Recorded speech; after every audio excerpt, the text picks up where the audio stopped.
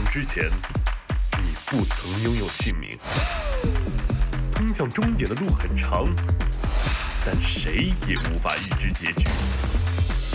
有人前心暗影，谋而后动；有人拼尽全力，克敌金仙。没有对与错，只有速度是唯一的答案。奔跑吧，在到达终点之前。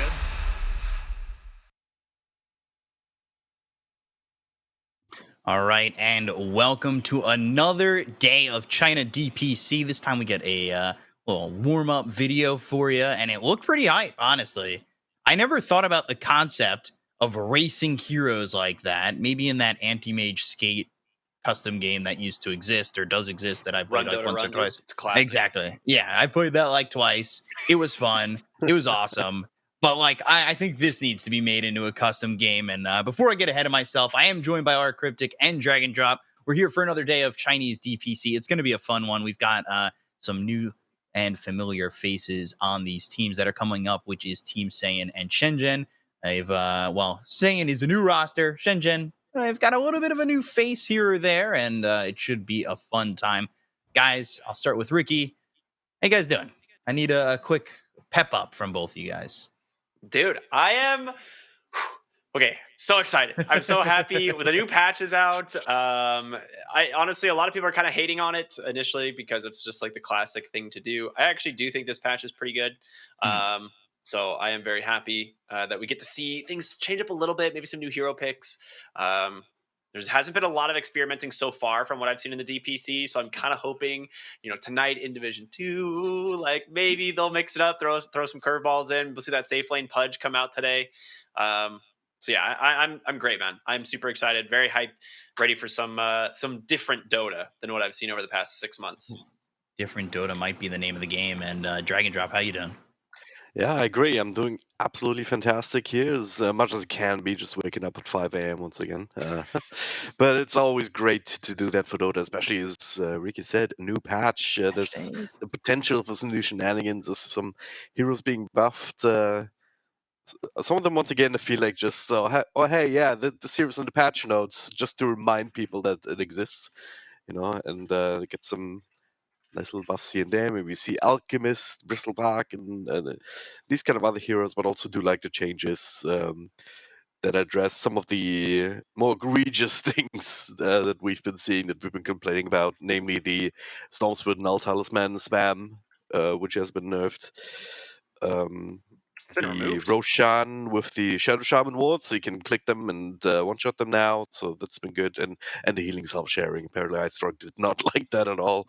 So carriers might have to buy their own salves, just make the supports buy twice as many salves, so we'll see how this one goes. But what I'm most excited for is to maybe see a Marcy at one point in competitive Dota. That's always the greatest part, when there's a new hero being added to Captain's mode. So I'm very excited for that possibility. Yeah, fingers crossed that we do get to see Marcy in one of these games, hopefully, because it's been a while that Marcy's been released and now finally going into Captain's mode. It's a big day here in Dota for that. The Null Talismans, yeah, you're talking about that update that takes it away from the Storm Spirit. I saw on Twitter, maybe not the right analysis to go with, but I thought it was a very funny Twitter meme of just Storm Spirit fading into the bushes and then OD coming out of the bushes, and it is now Null Talismans all for OD, which, hey, I mean, a great build, I guess. Perfect. 6 Null Talismans. Why not? Take a quick look at this group standings, as we've got Fusion, IG, and Magma all 1-0, and then Saiyan and SHENZHEN, they're up against each other right here, right now. And then towards the bottom is OEZS, YBB, and CDEC, which is something I'm kind of expecting. This is, for the most part, the way I've had my predictions out. I had Fusion, IG, Saiyan, Magma, SHENZHEN, LBZS, YBB, CDEC. So I'm on it so far, potentially, at the end of week 1. I don't know. Is this where, obviously, one game apiece for most of these teams, is this where you guys really see the lay of the land sitting for the entire time? I don't know if it's going to be permanent, but I think right now these top three is kind of what we expected out of the first few days of games, right? I think a lot of people have high hopes for Team Fusion. This is an Mhm. all-star stack. It kind of, I don't want to. I'm not going to curse them here because the name Elephant did not go very far, but it's kind of what it like brings me back to, right? Like this all-star stack that just kind of comes out of nowhere, and yeah, people have high expectations for them. Magma being the relegated Division One team, on paper they're supposed to be better. Traditionally, they've been better than a lot of the Division Two teams as they've just ping ponged back and forth between the two divisions. And then, of course, IG. I mean, if they don't win, it's it'd be a rough day to be an IG supporter. Yeah. Yeah, my jersey's still in the laundry, and it might, well, depending on the results, might stay there. I have no idea. I wore it for the first game, and we'll see how it goes. They did get a victory. I will say Elephant made it to TI. I'm just gonna point that one out. Everybody said Elephant had this awful season. They did go to TI, and they did look They're a good in the rocky first start. event that they played. Like they played like that OGA looked good, and then it all kind of like went away. It was that secret lineup, like that all-star secret lineup, and except this was the Chinese region trying to do it. I don't know if Fusion's really the level of Elephant, but it Yeah, it's doesn't not that need to be. caliber. It doesn't It's not need that to be though, caliber, in my but opinion. yeah. Yeah, might be better for it not to be because Yeah, with less expectations, with less I mean, there's chefs. still eyes on it. Certainly, our eyes on Team Fusion here as one of the favorites to actually make it through alongside IG, perhaps. Um, but that in itself does not make that a given. Like our track record on that has not been 100% here in the past seasons as well. Um, but yeah, I mean, less of a profile certainly than Elephant, I would say, and less eyes means perhaps less pressure to actually perform right away. So maybe they have a little bit of extra time to come together as a team here in the season and maybe the next before they can, yeah, get that big breakthrough and consolidate. Yeah, I do wonder if it's going to stay that way and if the pressure is going to be on them. I think, honestly, as a team that's coming in from Division Two or in Division Two, maybe the pressure is not exactly there. I think the most pressure is still IG.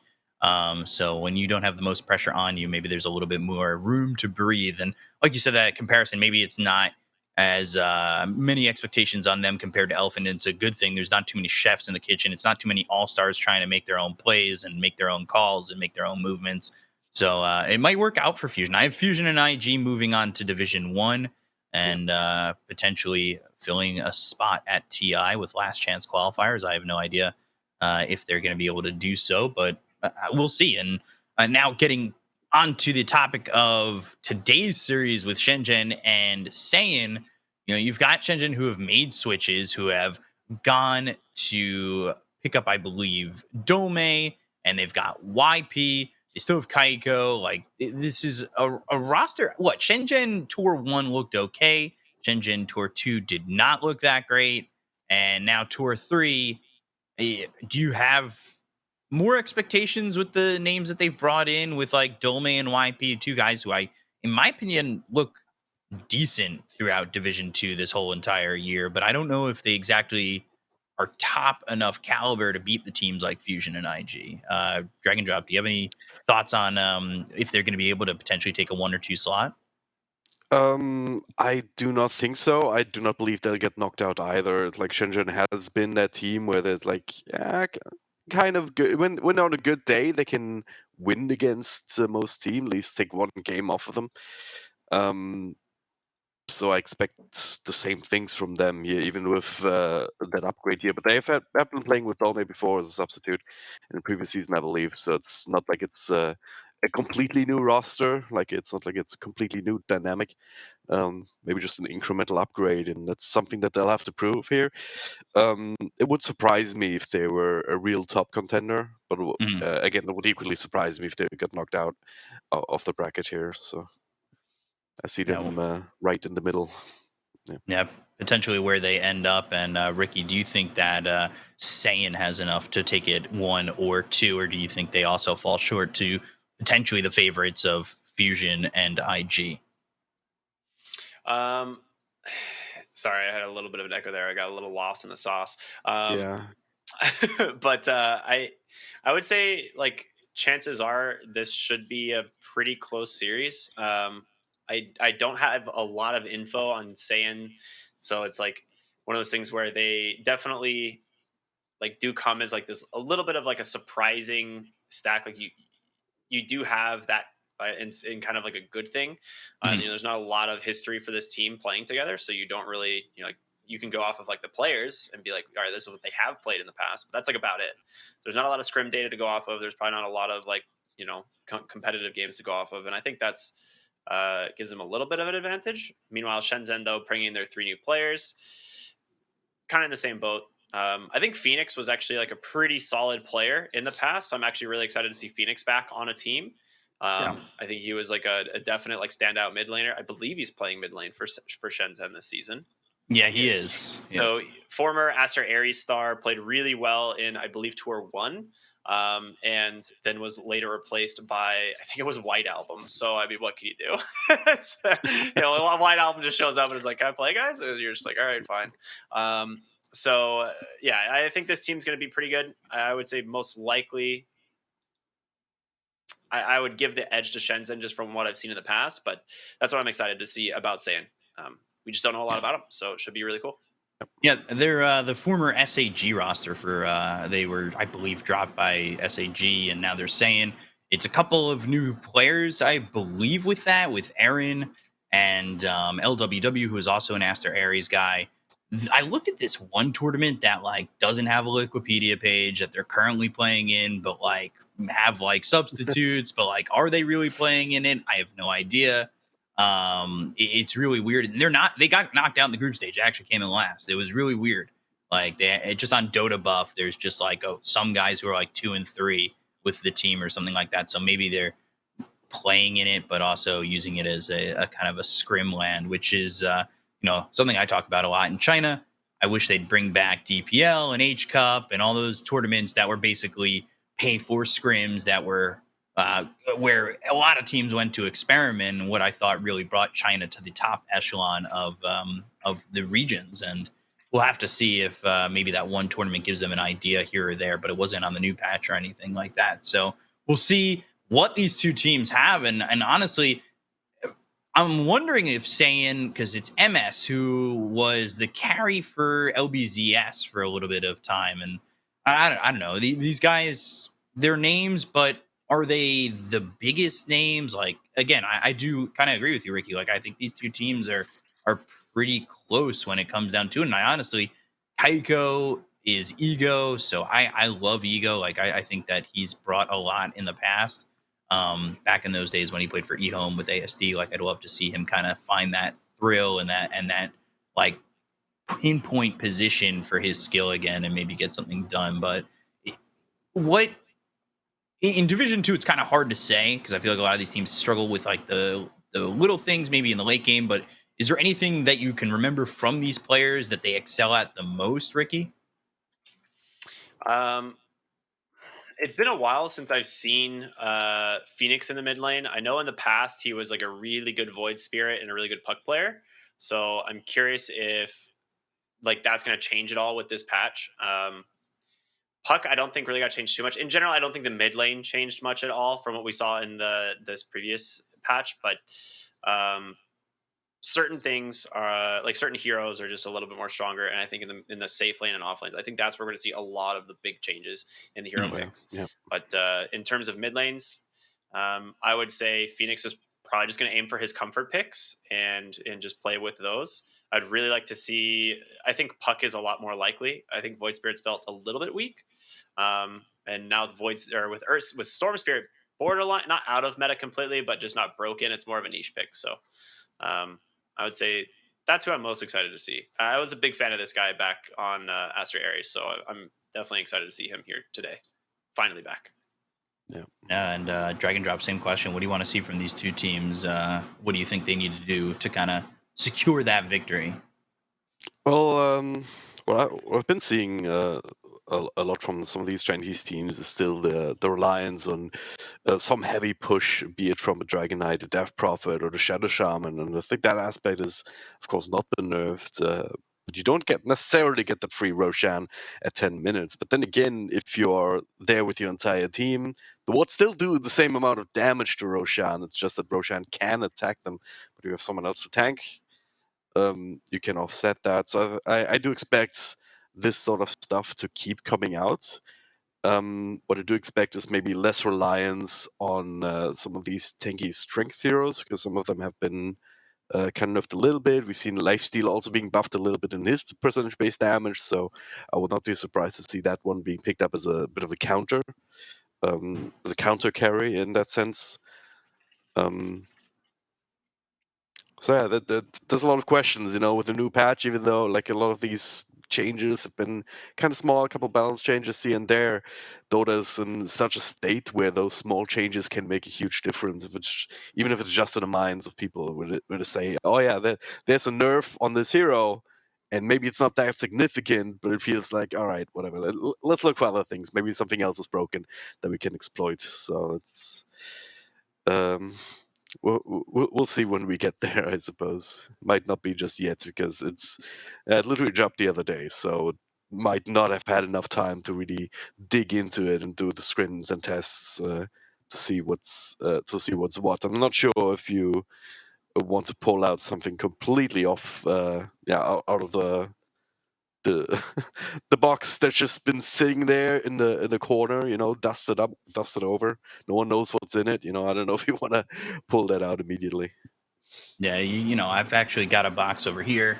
If you want to just gotta get the dust off of this guy and just it's a Marcy pick. Let's pull that out real quick. Let's see what we've got. Like, do you expect heroes like Marcy to kind of find their way into early weeks of Dota off the patch, or are you thinking maybe like later on they'll try Marcy? Like, what? Not even just Marcy. Like, what's like the go-to you guys are thinking? Like, what's the hero that really maybe wasn't seen in prior patches that might make a more stable hold here? Like, Ricky, is there anything you see in particular?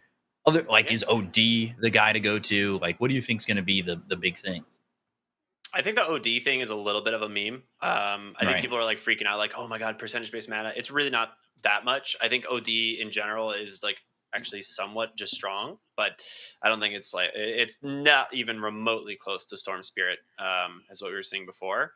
Right. And in terms of like heroes jumping into the meta that maybe we didn't see, unironically, is Pudge. Like, I think this hero in my eyes is very strong. I think Marcy is incredibly strong as well. I think she's probably going to be, anyone who's like familiar with the hero and has enough games played on it will probably be wanting to pick it first phase every single game.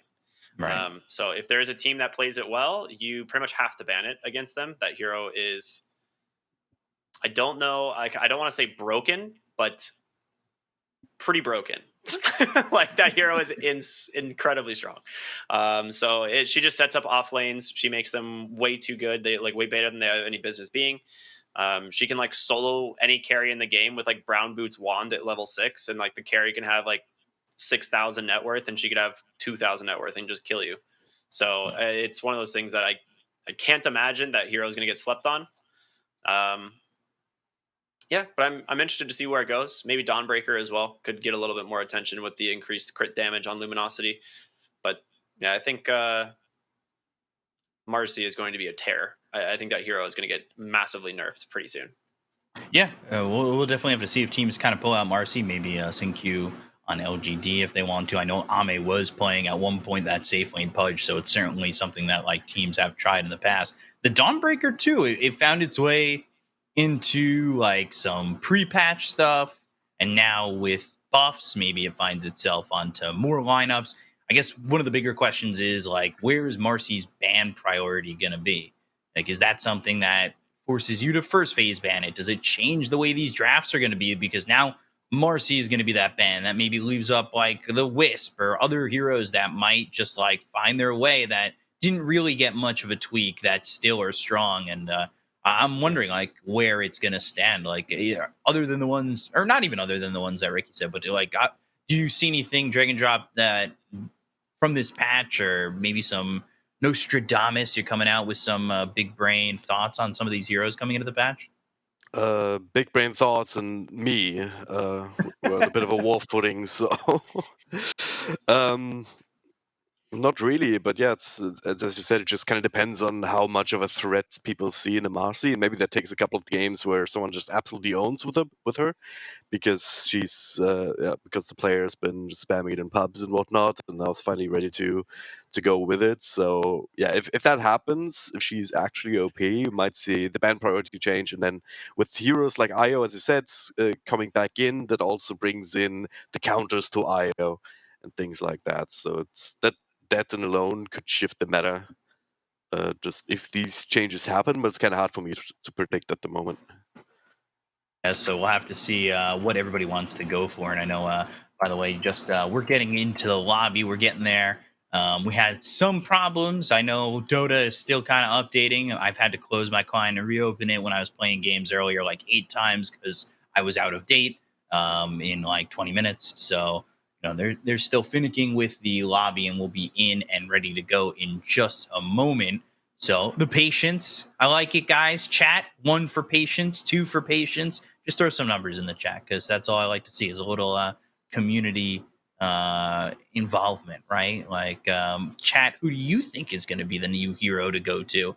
I'm not waiting for your answer, chat. I'm not going to wait with the 5-minute delay. I don't care enough. I just want to ask you. You could type something in, but you're probably agreeing with us because we're. Yeah, well, we're really smart here on the panel. So, like, our answers are probably the best answers. And there's definitely going to be techies people. And then there's going to be that one person who's just like, Huskar, I love Huskar. That's usually me or Black, 2 guys who are really advocating for Huskar. I'll ask for Black because he's not here right now. Guys, do you think Huskar is really strong still? Can he kick some butt? Do we see him getting picked?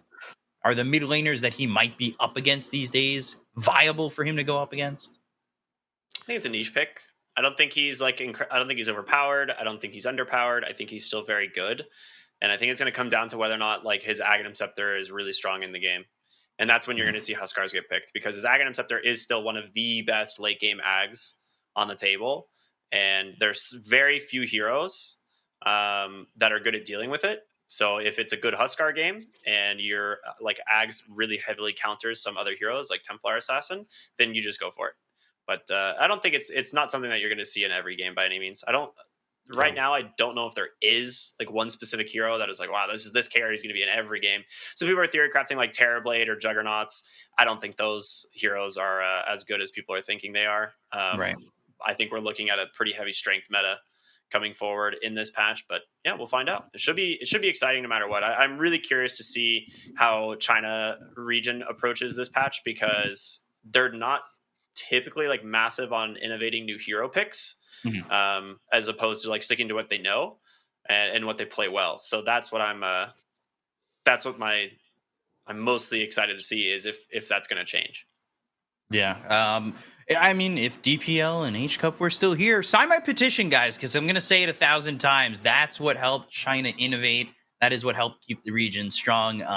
Change.org/BCops petition to bring back these awesome tournaments, because I don't know. I do agree. Like, China seems to be very standard. Like, there's not many branch out picks. Even LGD, a team that last year we saw have a lot of different picks in their pools, kind of bringing it back to like a crew of picks. It's not as wide, and I don't know. I'm really hoping to see maybe something a little bit different. But if you guys are organizers out there, bring back DPL and H Cup so we can see some more innovation from these teams, because I'd love to see it. And we're taking a look here at the top Division S class or Division 1, depending on where you are in the region or where you are in the planet.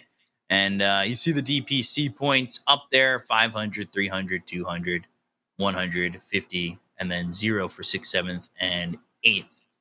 And all those teams, of course, being involved. And then, of course, what we're watching right now is Division 2, Magma, LBZS, IG, Shenzhen, Saiyan, YBB, Fusion, and CDEC. And 1,700, 1,600, or 17,000, 16,000, all the way down until those bottom 2 teams, of course, as you see, take home $0. But they participated. They get a ribbon sent in the mail by someone. I would hope. I mean, just come on, for all this hard work. They do. If you, all right, I should know the answer to this question. I don't. If you get knocked out of Division 2 play this season, can you still participate in that last chance qualifier for TI? You just had to Last chance qualifier is exclusively Division 1. Is it just Division 1? Yeah, Oh. it's the bottom 3 of Division 1, I believe. Okay. Or not bottom 3. The next 3 slots past your invite slots go to the last chance qualifier. Yeah. So it's Division 1 only. There's Was no it the extra same open last year? qualifiers, there's no thing, yeah. Well, not No, open there was no qualifiers, but extra last qualifier year, last year. Yep. They just had last regional year there quals. was now regional. Yeah, so that's what I'm saying. Like, there's no regional where Division 2 teams can participate in TI. I don't believe so, no. I'd have to double check the format, but I'm pretty sure the last chance qualifiers, to my knowledge, is Division 1 only, and then regional quals might be open to Division 2 if they're actually doing it. The format's incredibly confusing. It's I don't know. There was like a post Knoxville made of like a flow chart of how it all worked and like the different days and how everything flows into the next. But yeah, part of me thinks that I'm pretty like no Division 2 team can qualify for DP or for TI. I'm fairly confident in that. Okay. But I could be completely wrong. I'll give it a look while you guys are casting the game when we get past the draft and into the lobby and all that, because I'll take a look, because that puts a lot more on winning this season, this tour. I don't know why we changed from season. I don't know. This tour's Division 2. Like, it's much more important than to win this tour, because then you're in Division 1, and then you can get into those last chance qualifiers. You can go to TI and potentially get some life-changing money. If anybody needs a manager that's going to TI, I'm open. I'm ready. Take some of that manager money, that manager pay. But in all seriousness, yeah, I think that actually puts a lot more pressure on, say, a team like IG, because not making it in 2 tours to Division 1 could be very devastating. But we'll see how strong the Kaka curse is, because it has been strong so far, and it has shown in the past that it is disband worthy.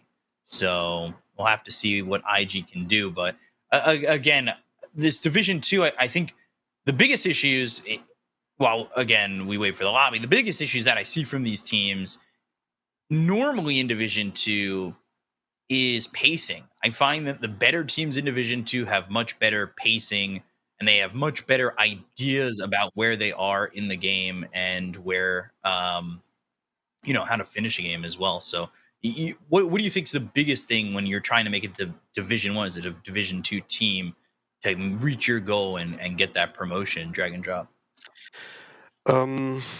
Yeah, I think pacing is a good good word. It's just consistency is key in the DPC in general, right? You're playing very few games over quite a duration of time, so it doesn't matter if you just have one standout performance, just one drop in the ocean. You gotta get together, you gotta have a consistently good team atmosphere, and then you gotta translate that into some good strategies. And it also helps when you have smart people in your team, or like in the support staff that can actually look at the replays of your opponents, because you have so much time to prepare, and you have so much time to try and theory craft and even practice strategies, in scrims against some of these teams. And I think if you're good at that, you can really give yourself every advantage to just even make up some skill gaps here or there, like some individual skill gaps that may or may not exist. And Ricky, what do you think is the most important thing to make that promotion, to get to that point where you feel like a Division 1 team? Because there have been teams that go up, come back down, a la Magma, a la LBZS, but what's the biggest factor you think is to get the promotion and maybe even stay there in Division 1? I mean, I would say what we see more often than anything is just consistency. If you're a team that's like really struggling against teams that you should be able to beat, and it's just mostly because like you're having inconsistent drafts or inconsistent performances, I think that's where you're going to end up falling behind, and where you kind of end up in that limbo of the bouncing back between brackets, which is what we've seen between LBZS and Magma. So, but yeah, I think that's it. It just comes down to consistency. All right, and we are going to get into the draft here of game number 1.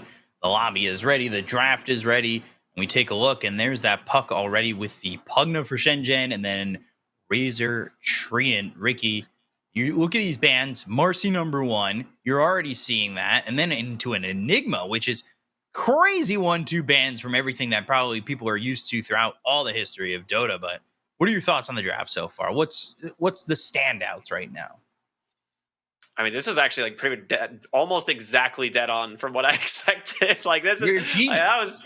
I was pretty on point with what I was expected to see. I was like, we're going to see Marcy banned almost every game. Enigma's most likely not making it through phase 1, and the puck pick for Phoenix, of course, one of his best mid lane heroes. So, like, this is kind of really good for SHENZHEN here. And the reason I think this works is because you kind of hinted to it earlier. One of the things Marcy does now being in the hero pool is you pretty much go first pick. Like first pick is going to be way more desirable now because Marcy's going to get banned and it leaves open one additional hero that normally does not make it through the phase. They end up going with the Pugna despite the pretty legitimate nerfs to the hero. And this is kind of what I was talking about, where like China specifically likes to play what they're comfortable with as opposed to like trying new things right after the patch drops. So this is, I think, more of a comfort pick for SHENZHEN out of both of these heroes. So yeah, this is pretty much right on the money. Yeah, definitely like Phoenix on the puck. That is always, everybody's going through name changes right now in China. A lot of players have changed their names. Phoenix, please help us out. Like it is very mind numbing sometimes to be like, yeah, Phoenix is playing puck or in goes Phoenix. It's like there's not even a Phoenix in the game. Like, what am I saying?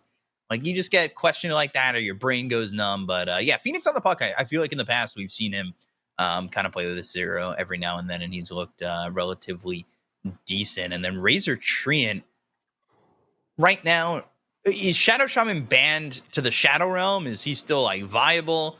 It felt like at times there was like just chunks of Dota where that hero just went obscure and out of it completely. Like I don't know. Yeah, maybe he's found his way out of the meta completely for the moment.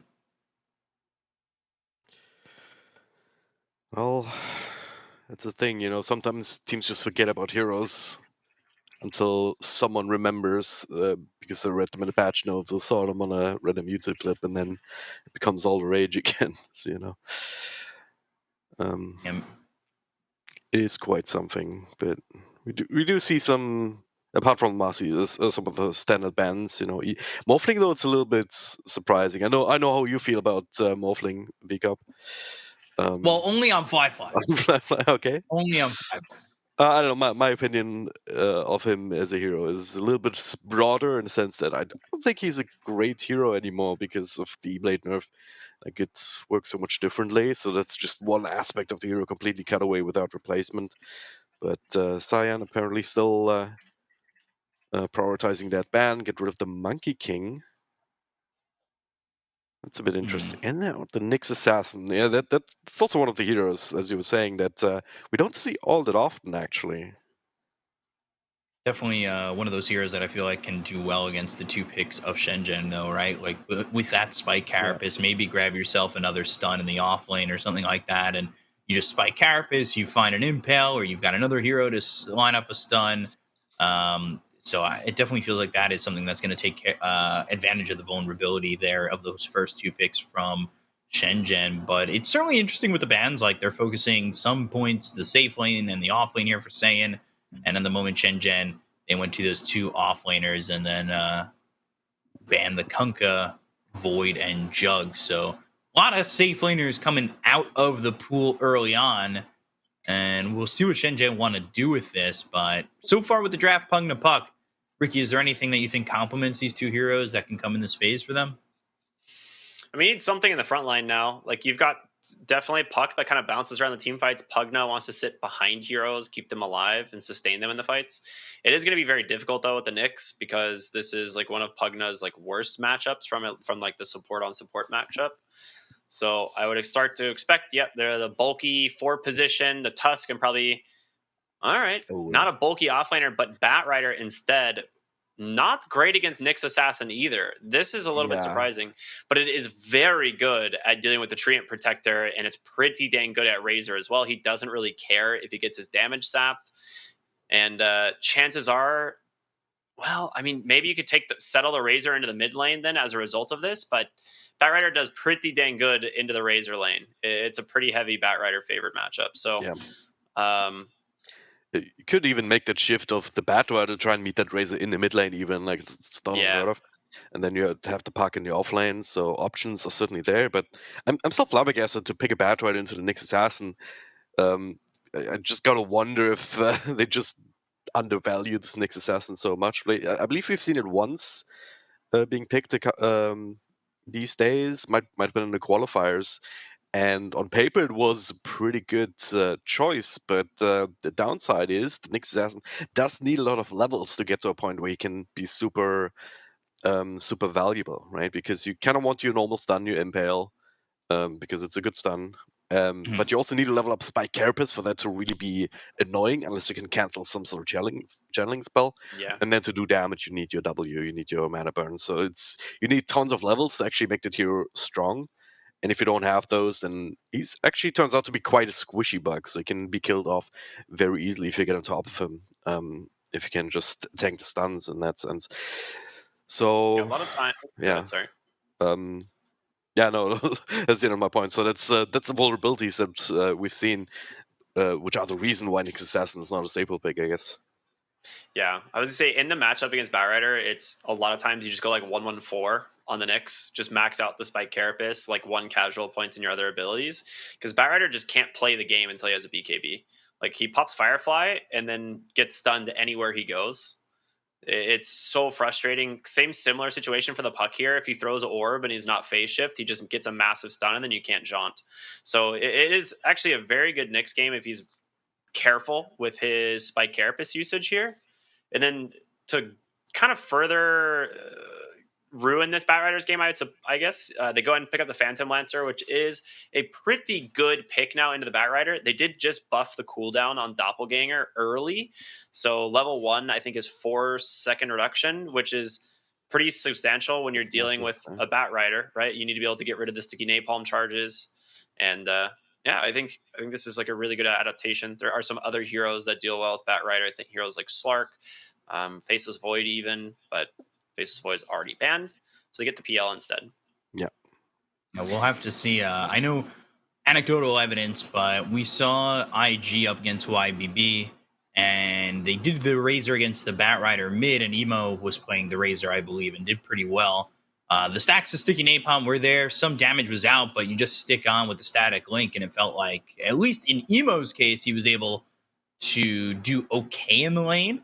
But I don't think he's good. I think it's just going to be him against the puck, and then, of course, Batrider in the off lane. But we'll have to see if SHENZHEN want to change it. Now they've gone to the Terrorblade, and Terrorblade against the Phantom Lancer in terms of a hard carry matchup. Ricky, who do you think is going to take it all? Dude, I mean, this is such a good TB game right now. It's ridiculously good. They don't have any seriously strong lockdowns. He matches up incredibly good against both Razor and Phantom Lancer. So you have to come up with something in the offlane here that just destroys this TB. The big matchups are going to be that Darkseer, which is banned, and then, of course, Underlord, which offers a ton of magic damage, and Root, which is also banned. So something that has to pair well with Nyx, who's a weak laner.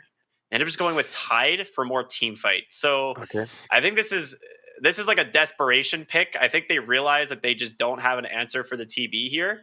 And they're like, guys, what do we do? And they're just like, we just need team fight, pick Tide. Yeah. I don't know. This feels really bad for Team Saiyan. I think SHENZHEN kind of played them on the tail end of this draft. As long as this Terrorblade gets some space out of lane and gets space to farm, I mean, he is unstoppable going into the late game here. And that's a pretty big issue. I mean, if you look at Team Science draft, they're kind of also geared towards more of a late game style. You know, you've got the Dream Protector to kind of delay things, keep your towers up to extend the game, right? That's the general idea. Phantom Lancer also a hero that takes quite a few items to really get online. But now with the Terrorblade last pick, that kind of strategy will fall into your face eventually. Like there's this weird dance where Terrorblade has, of course, the reflection, so he can kind of make his own Phantom Lancers. But if PL does have the Doppelganger or Manta Style or any sort of dispel available, then he can get rid of that. So it's going to be a matter of timing and just maybe some lockdown as well. You know, Batrider controls up the real Phantom Lancer somehow. And then you have some illusions whacking away at him for a little while. And then Terrorblade should end up being in a good spot to win this sort of matchup in the late game. Uh, yeah, I also think SHENZHEN has got the better end of the draft stick here, I think. And so we'll have to see how both these teams too. I know SAG in the previous season they did struggle a lot. They only went 2-5 to hold on to their spot here. Now SAG, of course, being Team Saiyan. So I would personally, I'd give the advantage over to SHENZHEN in terms of how well I think they're going to do. But Ricky, what are your thoughts on this one? Who do you think is going to be the victor in game number 1? You're asking me first? Yeah. You first. You're closest to me on the screen. All right. I think it's going to come down to the Batrider. I think if Batrider makes enough space, this is SHENZHEN's game. So, being that it's not an impossible game for him, I'm going SHENZHEN. Okay. And Dragon Drop, final thoughts on the game, or what do you think is who's going to be the winner, and what do they need to do to win? Yeah, just looking at the capabilities for Saiyan, or the lack thereof, to actually push objectives. Like, they can maybe take team fights here and there, but they can't really take too many objectives off of that. And then that'll give SHENZHEN time to farm up on a Terrorblade. So I think that's SHENZHEN's game to win, or theirs to lose, I suppose. However the saying goes. Yeah, so we'll have to see who ends up taking the game, of course, in game number 1. But maybe there's a lot here that Saiyan need to do to get it on in this game number 1. We are going to jump right into it. So, guys, cast this first game, our Cryptic Dragon Drop. I guess the typical term, take it away. Thank you, good sir. Appreciate it, B-Cop. All right. So we kind of are both on the same page here, right? Terrorblade goes late game, feels pretty dang good. Now, in terms of like the Phantom Lancer, like what does he have to do to try and like even the playing field here? That's a good question, right? Phantom Lancer is, as I was saying earlier, it's one of these heroes that actually needs a lot of items to really feel comfortable, because you need some sort of comfort items. You need the chase item, perhaps, is the diffusal blades. That got a lot cheaper at the very least. But you kind of want 1 or 2 defensive items, like a Manta Style, just dispel things, make sure that you can get some distance with Doppelganger afterwards, something like that. And then you want some sort of tanky item, maybe a Skadi. And then you can start thinking about damage. And at that point, it's already very late in the game. And I guess the Razor can somewhat make up for that, but it might just not be enough here, because there's also like a Pugna, a medic to contend with and things like that, Dust Save and what have you. So I wonder if he has some other idea, if he has some other plan to itemize differently.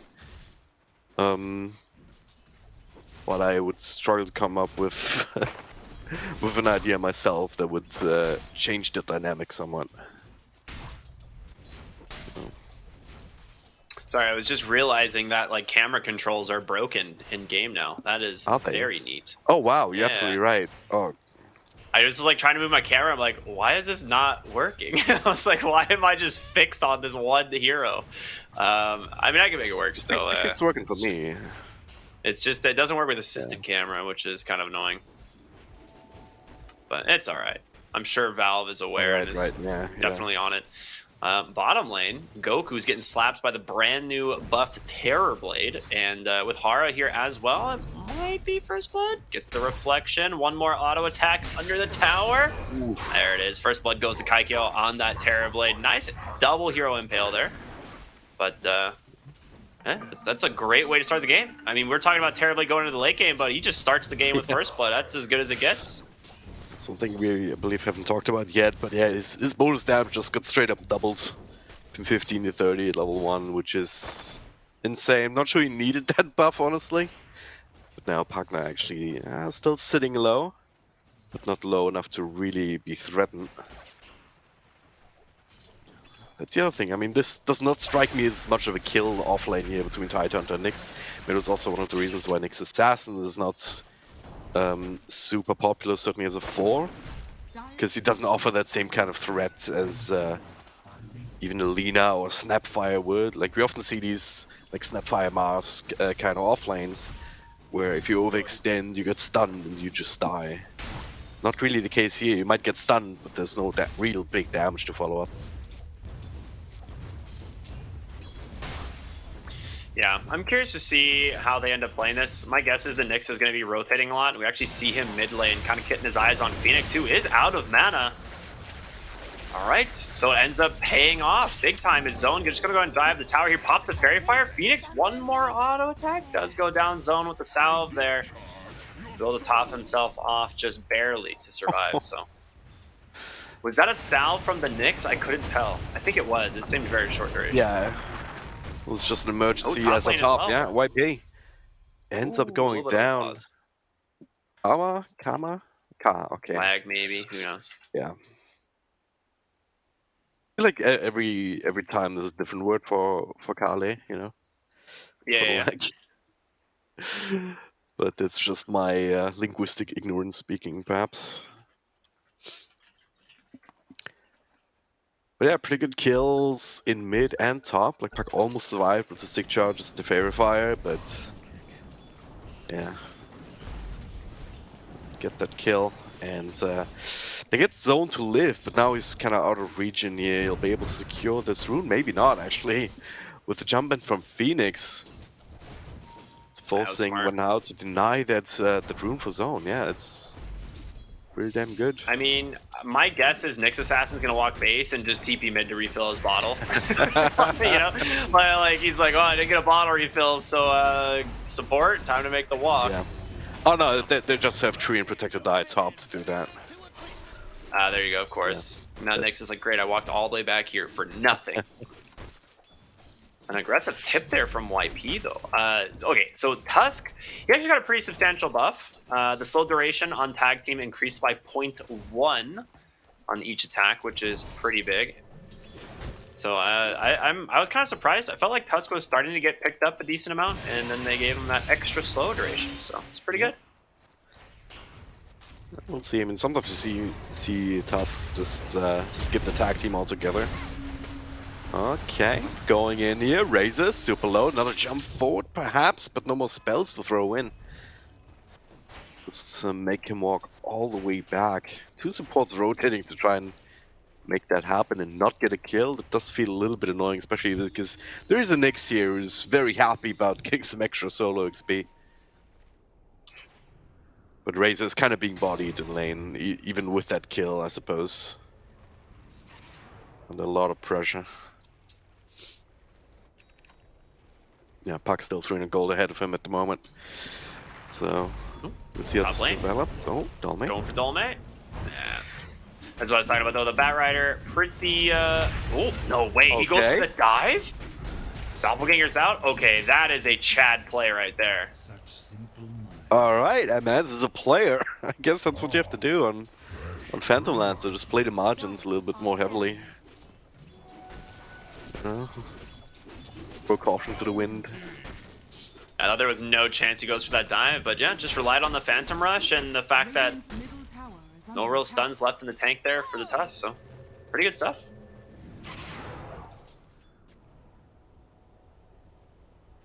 Overall lane-wise, though, Terrorblade still having the best time. Like, he's just 1v1 into a Terrorblade, or as Terrorblade into a Tidehunter lane, which Tidehunter doesn't apply any pressure. Like, Tidehunter's damage is entirely physical, so you just get to free farm. And this is, like, best possible case scenario here for SHENZHEN. Like, he just gets to do whatever he wants at this point.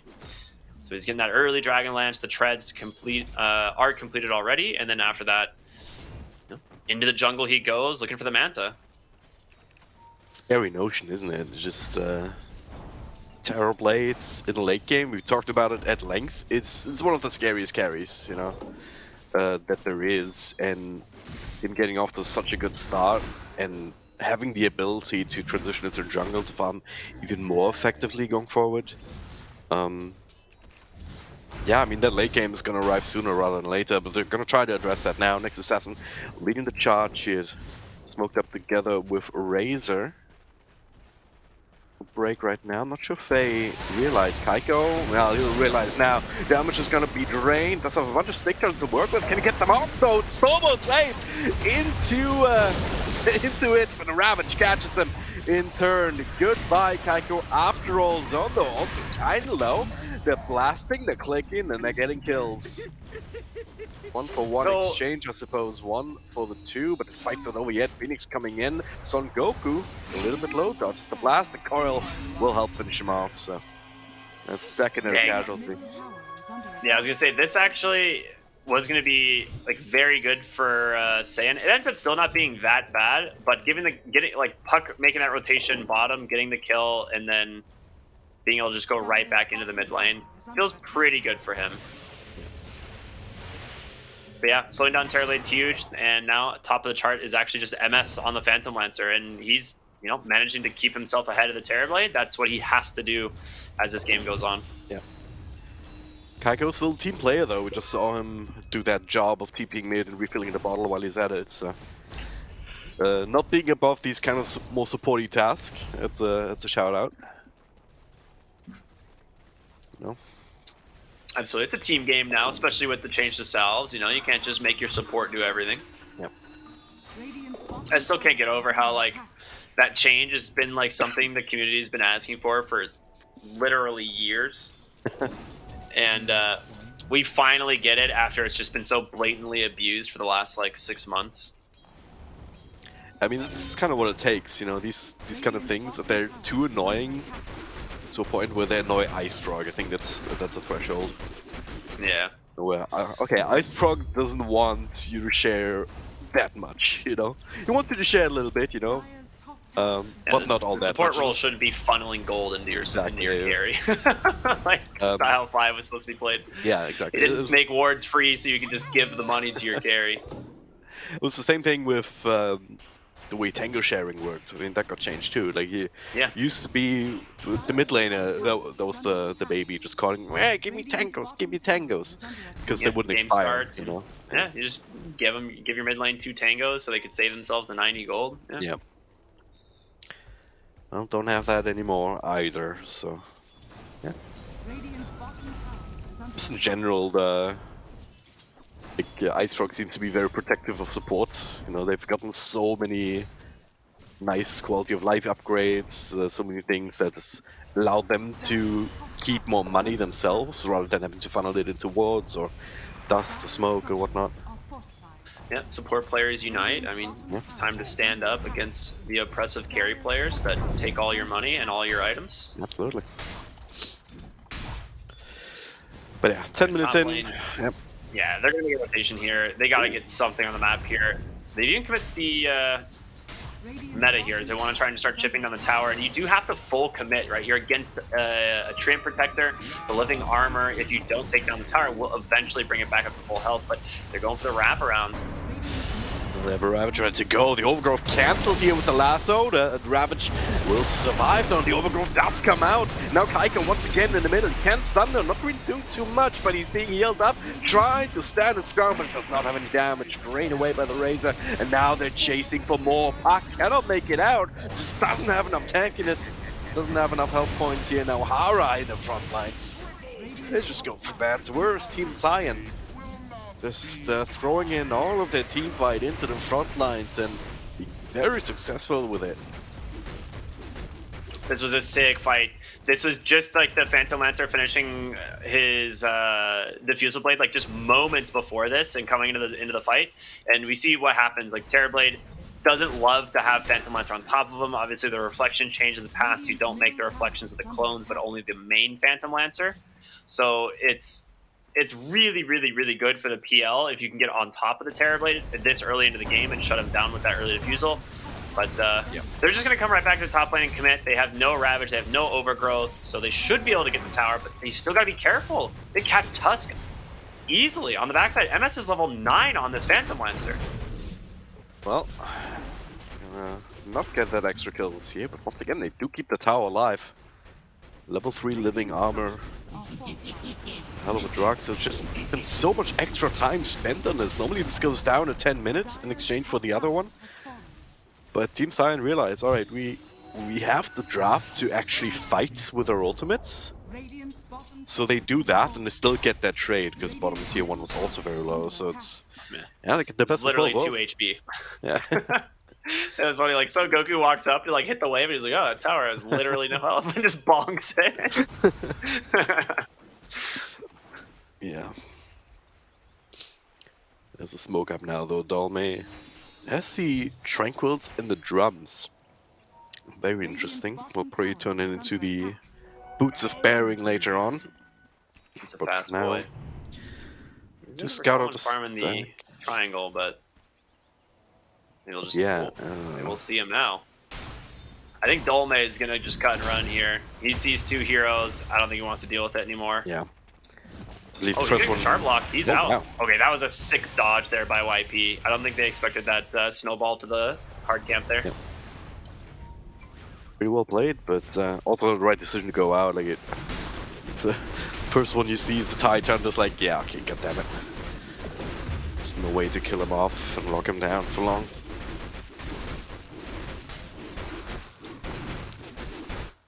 Yeah, also now farming up these ancients. So, what does he have coming? Yasha, yeah, makes sense.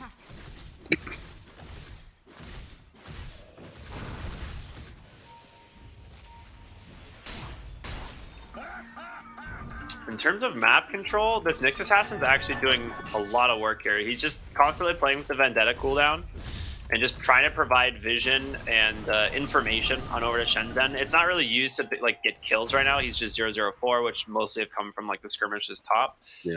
But I mean, he's just giving that information on over to his team, and he actually finds YP here. But that's gonna get dewarded instantly. Yeah, it's like there's no way that's happening.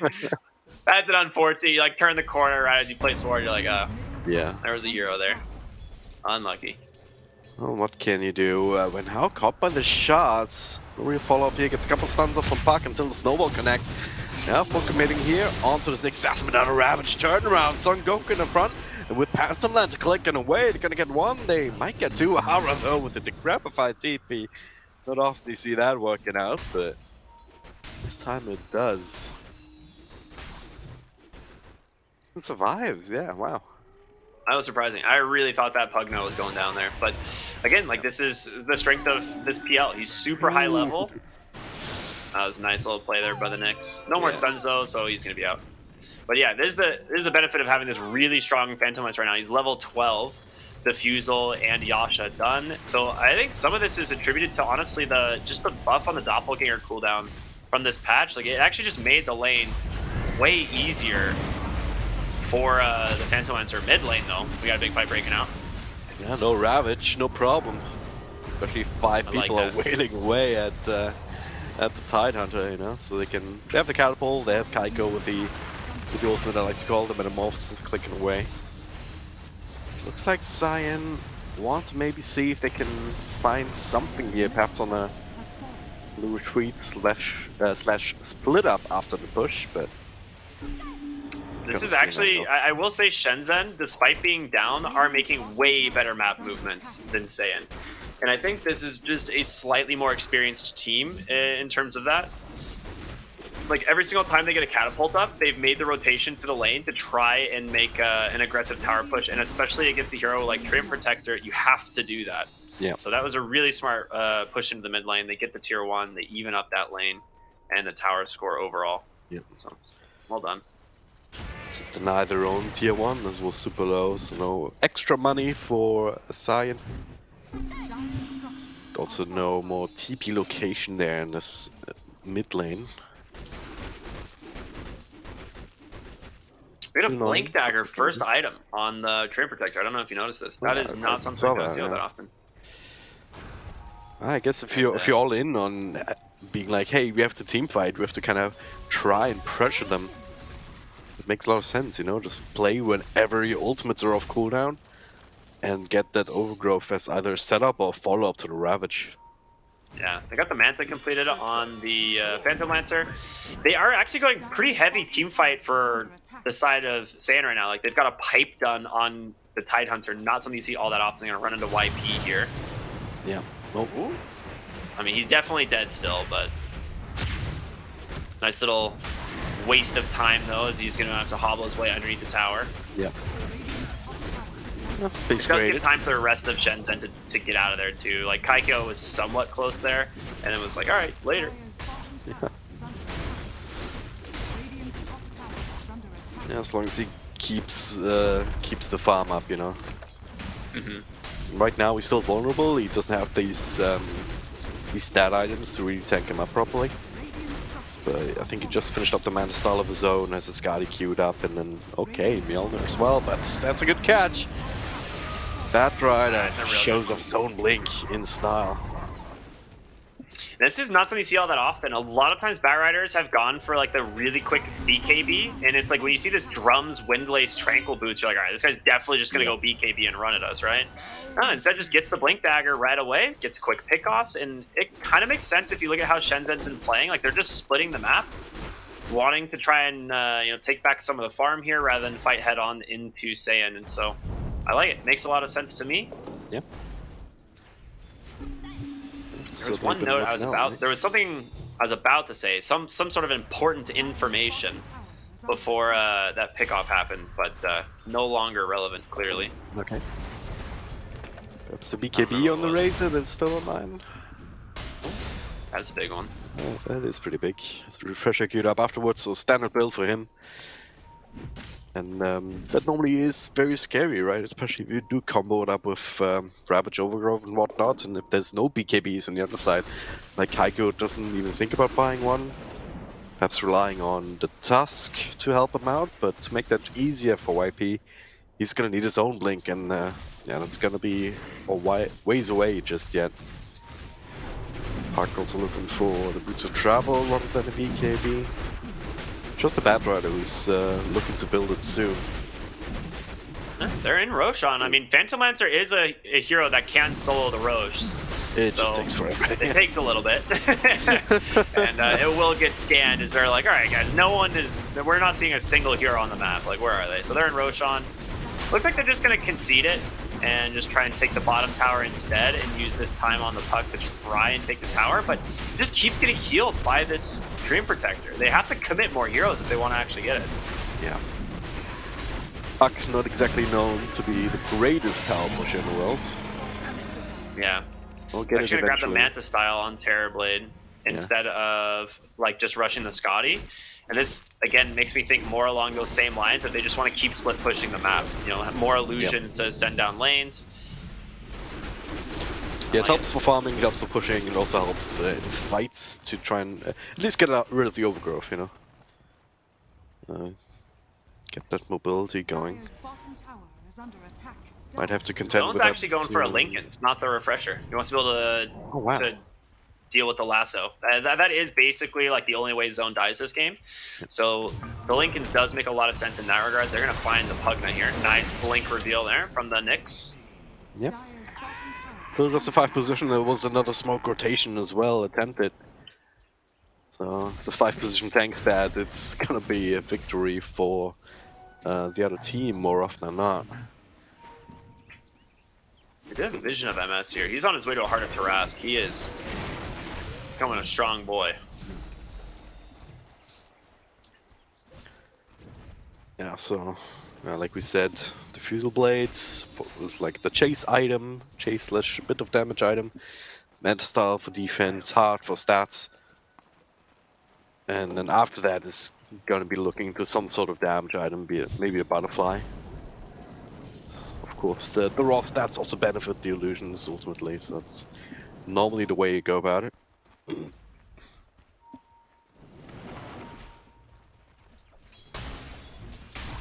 All right, full team rotation to the bottom lane. They want to get themselves their first tier 2 tower of the game. Open up that outpost. You still got the Aegis for another 3 minutes. And again, this is... I think Saiyan are realizing that Shenzhen has zero intentions of ever fighting them, so they're just gonna go ahead and play the play down the lane, try and start taking objectives fast. You did make a really good point earlier. Their ability to take towers is really not good. It's basically just Phantom Lancer, and even then, it's not great. But if you don't have anyone actually trying to stop you from taking the tower, I guess it doesn't matter. Yeah, that's tends to make it a lot easier, you know, if they just let you do it. Guess eventually they could also address it if Raze ever wants to get an Agnum Scepter. It's normally just something that he picks up for free at times in late games from Roshan. But it's also the Tidehunter shot that he could be considering, you know, Anchor Smash affecting buildings. It's actually pretty powerful because you make it so that the tower doesn't actually do any damage. You know? Yeah. The other thing is just like Blink Ags is just so good on Tidehunter, so it's like that's probably where he's gonna end up going. I don't have anything queued up right now. We do see that IF Scotty finally finished up on the Terrorblade, so it's definitely a power. Ooh, well, Heart of Traz finished at the same time on the Phantom Lancers, so that power spike you almost had feels mostly negated, as you still have to deal with the Aegis anyway. So I think Shenzhen is just going to continue their game plan of just split pushing and avoiding the side of Saiyan. Yep. I mean, if they... I think this favors. If like they just keep playing like this, like is this going to eventually go in the favor of Shenzhen, or are they just going to lose all their objectives and, you know, never actually fight Saiyan? Well, I think it's fine if they just pay the last tier 2s for some space, but obviously they can't really give up high ground without a fight, right? And that's going to be the timing window the Saiyan is looking at, because they're hitting this very early. It's only 24 minutes into the game, and these tier 2s are essentially forfeit whenever they want to get them, because as you said, like they do not. Puck's in trouble. It's fine. It's so fine right now. Oh, there is a Nyx with a blink. Oh, never mind. There's not some big overgrowth. He's not fine at all. I lied. I'm sorry. Wait a minute. Phoenix Gamer with an arcane rune. Okay, he's out now. You're never catching the puck. I lied when I said I lied. Sometimes you just get an arcane rune, you know, and you're out. I was never worried, to be quite honest with you, but I mean, tried to play it up for effect. Yeah, of course. There was just that ward sentry there. He was gonna try and cut the mid lane and slow down the mid lane push, and obviously they knew that's what he was gonna be doing. So they're like, all right, we have to punish the puck here, otherwise we just can't push anyway. So might as well. A really good attempt, but not quite enough. But yeah, overall though, if Saiyan can't break high ground for the next 5 minutes, I would say, certainly with the next Roshan, then SHENZHEN will be in a good spot. High ground defense, that can still be a bit tricky because you have Terrorblade in a defensive position. You can just sit there and click away with meta. You're also gonna have okay, Tusk is actually not any closer to this blink, so no blink snowball saves necessarily. We got the Philo Stone though. You know, we'll get there eventually. It's a tree and line though. I will get there eventually. Oh well.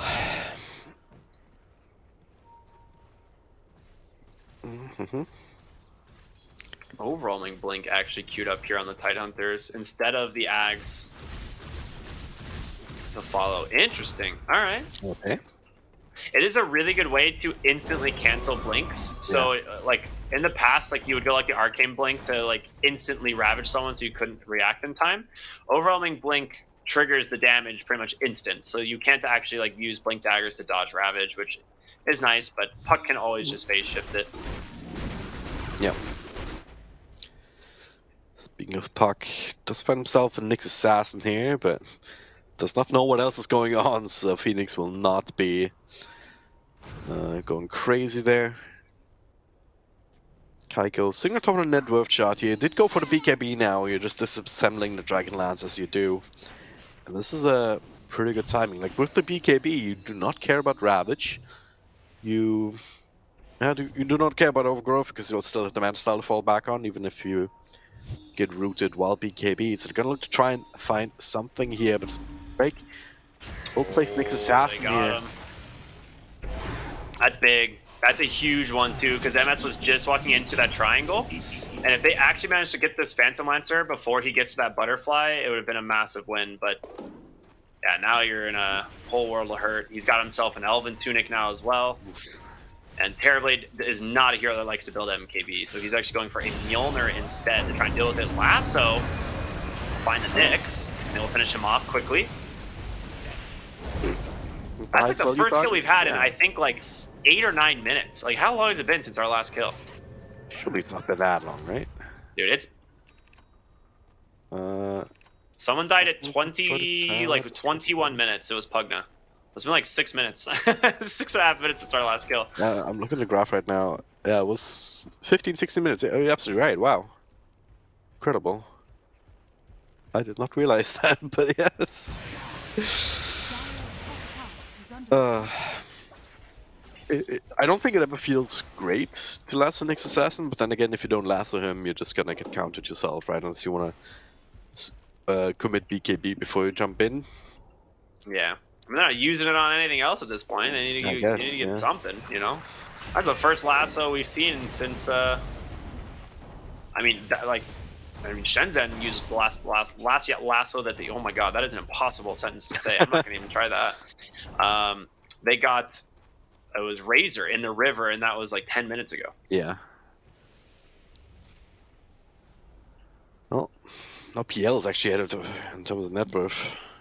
Butterfly completed, and yeah, as I said, with that Elven Tunic, like he stacked up all of a sudden a lot of evasion. I think Yeah. I'm not sure if you have another choice but to build MKB on Terrorblade. Like, who else is gonna kill the PL otherwise? He's going for the Mjolnir, which is not a bad option because the static charge is very, very, very good at dealing with the illusions because you have so many instances of damage. It's just constantly fork lightning all of the illusions down. But yeah, it still feels like it might not be enough. You still might not have a different PL counter. And yeah, Roche respawns to go right on into the pit. They are ready to go. Free it's shots. just going to be Aegis number 2 and Shard. I wonder who they give it to. Like, I would give it to Tidehunter again. Let's have this pushing power, the ability to just neutralize towers, essentially. I just give it to the PL. Like, the Shard is still very good for PL. Yeah, like, PL's Shard is so strong. 750 search radius on that is really good at scouting these extra heroes. It's also really good at, like, bouncing to supports in the backside, so it might give vision onto a Pugna that you wouldn't normally see. Speaking of Pugna, crushing top. As it is, but of course, this is all kind of wasted damage if we don't get the tower down. Exactly, and then this is just what's working well for Saiyan. Like, I honestly thought that they were going to be the ones struggling taking buildings, but because Shenzhen aren't comfortable enough to run 5 heroes into an objective, they can just keep these towers alive forever, and that means no tier 2, and that's going to mean the XP advantage going to go the way of Saiyan every time that they have that bottom outpost.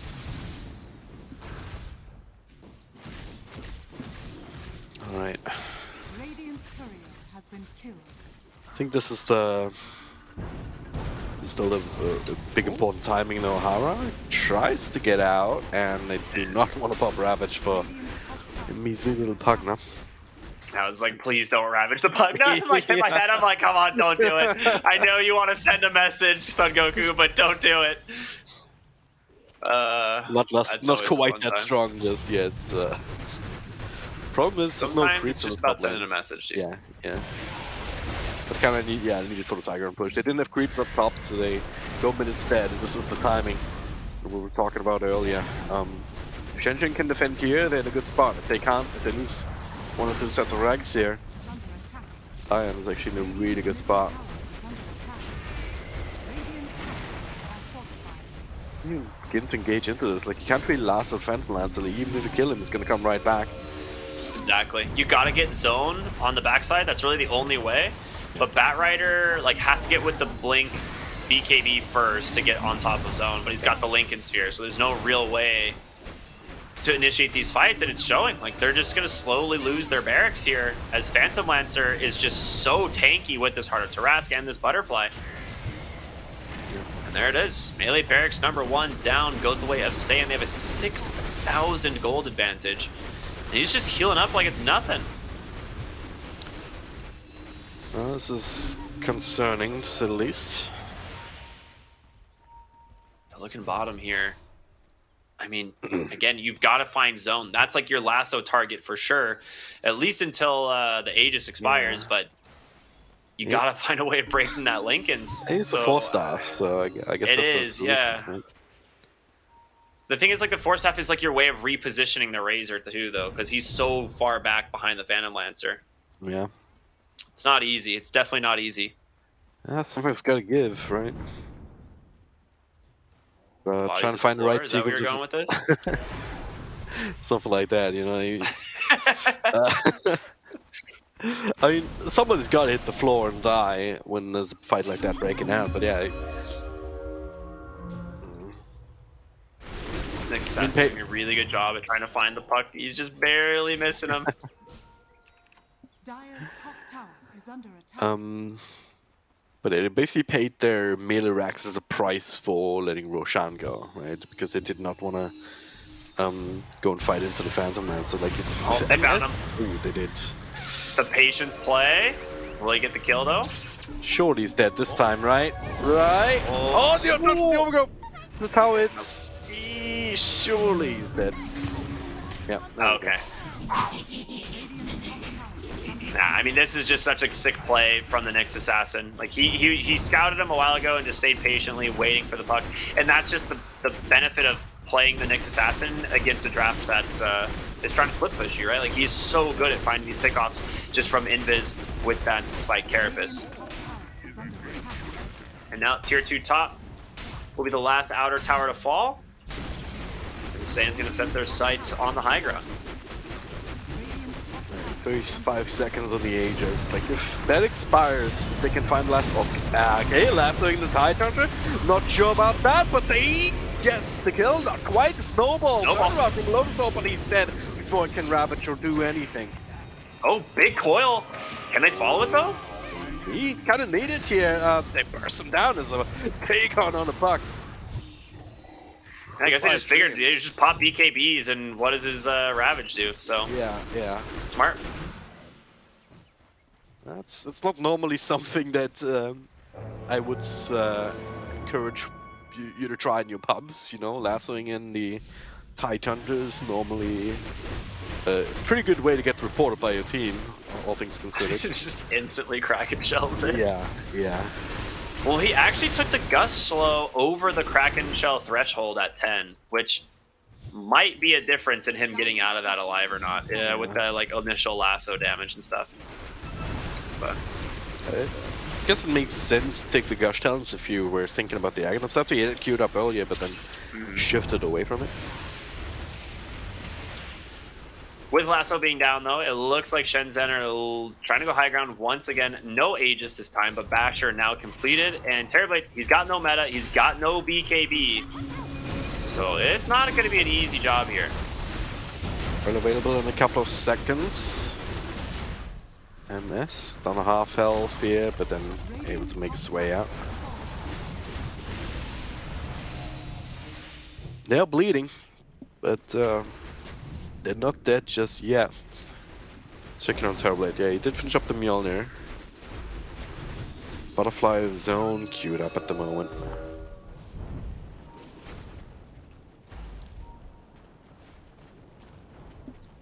Alright, the game will go on. And we're gonna see what the Phantom Lance is made of. You know, it's kind of have an idea of like what the Euro has been kind of about, which again is kind of lack of damage here in later parts of the game, all things being equal. Who have to wonder though if that changed in the meantime. Like, he's certainly doing a decent amount, but it should really be no comparison to a Terrorblade if they've equal farm and they're close to equal. PL still with a bit of an edge. Yeah, at this point, with how far ahead the Phantom Lancer is, like, Terrorblade is just always going to struggle here. Yep. Like, you don't have a real efficient way of dealing with the illusions. That's, like, obviously something, you know, we were talking about earlier, but the idea is you don't fall behind, right? Like, if you meant, like, Terrorblade should, on paper, be able to stay in front of the Phantom Lancer, but MS has done such a great job this game, just even from the lane stage. And, yeah. I think when we were talking about in draft, I thought the doppelganger reduction was 4 seconds. So I went down from like 24 to 25. I went from 25 to 19, so an actual 6-second reduction on that cooldown, which makes a massive difference when you're playing against that Batrider. Yep. A Trickster Cloak. I mean, that's a pretty big one. Just pretty pog. Huh? What do you give it to? I mean, right now no one's holding on to it. It's, I mean, It's taking base. part of me wants to say Terrorblade should hold on to it for the evasion against the Phantom Lancer, but it's hard to say. Oh. This detection, a couple of sentries on tree and Nix as a gem. So even this might not necessarily save you, but the extra evasion is always nice. It's also building a butterfly, but its courier also got sniped just now, so he's gonna have to do a little bit of walking himself, picking up the quarterstaff at home and then talisman up front. Penta Edge, Timeless, yeah. I mean, these are some good jungle items for sure. The question is whether or not he's gonna actually give up. No, he's not. He's gonna hold on to him for what he has. Okay. Phantom Lancer having the Penta Edge Sword. I mean, this is arguably one of the best ones he could possibly get. Nyx Assassin gets found here. They go right onto the high ground. They catch the puck. Oh, the Ravage catches absolutely everybody. Terrorblade in front, pops a BKB. But that also means he kind of want to commit, but they're just trying to walk away. They got the lasso though on the real MS. Still they have the damage. Kaiko clicking away. But another scaffold of spells. There's just not enough damage here, or is there? Son Goku kind of low, zone in the middle with refreshing, complete refresher though. He's starting to clean through them, and Kaiko finally, no more protection left. BKBs, buybacks come out, but it's just not enough. We're now protected by the spike carapace as well. They did get the Phantom Lance in the end, but then zone was still left. Yeah, they actually just dumped so much magic damage into killing this Phantom Lancer, and they eventually got him, but the Terrorblade tanked a ton of damage as well. Basically 2 full life bars thanks to the Sunder. Yeah. But most of it coming from that Razor. Once his BKB expired, he was just food. And he had to pop that BKB early, dodge the Ravage with it, so that was pretty much kind of BKB bait almost. Yeah. And PL then you have took... really good control from the Nyx Assassin as well. Yeah. We're gonna def summon right now. PL took 1,000 damage from the Mjolnir, 1,500 magic damage from Puck, and another like 1,300 magic damage from PL. So from Batrider, sorry. So what's happening? And this jump in from Puck, scouts them out, but no way to actually engage into this fight. At the same time, though, they're gonna have to find a way. Terrorblade and Batrider are gonna be back, and Roshan is back up. Yeah, Phantom Lancer's dead for 10 seconds. You can try and make a play like really quickly, but my guess is Saiyan's just going to wait and just kind of stay together, hold that ward vision that they have here. And once PL is up, we'll see them move back into the top side of the map here. They'll push the lane in and then start threatening Roche. Yeah, gonna have to contest this one this time. On SHENZHEN to let this one go. This is Lear up, and they blink up to the high ground. Hara still alive though, the silence, but stand up on the Puck. Yeah, you should still be fine. Hara, not too much. The call comes out, jump to the side. Phoenix, oh, that's blink forward at the overgrowth. Another. Okay, that's YP going down. Phoenix, not from the world either. They get him. Could not get enough distance. He just jumped them and killed them off one by one. SHENZHEN not ready for that move at all. Now I mean, they didn't bring the whole team into the triangle, and they're just casually walk up to check for the ward spot, and the whole team of Saiyan is there. And like I said, this was like perfect map positioning from them. They just want to be able to stay under that ward vision and look for a pickoff, turn it into Roche. This is now third. Refresher now available. Going to be going the way of the Tidehunter, almost guaranteed. So he's just going to let him rip, man. As soon as he sees a hero, Ravage number 1, then Ravage number 2. Kaiko does manage to find Zone on the bottom side of the map, and he just instantly BKB TPs, wants to no risk at all. But with that increased cooldown, I mean, that's a 90-second cooldown now. Oh god, yeah. Radiant are scanning. We forgot about that, but it's such a significant change. But he did not know what might have been following there, so just sent the Razor to deal with the lanes. Got caught by the lasso. So at least they got something there, but I don't think they have too many issues. Just waiting for Razor to come back naturally, and then they can just roll in. All right. Phantom Lancer on his way to Abyssal. Is it completed? It is. So that's a big one.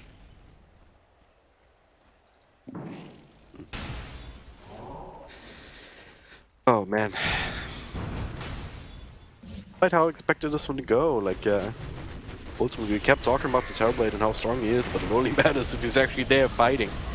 Not if you lose 3 of your heroes without with Terrorblade and Batrider being somewhere else entirely. So, not really making life easy for themselves. So they have to give up another melee Rax. The Lotus Orb's just there to always protect them. You got the overwhelming blink with the refresher, so Tidehunter really difficult to deal with. Yep. And yeah, it's gonna be barracks to barracks. It's just exactly what we saw in the last Aegis timer.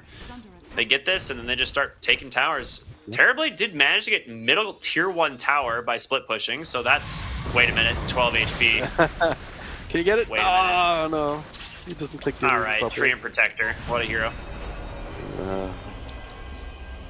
Did they lasso someone mid? They did. They got the Phantom Lancer. That's the Aegis. Can they kill him twice? Lotus Orb, actually. Wait, yeah, he was snowballed up into the Lotus Orb now, forced to fight. Kansas stuck in the ice shots for the moment here. Silenced, dragged back, but he's so freaking tanky, and Kaiko's not clicking away at him. Nowhere to be seen. No Metamorphosis either for another 10 seconds, so a little bit rough. Taking the Aegis away at least makes MS think twice, but that was the lasso committed as well as the coils. They can't do that again in this fight. They have to do it the old-fashioned way, just butt their heads and hope that it's enough. Yeah, they're just committing big cooldowns, right, to try and slow this. It was the lasso, now it's the meta. But as soon as this is over, again, I think we're going to see Saiyan just run around on the high ground. They just do it anyway. Ravage connects over, and that's such dead air. It doesn't have buyback. He's not going to come back. Nobody's coming back. This says no points. GG, just like that. Can't come back if your whole team's dead and you have no buybacks. So that's one way to do it. Who needed the second Ravage? My god, alright. I was doubting the draft, but I should not have doubted the team, I suppose. Yeah, Team Saiyan, man, looking good. The Phantom Lancer, exceptional performance from him this game. I mean, that was pretty much dead on. 6, 1, and 9. Not like a super impressive number or anything, but in terms of his farming this game, like being able to stay in front of the Terrorblade from basically from, I think it was like 6 minutes into the game and never fall behind after that. I mean, it's good stuff. Yeah. So Speak up. we're back. do you Yeah, think? I'm back on the panel, back here with you guys, joining you for this post-game panel. But yeah, Saiyan taking it 6-1-9, maybe not the most impressive numbers, but when there was 18 kills at like whatever timing where it felt like kills came at a minutes into premium. the game or something. Yeah, it was half a kill per minute at times. It was very methodical, I guess would be the word. Maybe a little bit slow, but that was their plan to game time, right? Like that was exactly what they needed to get the W. And the Phantom Lancer finding really the openings needed to get the victory. And well, you know, saying it is that old SAG roster. They did not do that well last tour, so this is certainly a game to really get the ball rolling on. And Ricky, what did you see in game 1 that was the most important factor for Saiyan to win? I mean, they needed to not lose the lanes. I think more than anything, there was like this time where they commit their whole team top, right, to take the top tier 1 tower, and they get baited. Like they just got really baited by the Treant Protector, thinking like, yeah, we can take it much faster than we should be able to. Phantom Lancer reveals his Diffusal Blade, and they pretty much wipe the side of Phoenix. And I think at that point, or not, they don't wipe the side, they wipe Shenzhen. Phoenix, I think, was the only survivor. But at that point, yeah, you're really far behind. You're not getting the objectives, and then you're just kind of forced to play this like split push game the entire game. Like they never felt confident running into a 5-man engagement, and it showed. Like they just literally watched as their racks died. Yeah, and Drag and Drop, I guess the opposite question for you, instead of what were the tools to success, what led to Shenzhen's downfall? Was it the laning? What in particular did you see that was like the crucifix or crutch in their game. I don't know what the phrase is. I'm not good at this phrasing thing. I think it's what you mean. It's um I think they were a little bit hesitant about using their own strengths when they got them. Like they were kind of reacting to Shenzhen, and they were finding some decent team fights. When they were forced to. Saiyan going up the high ground, and then they get the lasso. Might see one. I think this is exactly the highlight I'm talking about. Actually, they find the lasso on Son Goku, they burst them down, they were protected by the BKBs. But then they kind of stopped relying on this sort of a play. They were still afraid to go in. And especially in that third Roche fight, they needed to be there, and they needed to win that fight to be in a much better position in that game. And I was very surprised, because at first they were hanging around all together, and then Kaiko and Dolme ended up being somewhere else entirely, and they lose 3 heroes instead. This is not that fight, this was before, I believe. It was a little bit more back and forth, just one of these things where you kind of press all your buttons and see what sticks. It wasn't going to be easy for Shenzhen in the end, but I think them being hesitant is what did them in. Yeah, it definitely was a lot of hesitation. I think also a couple times YP hindering his team's fighting capabilities potentially when he would snowball in, and the Lotus Orb seemed to be on point on the back end of that game every single time, where it's like, like Phantom Lancer, we just lassoed him, we put him in between the tier 4s, let's kill him again. Snowball, Lotus Orb, okay, he's safe. Yeah. Until the team can kind of take that step up, and I believe this is the final fight. They get that one Ravage out, that's really all they need, and they clean up everybody. Kaiko, no chance to even get off Asunder or anything like that, so it felt very dire for the Radiant squad, and ultimately MS is your MVP in this first game, and it's 6 kills, 9 assists. Goal to damage ratio is 1.17. I'm going to assume that's really good. Hopefully, is it God King getting kick numbers? Is it higher or lower? I don't know. He did mostly building damage this game, and this is the thing that's so weird is Team Saiyan never actually fought Shenzhen head on, except for that one time in the triangle. Because they were just dodging them the whole time, and that was Phantom Lancer's only death. They get the lasso onto him right away, and they actually do manage to bring down the Phantom Lancer. So they do have the damage on the side of Shenzhen to do it. They just lack so many other team fight heroes outside of lasso to do anything this game. And I think part of me wants to kind of blame the Pugna for this. He was definitely going to go for the Wraith Pact build and that same similar build we saw all last patch, just Pugna sitting back, dropping down the ward and Wraith Pact, and then suddenly your team just takes so little damage. But this was massively nerfed in this patch for a good reason, and I think Shenzhen might just need to pick something a little bit more, I would say, risky in terms of their draft.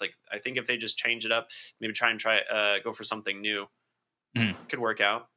But yeah, I mean, put it in perspective, Kaiko did 10,000 more damage than the Phantom Lancer this game. He did a ton of damage on the Terrorblade, but they only ever took one fight, and then they just watched their whole base die. Yeah. So. Yeah, I don't think we were wrong when we said the Terrorblade is the better hero. I still believe that. But it's still always going to be a matter of what they can actually employ him at its peak performance, and it's in the best situation possible, because that is still required for that to show its strength, as it were. Yeah, definitely makes a difference what heroes are around it. I mean, Terrorblade in that situation, when you're behind a net worth, Phantom Lancer is going to crush you every time. Yeah, so that's just how it's going to go. Well, this time Shenzhen, they get the short end of the stick, and they end up losing game 1 to Team Saiyan, even though they've done more damage. Game 2, they'll have to think about and see if they can avoid the 2-0 sweep from Saiyan, and if they can bring it back to a game 3. But we're going to take a short little break before we come back for that second game. So guys in the chat, everybody around, get yourself a drink, a snack, come right back, because we got game 2 coming up. So stay tuned. We'll be right back.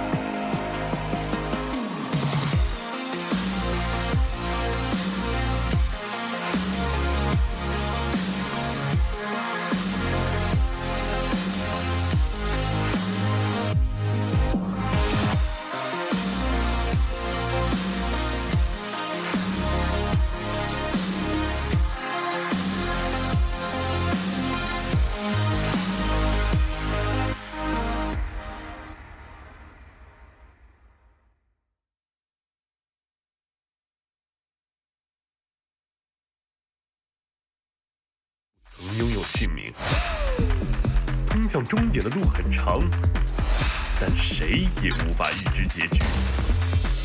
有人前心暗影，谋而后动；有人拼尽全力，克敌机先。没有对与错，只有速度是唯一的答案。奔跑吧，在到达终点之前。All right, and welcome back to more Chinese Division 2 DPC action. We've got Team Saiyan, and we've got ourselves SHENZHEN ready to go into game number 2. As well, it was Team Saiyan that took game number 1, and now SHENZHEN, the team that had finished higher on the standings in the last tour, while they're looking to save themselves from getting 2-0 swept, which is something maybe a little bit more rare to the Division 2 genre of games. That game, stick it to the similar genre, as it is, a 45-minute game. And we do have a draft, I believe, ready to go and ready to show you guys. So we'll switch on over. We'll Phantom Strike our way over there and see that we've got ourselves Dawnbreaker and Razor for SHENZHEN, and then Tree and Protector for Team Saiyan. So going back to that Tree, but now we've got the Dawnbreaker and still that Marcy first phase ban. Ricky, what are you looking at right now? Do you like the Dawnbreaker? Are we still kind of evaluating with the Marcy and also Visage, a first phase ban? Yeah, I think Visage is a fine ban. Enigma, Marcy, we're probably going to still see banned. It's a little bit surprising that they're still prioritizing the Enigma even after the cooldown increase on the demonic conversion, but just the threat of what Black Hole brings to team fights and like a really like 5-hero snowbally lineup is like something that you have to respect. And I think a lot of teams just don't like pushing high ground against, an Enigma that's in the game. It is what it is, though. In terms of Dawnbreaker, I think this hero actually got like a pretty decent buff. I think she lost some like base strength or strength growth. I'd have to double check the notes entirely to be exactly sure. But in general, I think this hero is pretty good. Yeah. Razor, kind of just a safe pick overall. Strength growth reduced from 3.6 to 3.4, so still decent, but a crit damage increase on luminosity by 5% per level. Solar Guardian cooldown reduced by 10 seconds at level 3, so it's... I kind of like that hero. I like the Hammer Mommy. It's pretty solid laner. You have your annoying Starbreaker, whatever it's called, the stun thing, and you have the global mobility from the ultimate, right? That's perhaps the biggest thing, just the ability to reinforce any sort of gank attempt that your team is making. It's just one of these things that once again allows you to be more efficient across the map. It's similar to the idea of an IO +1. They can just farm one side of the map and still be part of a team fight. Dawnbreaker can do the same thing. You can farm jungle, you can push out a lane, and then still be there if they need you. So now going back to the Faceless Void ban, Mars has been a pretty typical first phase ban. There's the TB getting banned out by SHENZHEN, and Void Spirit actually getting banned. Was it what? I already forgot because my memory is the size of a goldfish, but I believe you guys said that maybe Void Spirit doesn't feel as strong in the mid lane anymore. Was that one of you guys, or did I make that up? I don't remember. I'm doing a bad job at this. Yeah, Ricky said it earlier. I do share that sentiment, though. I've been with that opinion for quite a while. Like even last season or the season before, we saw a lot more Void Spirits in general. Mm-hmm. We did not see it succeed all that much because it's just one of these heroes that, he's kind of slippery, He does do a good amount of control, but his damage just caps out rather quickly. And there was a time when games tended to go a little bit longer, and you needed some more DPS out of your mid lane. But the moment BKBs come out, the moment that his damage doesn't scale as well as the damage of some other mid laners would. That's the main issue, I think. He just felt like the weaker of the Spirit Brothers. Yeah, I think is why and if you're gonna pick a mid lane Spirit, like ideally the 3 spirits all kind of fill a similar role. It's like there was almost There's very, very few games where you would pick the Void Spirit over the Storm or the Ember, unless they were like both already banned. And then by that point, you're like, I'm just gonna go Puck instead. So it was just Yeah. like, it just didn't get a lot of attention in the last season. I think with Storm Spirit's recent nerf, as a result of the Null Talismans, you're gonna see a little bit more Void Spirit come in, because just Spirit Heroes in general and what they do to the game is just vital. Like, a lot of teams are going to want these in their drafts. I still think Ember is probably the strong. You got the Sleight of Fist range nerf. Dang, they actually murdered both of Storm Spirit and Ember Spirit. Yeah, Void Spirit might get a lot more attention this season. I just went completely full circle there. But that's the explanation essentially as to why. Because the range nerf on Sleight of Fist 50 is actually pretty significant. Okay. So who do you think is the weakest Spirit brother overall? Earth? Okay. So that's what I am in my family with my brothers. Okay. I just, trying to... That feels bad, man. Yeah, I'm just trying to figure out where I stand in my whole family hierarchy at the moment. But I was just like, yeah, so I'm 5 beater Spirit. That's cool. Who do you think is the strongest Spirit then, Ricky? It's probably Ember Spirit, I would say. Ember or Void. I don't know. I haven't played the new Ember Spirit. So, because one of the things is, like, when you change the range on an ability like that, it can really mess with a player, because you rely so heavily on, like, the Sleight of Fist into Searing Chains. So if you've gotten, like, really accustomed to that range and now it's reduced, it can cause you to make a lot of misplays. So Yeah. I think you might see that happen actually pretty often, which, could be annoying. But I'd say Void Spirit I would say Void Spirit is probably the most powerful right now, at least until we see more games on the Ember Spirit.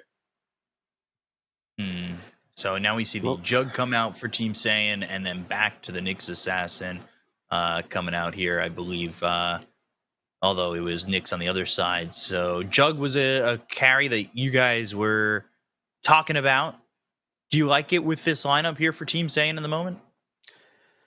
Yes and no. It's always a bit questionable to pick up a hero like that into a Razor, because standing Link during the fight kind of makes things a bit awkward, but it's not like that's something you couldn't play around.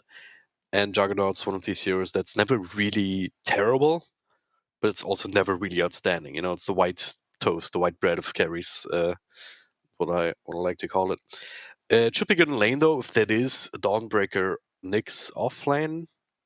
It's going to struggle a little bit more if they shift the Dawnbreaker into another position and just send the Razor there, but yeah. I think they should be able to farm him up eventually, once again, with Dream Protector kind of extending the game. All right, Tiny, DK, pretty standard heroes around the year we've seen. And now we're seeing the Band of the Monkey King again. So focusing on those carries. It looks like it's going to be... Well, actually, what's your thoughts, Ricky? Are you more of a fan of an offlane Dawnbreaker or a 5 Dawnbreaker? Or we've seen in China the 5 DK. Would you rather the DK 5 or 3? Or maybe mid and Razor 1? Like, what are you thinking right now with the Shenzhen lineup? I think Dawnbreaker is definitely like a flex pick right now, because whether or not she can be played as a carry is hard to say. Like, I think her only like real carry role is probably off lane. But you could potentially flex her as a mid in specific lineups. Like, if you just want like a wave clear, like flash farmy mid hero that just plays with global ult. But for the most part, I would say Dawnbreaker is probably going to be played as a support. So more often than not, we'll probably see Dawnbreaker as a support. Would it? She's still just kind of the same thing as she was last patch. She just does slightly more damage off of Luminosity, which, isn't huge by any means. It does technically mean more healing as well, though. Would you rather it get priority in the support position where we're knocking Nyx down to a 5 position because it was the 4 for Saiyan last game, or do you still just want it, or would you rather see it just straight 5 and keep the Nyx in the 4? Because I know you guys were saying that Nyx Assassin needs a little bit of priority, needs to get those levels to be effective. So that would most likely more so happen in a 4 role, right? Yeah, I think Nyx... I'm really surprised that this Nyx hero is getting picked up so much more. Maybe they're just doing it as specifically as the puck counter. Like, Phoenix had to play into it last game, and he realizes how annoying that is to do. But yeah, I mean, I would say you don't really need to worry about prioritizing either of these heroes farms too much. I think they're going to offer a lot with just some like one basic item. Like, to be honest, like a lot of times it's just Holy Locket for the Dawnbreaker and an Aghanim Scepter if you eventually get to it, and then Nyx Assassin's just, you know, boots into Blink Dagger with like a casual wand. So I don't think it's like they don't need a ton of farm, and with nowadays like the change to like supports not having to spend as much gold on like support items, you know, in terms of salves and stuff, you may end up just getting those items a little bit faster. Yeah, so salves, of course, not being as effective being passed from one person to the other or being put from your 5 onto your 1. So stop pinging me in games, please. Thanks. Appreciate that.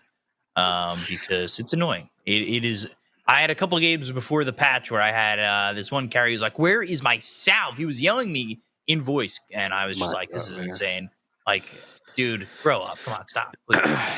Yeah. Don't yell at me like that. I'll give you the salve, but please would have been nice. So last pick here for Team Saiyan is the Dark Seer. Somewhere Lyrical is very happy. He loves that hero, and for the right reasons. I do enjoy seeing a Dark Seer in games, and he got a buff, right? Like Vacuum does more damage early on. It got moved to like from 20 to 100, if I recall correctly, on that Dark Seer. Can double check quickly. Yeah, base agility got increased by 1, so that's good. Surge mana cost reduced. Scales up to 50 now from 35, and vacuum damage got increased significantly actually. At the first couple of levels, so from 40 to 100 at level 1. 40 to 100, yeah. Yeah. And the last pick ends up being a life stealer here for Kaiko.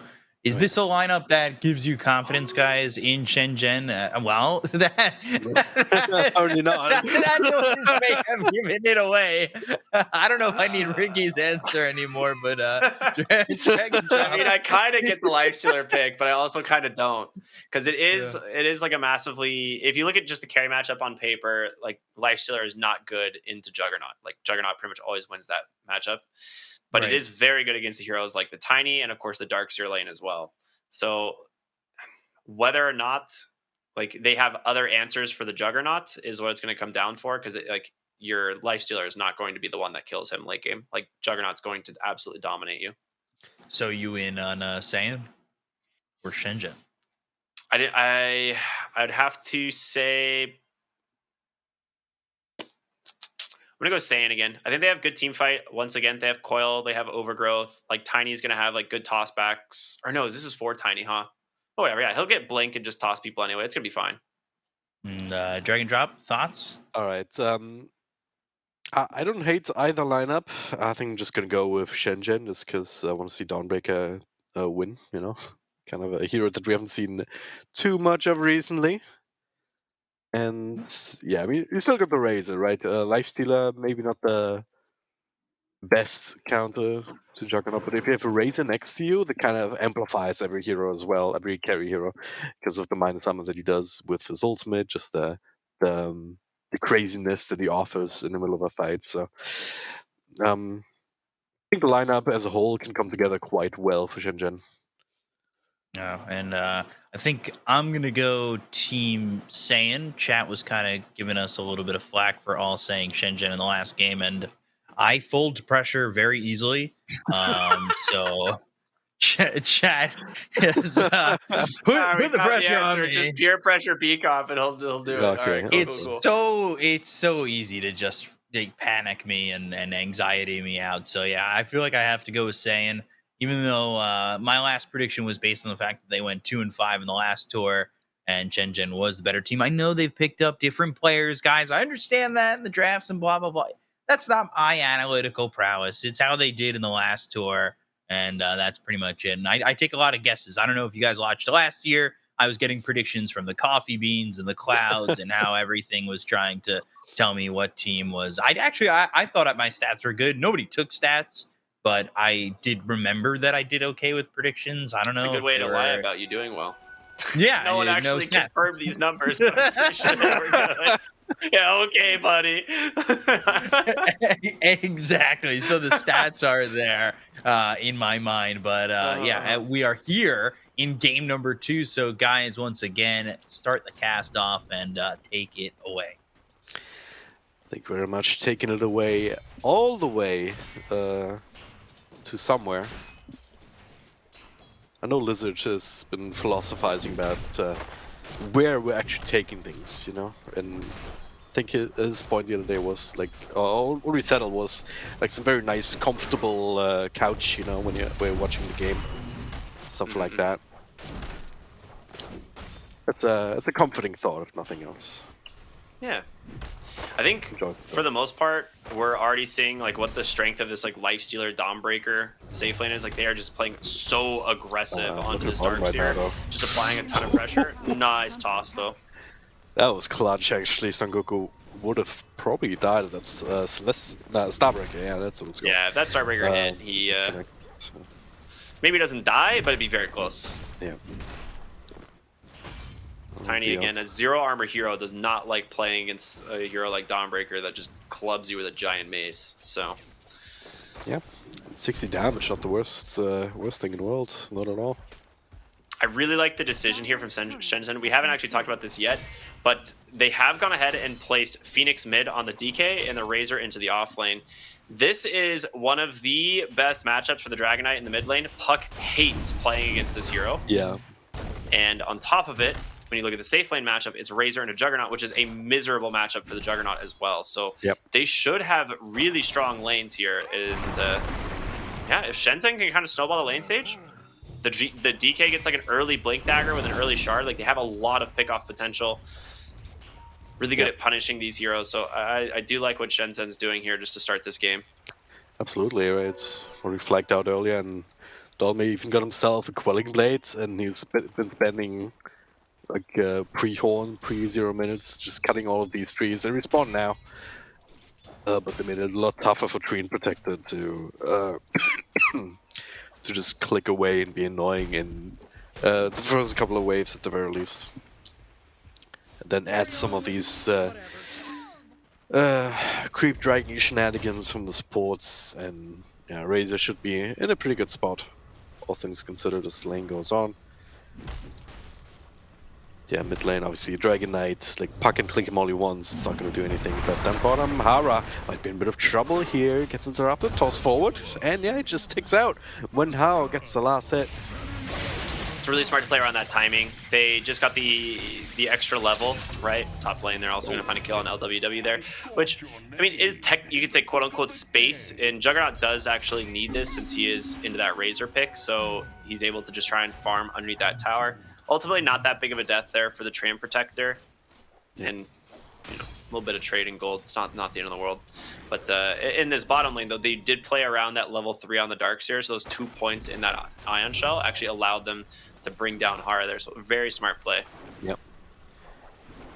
It is quite the upgrade. Like Kaiko, if he gets going on like that, he can always rage and not take the damage, but Hara can only get away so far with this Celestial Hammer. Yeah, I mean, Kaikyo can pretty much fight 2v1 into those heroes as long as he has rage available. Yep. He's always going to be very happy to do so. On that though, because this pressure's not going to let up. You know, the more points an Iron Shell come in, the more dangerous this becomes. On the flip side though, Kaiko, as long as he gets right click, he can also click away quite a few health points here. Tiny in a bit of a rough spot at the moment, but looks like he toss back. There's some mangoes in Dawnbreaker, but no distance. Maybe with a hammer he can get close. The courier bait! The courier bait, it's happening! It worked! Hara finally chases him down and gets the kill. Nicely done. Yeah.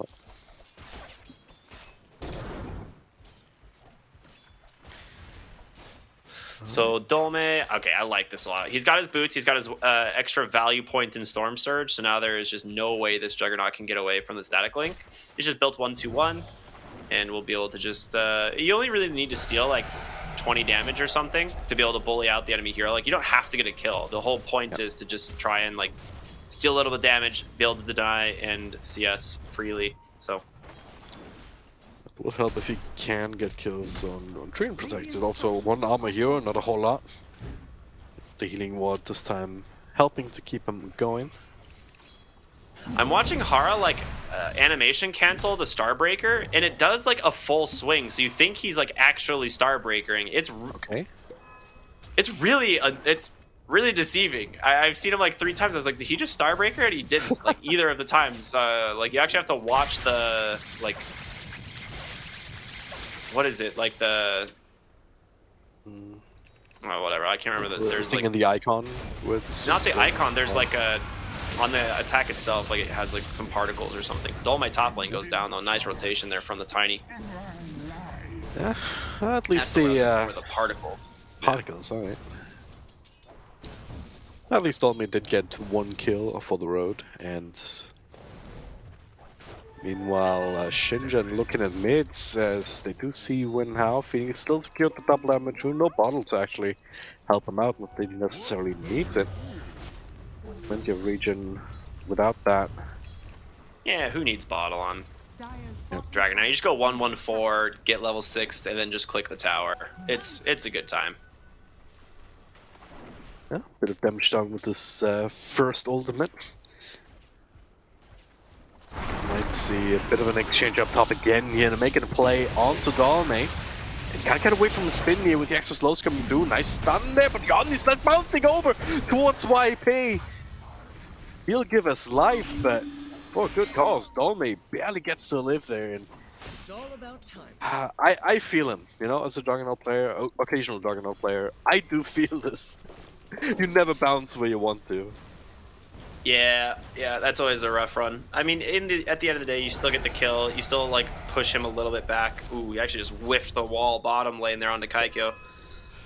So Goku, he's just like, no one saw. I'm just gonna go cut the wave instead. See you later. Wall? What's wall? I never casted it. I don't even know what that is. I didn't even put a point in there. Yeah. It's fine. It's my evil brother. Just highlighting the wall. Don't do it. Mid Puck. lane. Alright, follow stun. He's This out. get cancelled, so Puck gets to walk away. The coil. Bit of a panic, no actual follow up for it.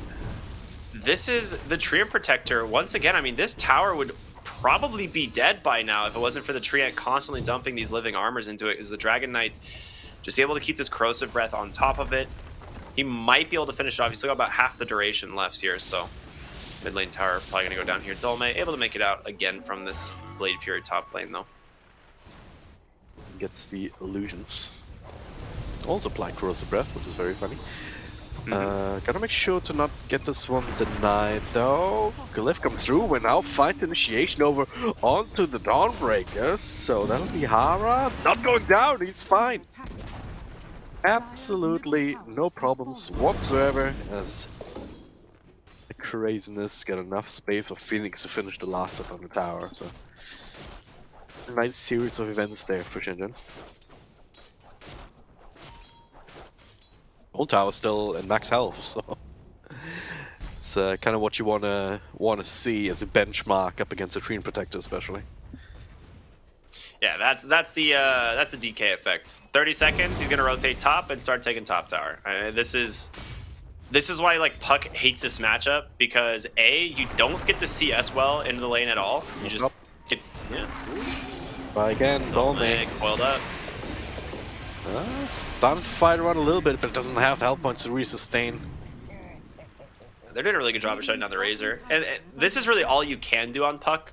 You already lost your mid tower, so you can just go ahead and freely rotate. Like, there's no other objective that the DK is trying to take right now. Yep. But what I was going to say is, like, the DK just denies you in lane constantly. Breathe fire spam, like, you just don't have the damage to CS, and he just denies freely. Out CS's you and then takes your tower, and meanwhile Puck has to invest into like a bottle, has to invest into like rotating to other lanes to try and help out, but yeah, DK just doesn't have to do any of that. Yep. And here we are, he's got Dragon Form back up and he's in top lane.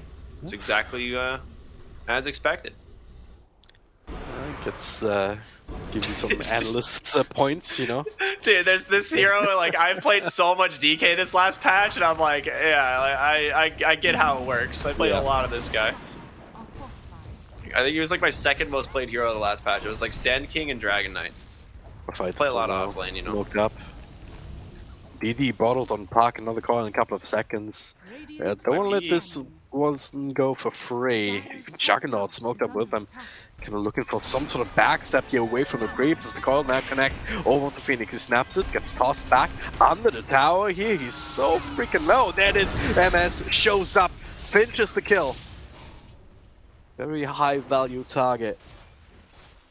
Yeah, big rotation. They even actually bring Kaikyo up here as well. I think if the Lifestealer is Radiant structures keeping are bot depushed and farming, this really isn't that big of a deal losing the DK. But the fact that you bring the Lifestealer up top means that you will now have to commit to this top lane. And it's similar to what we saw last game, right, with SHENZHEN. They really wanted to get this tower, but the Radiant's bottom tower Treant Protector just is makes it under so difficult. Coil on cooldown now means that you might be able to do it, but it's not easy still. So Dragon Knight's going to come back, but I mean, that Dragon Form's on cooldown for like at least another 30 or 40 seconds. Dolby is also joining in, so that's exactly as you said. I just want to bully it down. attack. Radiant's bottom Yeah, tower 30 more is seconds on the under Dragon attack. Form, so they're just going to try and take the tower here with the help of the Lifestealer instead. I'll get it eventually here, but this much. I mean, it's the entire team. Yeah, just 5 heroes. And It's massive space for the Darkseer. Yeah. I mean, this is great for him. Dire's top tower But has fallen. overall, objective definitely taken, absolutely essential. And back to farming they go. and bottom Radiant's bottom tower gets is clicked under down, attack. one punch. Radiant's bottom tower has fallen. Yeah, Son Goku having the time of his life right now. Says, yeah, I'm just playing PvE, just enjoying life, you know, getting money. And he's going straight for the Dagenham Scepter, which That's pretty much the seems standard pretty strong. nowadays. Yeah. Yeah, 2 charges, bonus HP. It's good stuff. Can work quite well with Juggernaut, with the Puck to some extent. Like, there's a lot of heroes that can be in people's faces, you know. It's really good with the Jug. I think a lot of times nowadays, like the Juggernaut's build is still definitely, you play around your Blade Fury more than anything. Especially if you're playing against, Radiant's middle tower is if you're under playing against like attack. Razor, Lifestealer, DK, like you're definitely going to be going for like the Blade Fury build this game, which is like Maelstrom, Eye of Scotty, Blink Dagger, stuff like that. Like Manta style. Like that's kind of just like your build nowadays, but not going to be as Ooh. impactful. Ooh. Hara? Hey, is that okay? Coil down then, not bad. Tanks it, and then Nyx Assassin being killed off on the other side of the map, though. I kind of liked what Hara was doing there. It was just like, oh yeah, I'm just going back and forth, kind of keeping an eye on a couple of Saiyan heroes. Not enough of them to really protect the Nyx Assassin, I suppose, but that's good to keep him busy, even gets the coil out of it, as you said. It's not the longest cooldown in the world, but it's a moral victory, Yeah. if nothing else. And if they were thinking about going for some sort of aggressive play, then that would have been nipped in the bud, right? Yeah, I think we're kind of right back to where we were last game, where both teams are kind of just wanting to farm up at least for a little bit. Like no one has like a next objective anytime soon that they can take. They need to get to these power items. You do have the armlet done on Kaikyo, obviously, and he's going into that Sanj and Yasha.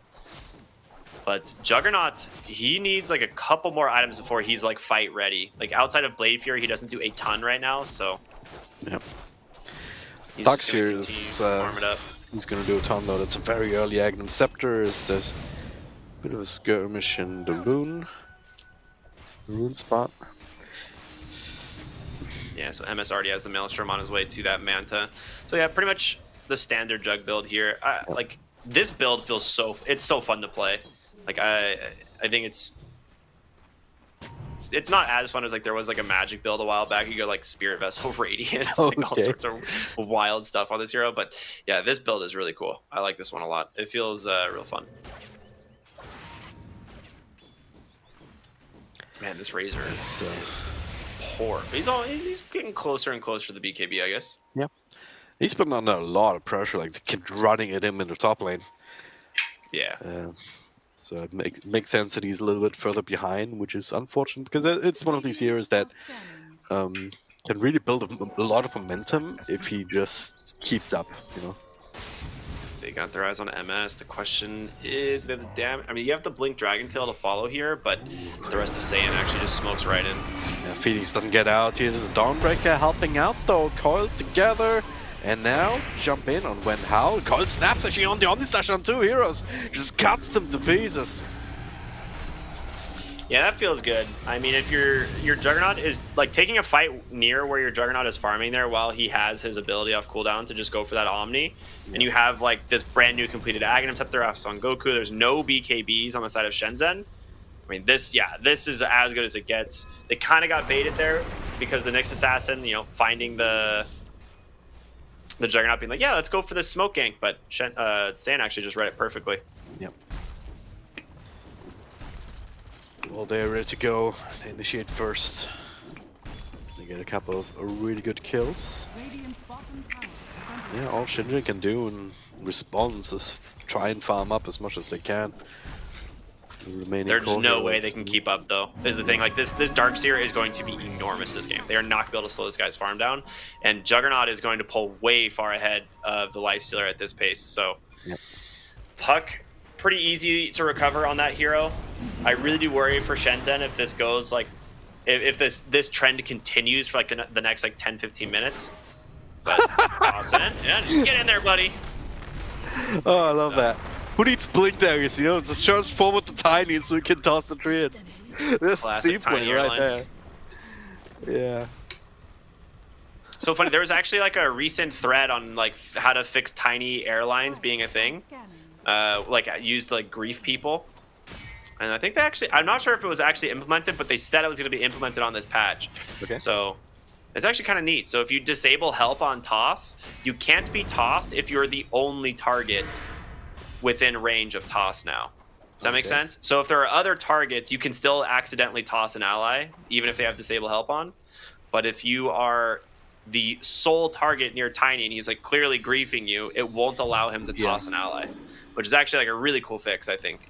That does make sense, yeah, because there's no situation, or a few situations, I suppose, where yeah, there's certainly no situation that if you disable help that you want to be tossed by Tiny. Yeah. But the whole thing before, the reason it was never patched out was because like you have the accidental situations where you toss an ally, and it's like that's like it's like that takes away from the gameplay. Like that's not how it's intended to be used. Yeah, but, it's an stop griefing and not to help you make sure you don't get mistakenly tossed. Right? You're absolutely right. Ooh. If coming in, the Blink Dagger reveal here on the Darkseer, trying to burst him down. Dominate with the BKB, protecting himself. Beautiful stuns, and the follow-ups there from Hara. Son Goku will die first. Wen Hao soon to follow. It's all 5 heroes on SHENZHEN collapse. That is a really, really, really good kill there. Yeah, they just kind of got caught back. They get the Darkseer, which is like he was the most farmed hero in the game. It's now Juggernaut, but yeah, it's a really good find. Really well done there by Shenzhen. Good recovery as well for the Razor. He's now right up there with his Dragon Knight. Still a bit behind Darkseer and the Juggernaut, of course, but off to a good start. The BKB reveal, the Blink, first reveal of the Blink, I believe, as well. Not sure. On Phoenix. So they have, yeah, both teams are getting these initiation items now. There's a Blink Dagger coming in on Treant too. Park has it as well just now. It's the same build as last game, right? Just rush Blink on your 5 Treant. Yeah. Very interesting. I guess he doesn't have to buy a ton of salves anymore. He ends up just being kind of farmed. Dude, I mean, this legitimately will change the game in terms of like what 5s are being picked, because we're gonna go on a lane stage with like 500 more gold than you had previously. YP. Right, good old smoke right there, nice enough. Tumbler toy, very good jungle item. Still going straight into Roche. Yeah, you can do it. The Ion Shell is no joke. He isn't. Wow, yeah, it's just melting.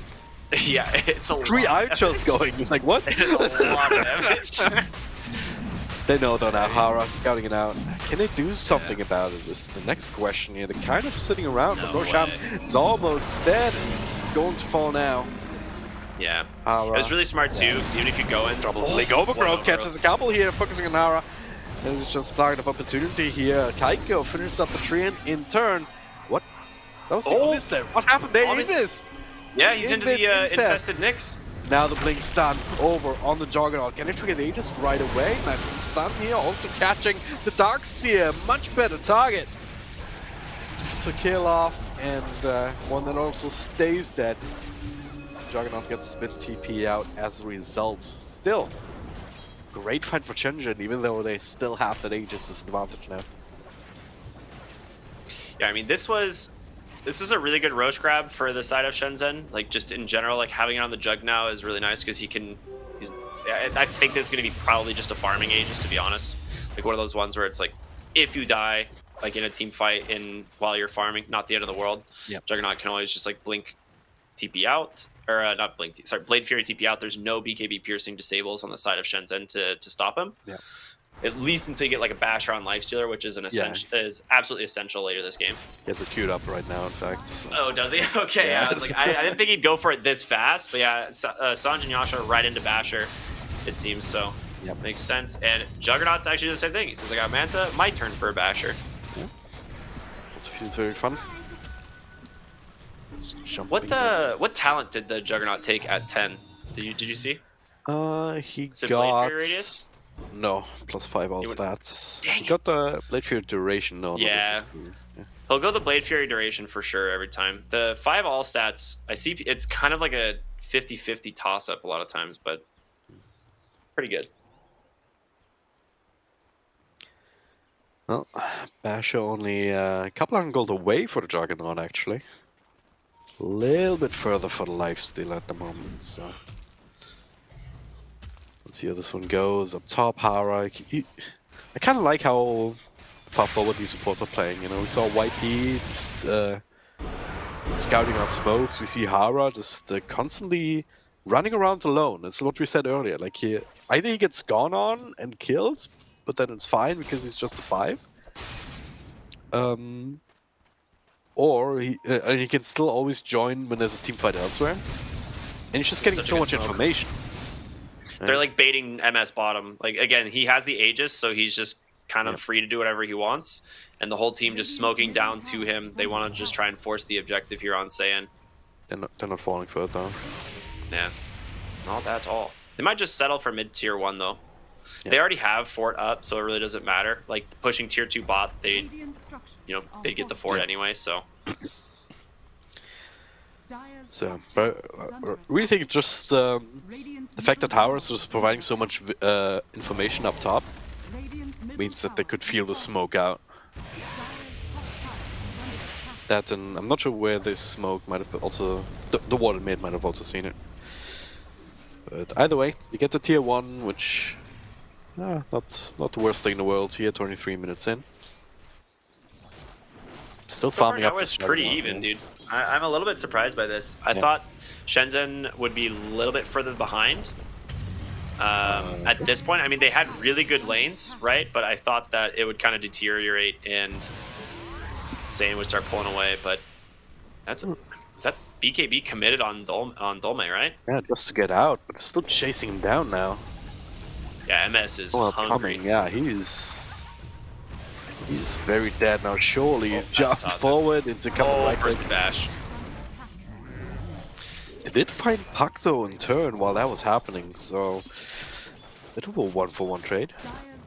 Yeah, it's pretty good. The Blink Dragon Tail, once again, really good at dealing with Puck. He has to go a Linken's this game. It's pretty much like his most important item is a Linken Sphere. So we'll see if how long it takes him to actually get there, because you still need to get like the Witchblade and stuff for damage and armor, but yeah, you'll have to get to that Linken Sphere this game pretty quick. Yep.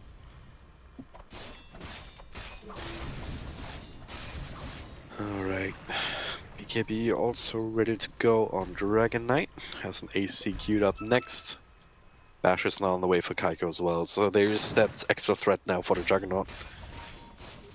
Yeah, very nice. And Juggernaut's actually about to have his Blink Dagger completed, so that's a big, big upgrade. Aegis about to expire. They've got a bottled DD rune. We might see them smoke up again once this Blink Dagger gets delivered, or like try and make a play behind the jug, but Dire are scanning. see in just a moment. It's not actually buying it. Oh, he's not. He's He's going, he's he's going going Lincolns. Yeah. No, okay. No. But The fake guy, yeah, I'm man. like, all right, that's interesting. I don't know why. It's like I get it for the dragon tail, but I think Zone just dodged the smoke with the phase shift. Not sure if that was intended either way. they had a ward there that scouted Dolme, I think. Yeah, they got him. Yeah. Oh, gets a beacon out. Oh, gets cut to Good old pieces though. Basher. Yikes. As a DD rune. They see Phoenix as well. I mean, that ward on the high ground is giving them a lot of info. They're pinging it, they're like, all right, they have a ward here for sure. Yeah. That's a big kill. Razor down once again, slowing his item progression. Yeah, DD Jog, very scary. It's very fast and very hard. What's his ability to work with? So Hara, can you get on top of him? Seems like he might dare. Just only slashes, sure. He's Why just not? done with the shenanigans. It's like, Is under no, attack. just get out of the top lane.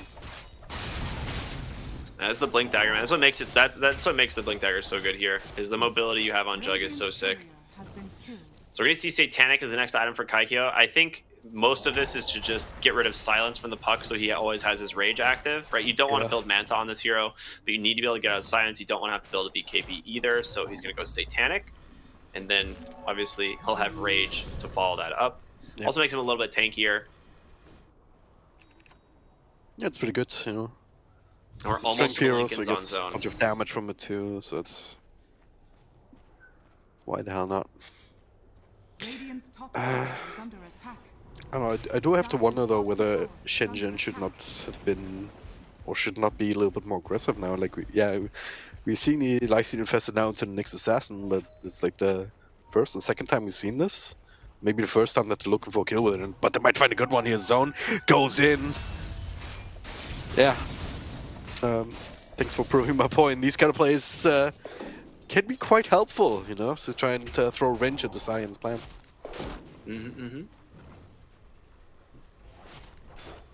Dire's bottom tower is under attack. Would like to see more of that.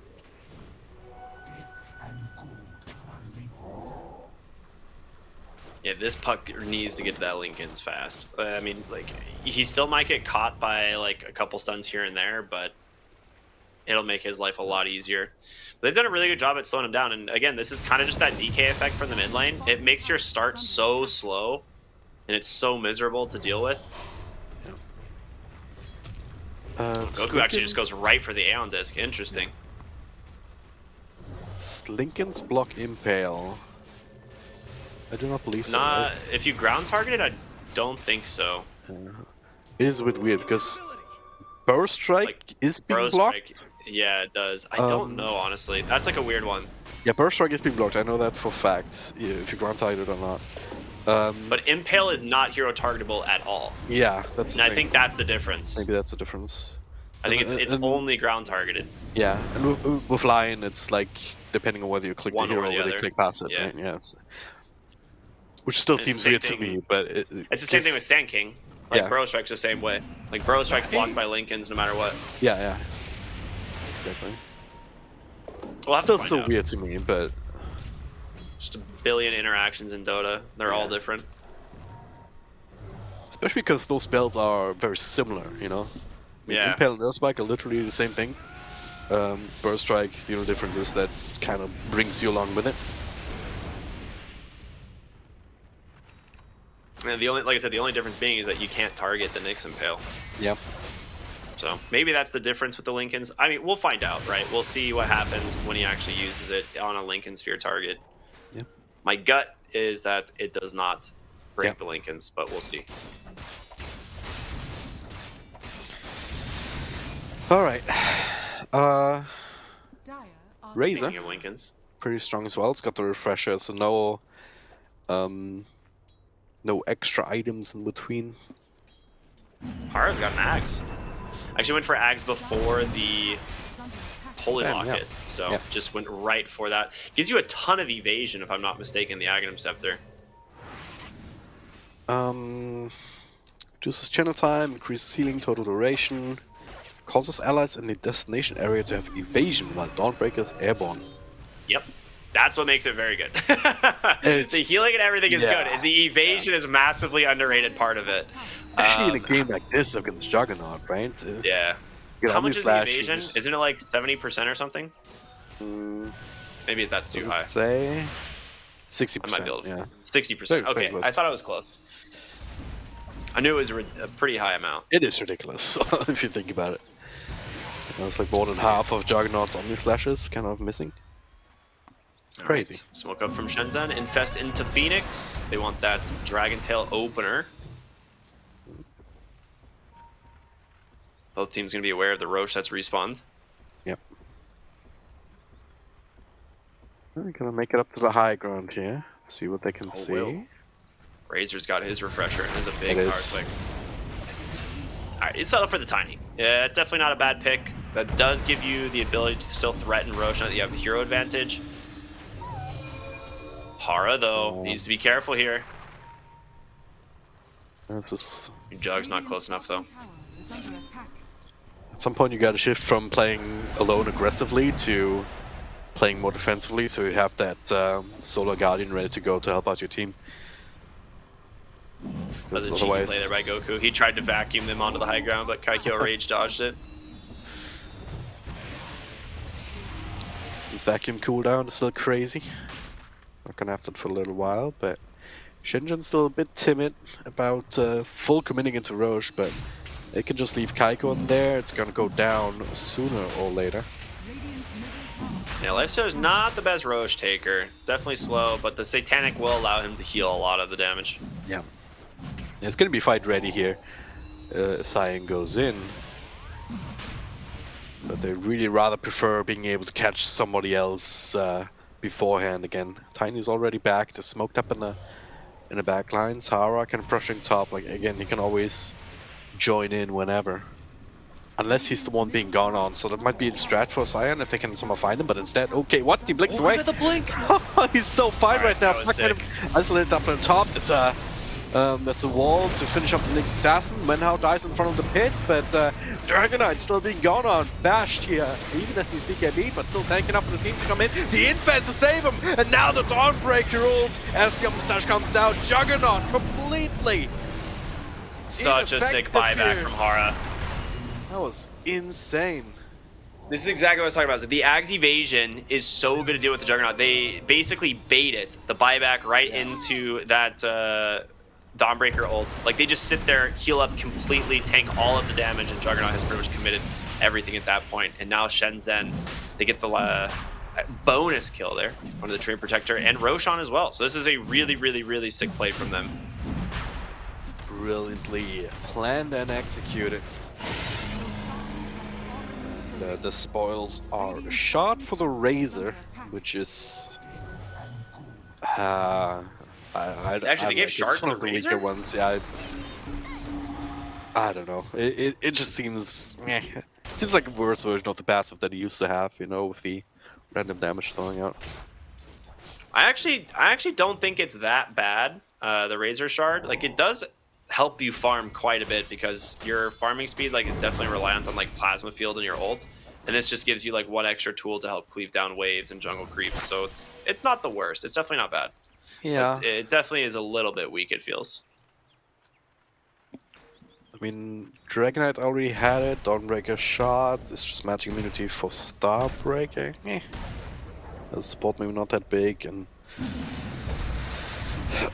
Nick's Assassin shot is Vendetta. Is fast and also reduces target's magic resistance. So I guess it's just that the alternatives were even worse. Well, not as good, I suppose.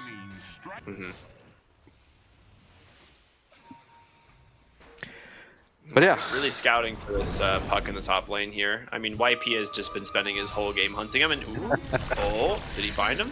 Got the blink out. All right, well played by Zone. He did actually catch him on the Spike Carapace, but he had already blinked. So yeah, smart play. he's off to the side, a little bit too far away, out of the trees. But this tower will go down. We're putting up the outpost as well. And Saiyan's gonna try to match that sort of play down bottom. TP it from lifesteal though. I want to defend this one. Kaiko not afraid at the moment. Dire's top tower is under attack. This lifestealer is super farmed. He's got the open wounds. He's got the mind breaker as well, which is just such a good item on this hero. Oh, yeah. He just attacks so dang fast, and he's queued up himself a Silver Edge. Play a little bit of this sneaky boy. Yeah. Silver is just such a comfortable item. I think that's. It's just good. It gives you crit damage. Like it's such a sick item. Yeah. It's the best way I can describe it. You know, it's not so much about the invis necessarily, because especially in pro games like this is gonna be detection. Certainly when there's the Nyx Assassin anyway that you have to watch out for. Sometimes they can still make a difference in the heat of a team fight when there's no gem, no sentries. You can maybe get out, but it is mostly about that break could come in handy in this game against, but it's not a game-breaking thing. But just that crit, having the extra stats, and just the all-around utility is very nice. Very easy to build it into as well. Someone really needed to go to the toilets in the middle of a game, sure. When nature calls, then what can you do, right? So how much do you think they can actually do with this Aegis now? I mean, I definitely think Shenzhen wants a fight. This Dawnbreaker Ags has actually blown this game pretty much wide open for them. Like, they don't have a good way of dealing with like anyone who's just sitting inside of the Dawnbreaker ult. So she's actually priority target number 1. You have to kill the Dawnbreaker before this fight starts, because she doesn't have buyback. She has no way back into this fight.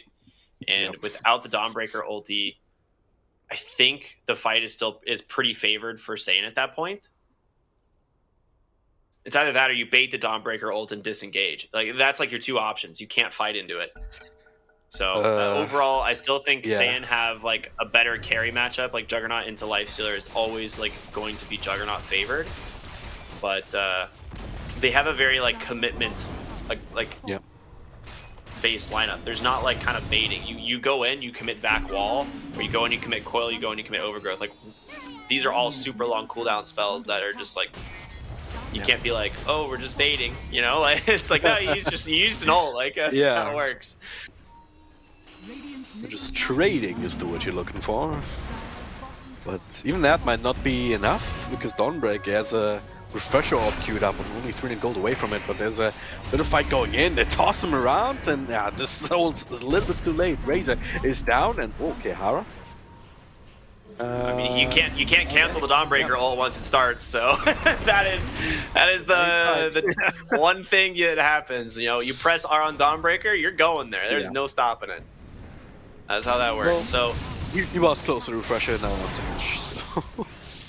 Dawnbreaker now without buyback, dead for a long time. Obviously, this is the dieback timer. So this is what we're talking about. This does make a pretty big opening for Saiyan here, and with both those heroes dead, they should be able to grab the tier 2 in the mid lane. Maybe try and threaten high ground. There's still a minute left on the Aegis, so that's going to end pretty much right at the respawn there of the Dawnbreaker. But yeah, you got to be feeling very confident now on the side of Saiyan. They do not have a lot to stop you. They'll have to save fort for the high ground. You can't commit it on the tier 2 here, so they might just take 2 towers instead. It seems inevitable at this point, unless maybe they can get something here. Tree and I don't know what he was thinking. He was just trying to go hide in the trees and didn't make it in time. That's an unfortunate death there. Yeah, you need him there for the overgrowth. And it looks like Saiyan maybe on 2 different pages there, as some of their heroes were heading bottom or into the jungle, while like they were trying to get set up for top. So unlucky there. Perhaps slightly unnecessary, but it's not the end of the world. Again, they got 1 tier 2. They got, and it was still on the back of having some pretty good kills. But Dawnbreak is going to be back in a couple of seconds. And now Shenzhen all ready to go once again, except now the Aegis has expired, so at least does not have that extra bit of protection.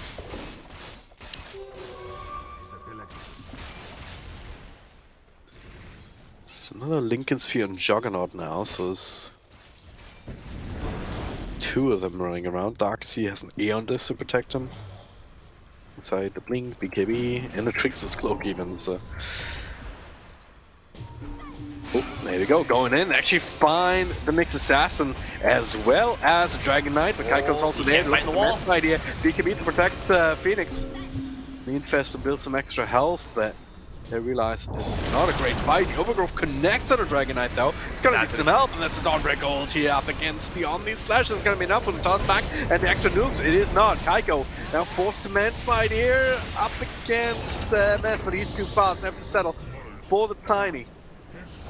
Saiyan not leaving though, they're still hanging around, seeing if they can't leverage their numbers advantage still if SHENZHEN were to chase, but they're not doing that.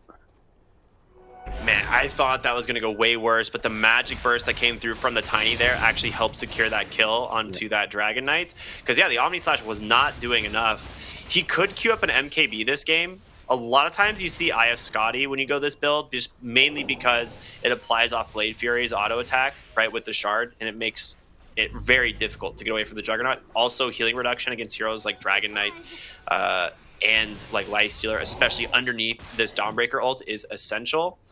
So, oh, he's going the MKB. There it is, right away. He says you'd rather just have that damage inside the Dawnbreaker ult, so yeah, that's one way to do it. No more evasion, or at least massively reduced now. Yeah.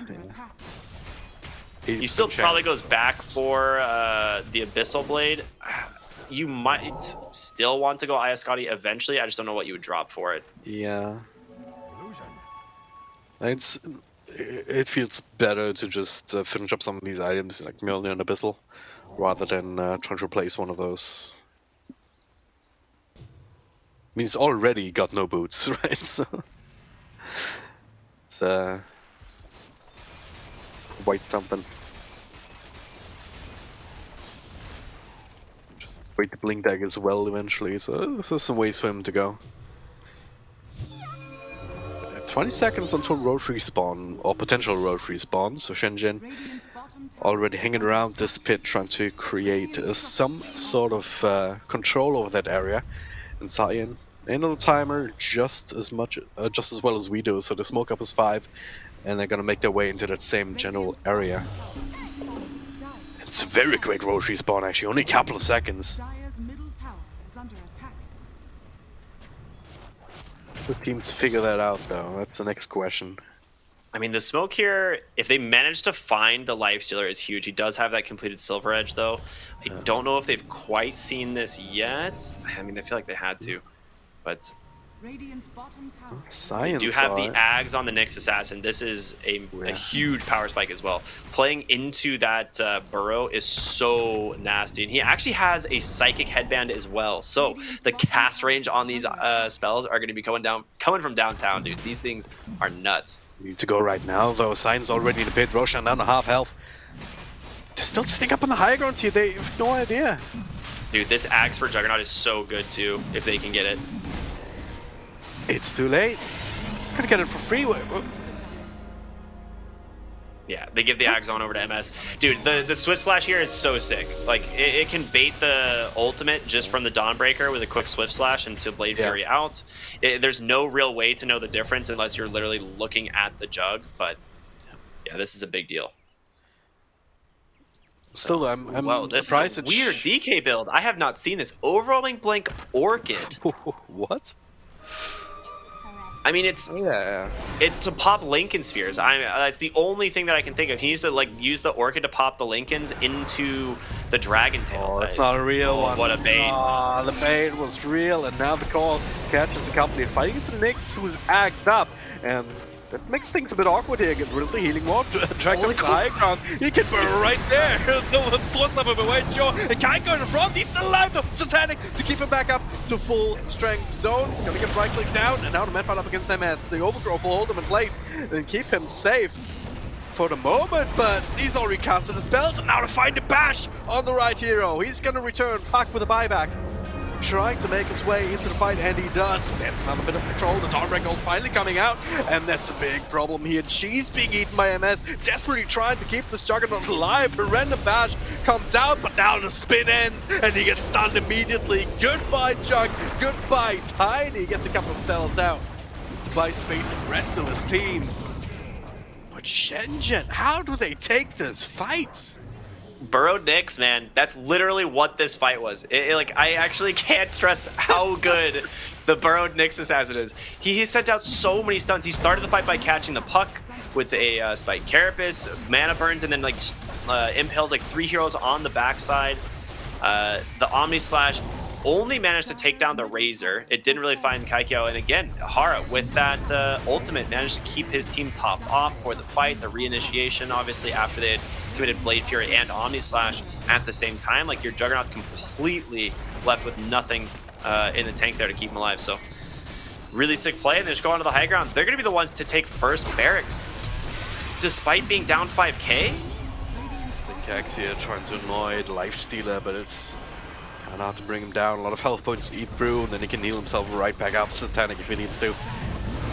So now, vacuum wall. Alright, good start here. Dawnbreaker ults, and the Razor's just straight up dead. Stun though, connector and Juggernaut trying to get to him, and they have plenty of control. The dieback damage to stun on Puck as well. Dieback for Jug, that's a big damage, so big overgrowth, but Kaiko still alive. He's hitting, he's living. He doesn't give a damn. Oh, okay, maybe you should now. Finally goes down. Buybacks coming through though. They know that there's no Juggernaut. Mass buybacks actually. They want to end this right now, and with this much committed, they need to end this right now, but they don't have a TP spot into it. Zone needs to get these waves taken care of stat. Bottom and top are all the way pushed out. They need to get this mid wave, but they've already TP'd out on the side of SHENZHEN. I mean, they bought back the whole team. Yeah. Basically for this. They bought back all 4 remaining heroes. Obviously, it was a dieback on the Razor, a dieback on the Jug. This Nyx assassin is destroying the side of Saiyan right now. Like, he happened to catch the Juggernaut there in 2 stuns in a row. And at that point, there's not much you can do.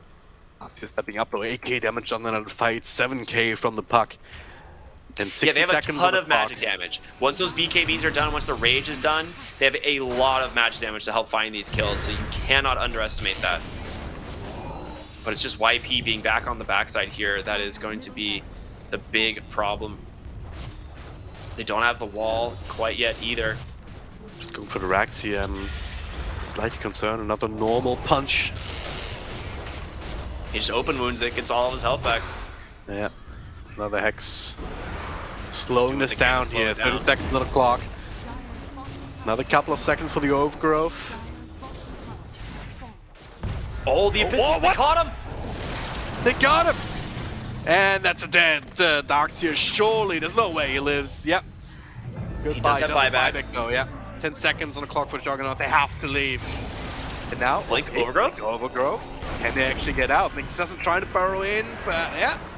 Still alive, healed up by the Dawnbreaker. Hex before he can actually burrow. But now him and Hara are kind of stuck here.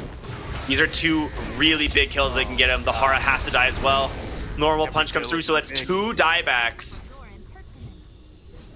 This is the thing. You've committed so heavily here on the side of SHENZHEN to try and take this advantage. You are still 8,000 gold behind. Yes, you did manage to like get the dieback on the Jug, but it cost you 4 buybacks, mind you, for this. They didn't even need to buy back. They got the kill, then they died. They could have just let it there and just respawn normally. Saiyan would have taken some time. I've been talking about how important this Nyx assassin is to their team fight, how important the Dawnbreaker is. It is really the supports that carry them in these fights. The core matchups themselves are terrible for the side of SHENZHEN. So with both the supports being dead, this is literally go time for Saiyan here. You get mid racks, you go throne. I think you don't bother with bottom, but it looks like, yeah, they're going throne. You have to. This is the absolute like best chance you're going to get to try and end this game. Well, here we go. They're going to try and get rid of the Juggernaut immediately. Force on back to bash. The controller's there. All right. Off to a good start. He's just dead.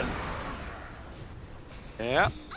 Blink Abyssal, Blink Dragon Tail. I guess they have enough things to hold him down, and they forced. Like, did they force staff him into the tier 4s? They did. Yeah, certainly did.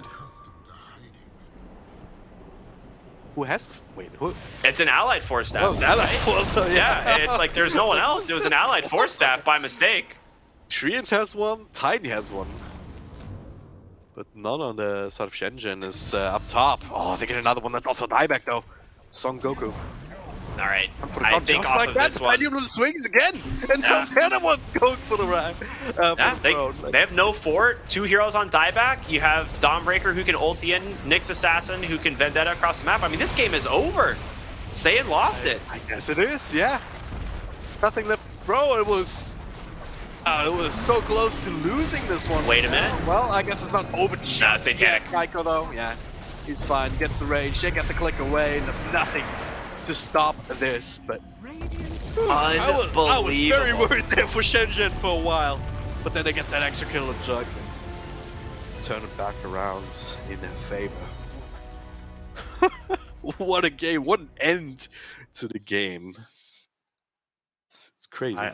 I have never seen something quite like that.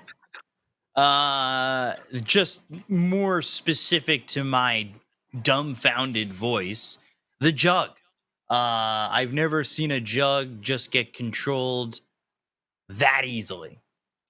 I mean, all the way up in the game, up until that point, it had been the Nyx Assassin. Nyx Assassin was the main hero that was finding the control onto the Juggernaut. And the thing that's so bizarre about this is, like, you basically go to tier 4s, and your Jug is just right there, but your team should have, like, it's 3v5. Someone has to go in before the Jug, right? Like, someone has to go scout these other heroes. Like, he can't just go in there without help. And yeah, they just watch the Jug die under tier 4s. Like, that was crazy. I don't know. They just didn't expect him to get bursted that fast. I didn't expect him to get bursted that fast, but hindsight's 2020, man. Yeah, and then once the Darkseer died top, there was no chance that they had to save that game, because he was doing a lot with the vacuum walls in those later fights, especially the one over at bottom when they were able to get Hara as well as the Nyx Assassin and YP. But like, it just, 3 fights in a row, Jug just gets completely controlled and isn't allowed to do anything, but nobody's there to really save him or help him or do anything. Like, it just, I don't. Yeah. Was it a quick tilt? Was it like just aggravation when you're a like full strength Jug and you feel like a level 1 Jug in this game? It was it was ridiculous. It's just one of these things where you think, oh yeah, I'm so strong, and then you forget for a moment that the enemy team is also strong. It and just then felt you pay the weird. price for it, you know? Yeah. It felt super weird. I think the MKB was just like, they were desperately looking for damage inside of the Dawnbreaker ult. And even with the MKB, it felt lackluster. And MKB does not tank you up at all. Like, this is a Juggernaut with probably like close to 3,000 HP at the end of this game. Whereas like normally you'd be wanting to hover closer to like 4,000 HP with like some little bit more stat items. And yeah, that was rough, man. He just got bursted incredibly fast there. Lifestealer's damage is definitely not to be underrated in the late game. Yeah. Very got a bit of a buff as ridiculous. well with their percentage-based damage increase, right, on the feast. So tends to help out. It felt at times that Kaiko was able to just like, oh, okay, I'm at a 1/8 of my health. I'm healed. I'm back up. Here we go. And again, all right, I'm full. All right, cool. Keep coming at me, and I will continue to heal myself and make this This was really the first easy. big bait. This fight was so sick here. Like, They have this so was like much the to first stand. Dawnbreaker Ags reveal. This was like the Infest bait as well, and they just completely shut down Saiyan here. This fight brought Shenzhen back into the game. Yeah, it's crazy because there were a couple times, especially towards the end of the game, where Saiyan have a 14,000 net worth lead, and it still feels like they're the ones struggling because MS is finding himself in positions that they're just losing the team the game, I guess. It's almost similar to, I don't know if you guys remember, but it was like the first week of the first DPC season. MS is on LBZS. They have a 40k lead on Vici, and they don't know how to finish the game. And they end up throwing a massive lead. Like, it didn't look like MS was comfortable in these positions at all. Like, he just didn't know what to do. He didn't know what to do in these spots. Especially this fight, it felt like the team as well is just. This was just all Nyx. I can't stress enough like how incredibly strong this Nyx Assassin is. Yeah. He spent the whole fight burrowed, throwing out stuns. He gets the initiation onto the puck. Like, Bros It again. On the is. retreats, like Yeah. you just watch it now as they're trying to make their way out. Eats the cheese. This stun and is then, crazy coming Yeah, up. perfectly timed. Watches that. Where's he even? It blinks in for the stun just in the Yep. perfect time.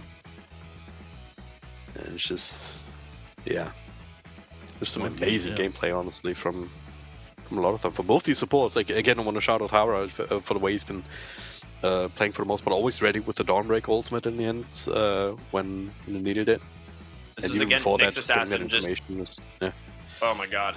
Like that dieback on the jug there, he just TP's in, instantly stunned by the Nyx. It was just so good. And this fight gets salvaged as well by Saiyan. If they had the jug, if that waning rift comes in just a second earlier, maybe they're able to keep the jug alive. They kill everybody and they get all these buybacks. And at that point, you're thinking Saiyan can't lose this game, right? Right, I mean, guys? You think so. Yeah, I mean, You would think so right here. When both of That's the win condition, key right? supports die, right? You're like, this is it. We've Yeah. got both the supports. These two are like absolutely controlling us up in fights. The amount of survivability Hara is bringing to the team. But dude, I mean, I want to see this again. Like just how minute fast without he got Dawnbreaker. bursted. What is he doing there, and why is the rest of the team so far behind? They just BKB and kill him. I mean, that's Yeah. literally what it was. They just press BKBs on all their cores and kill the jug, and it worked. Yeah, that was Yeah. honestly crazy. And like in hindsight, you would say, yeah, he needed to be behind and then counter initiate with like Blink Omni Slash or something. So kind of force him to go on somebody else, but it's a bit rough to make that You call. should be Blade Fury hitting the tower, 100%. I think, right? Like if you're gonna go for that tower, you're popping Blade Fury on the tower and hitting it rather than just auto attacking it. But I guess, yeah. My it's default. he's the one hero that can't afford to die there for sure.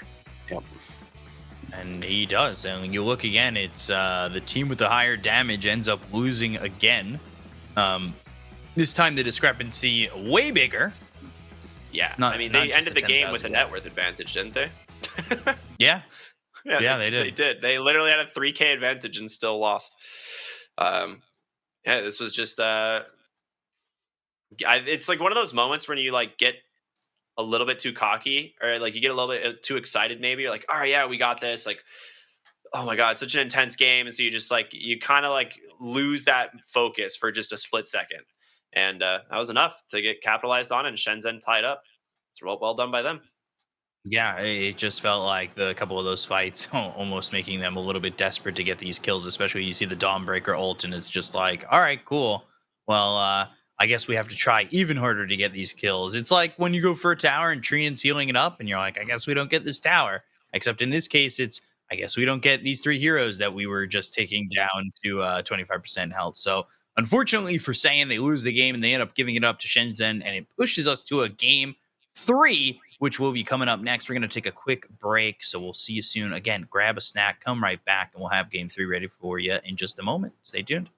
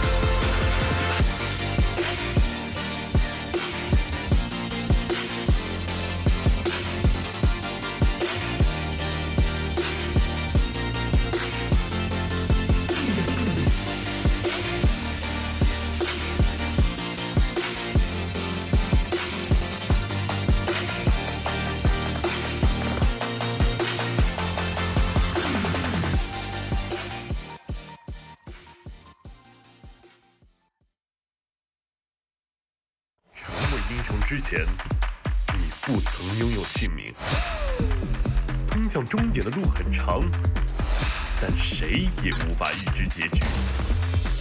有人前倾暗影，谋而后动；有人拼尽全力，克敌机先。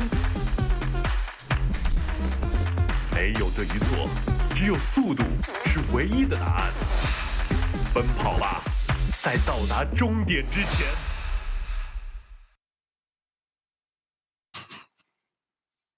Welcome back, guys, to the Chinese DPC. We're back with some Division 2 tour with you guys here with Shenzhen and Team Saiyan. We were having a conversation on who would actually win that race. I don't think it's going to be Phantom Assassin. I think we all think it's not going to be Phantom Assassin. Yeah, it might be rigged. I feel It's like the weirdest part is what Dragon Drop was saying. I can't believe she keeps winning. That's the weirdest thing. She wins every single time. It's crazy.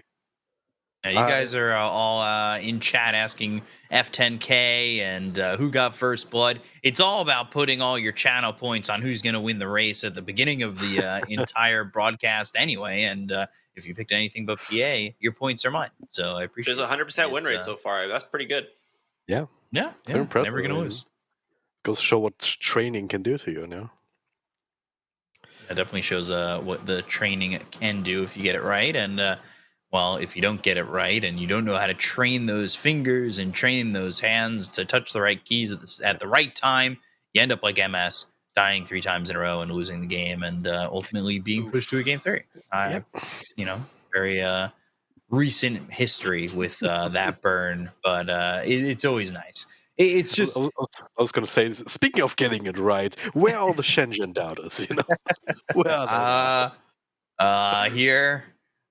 chat, don't tell me who to pick this time, please. Thanks. I would have gotten it right if I just said Gen like I was going to, but I was peer pressured into making a poor decision.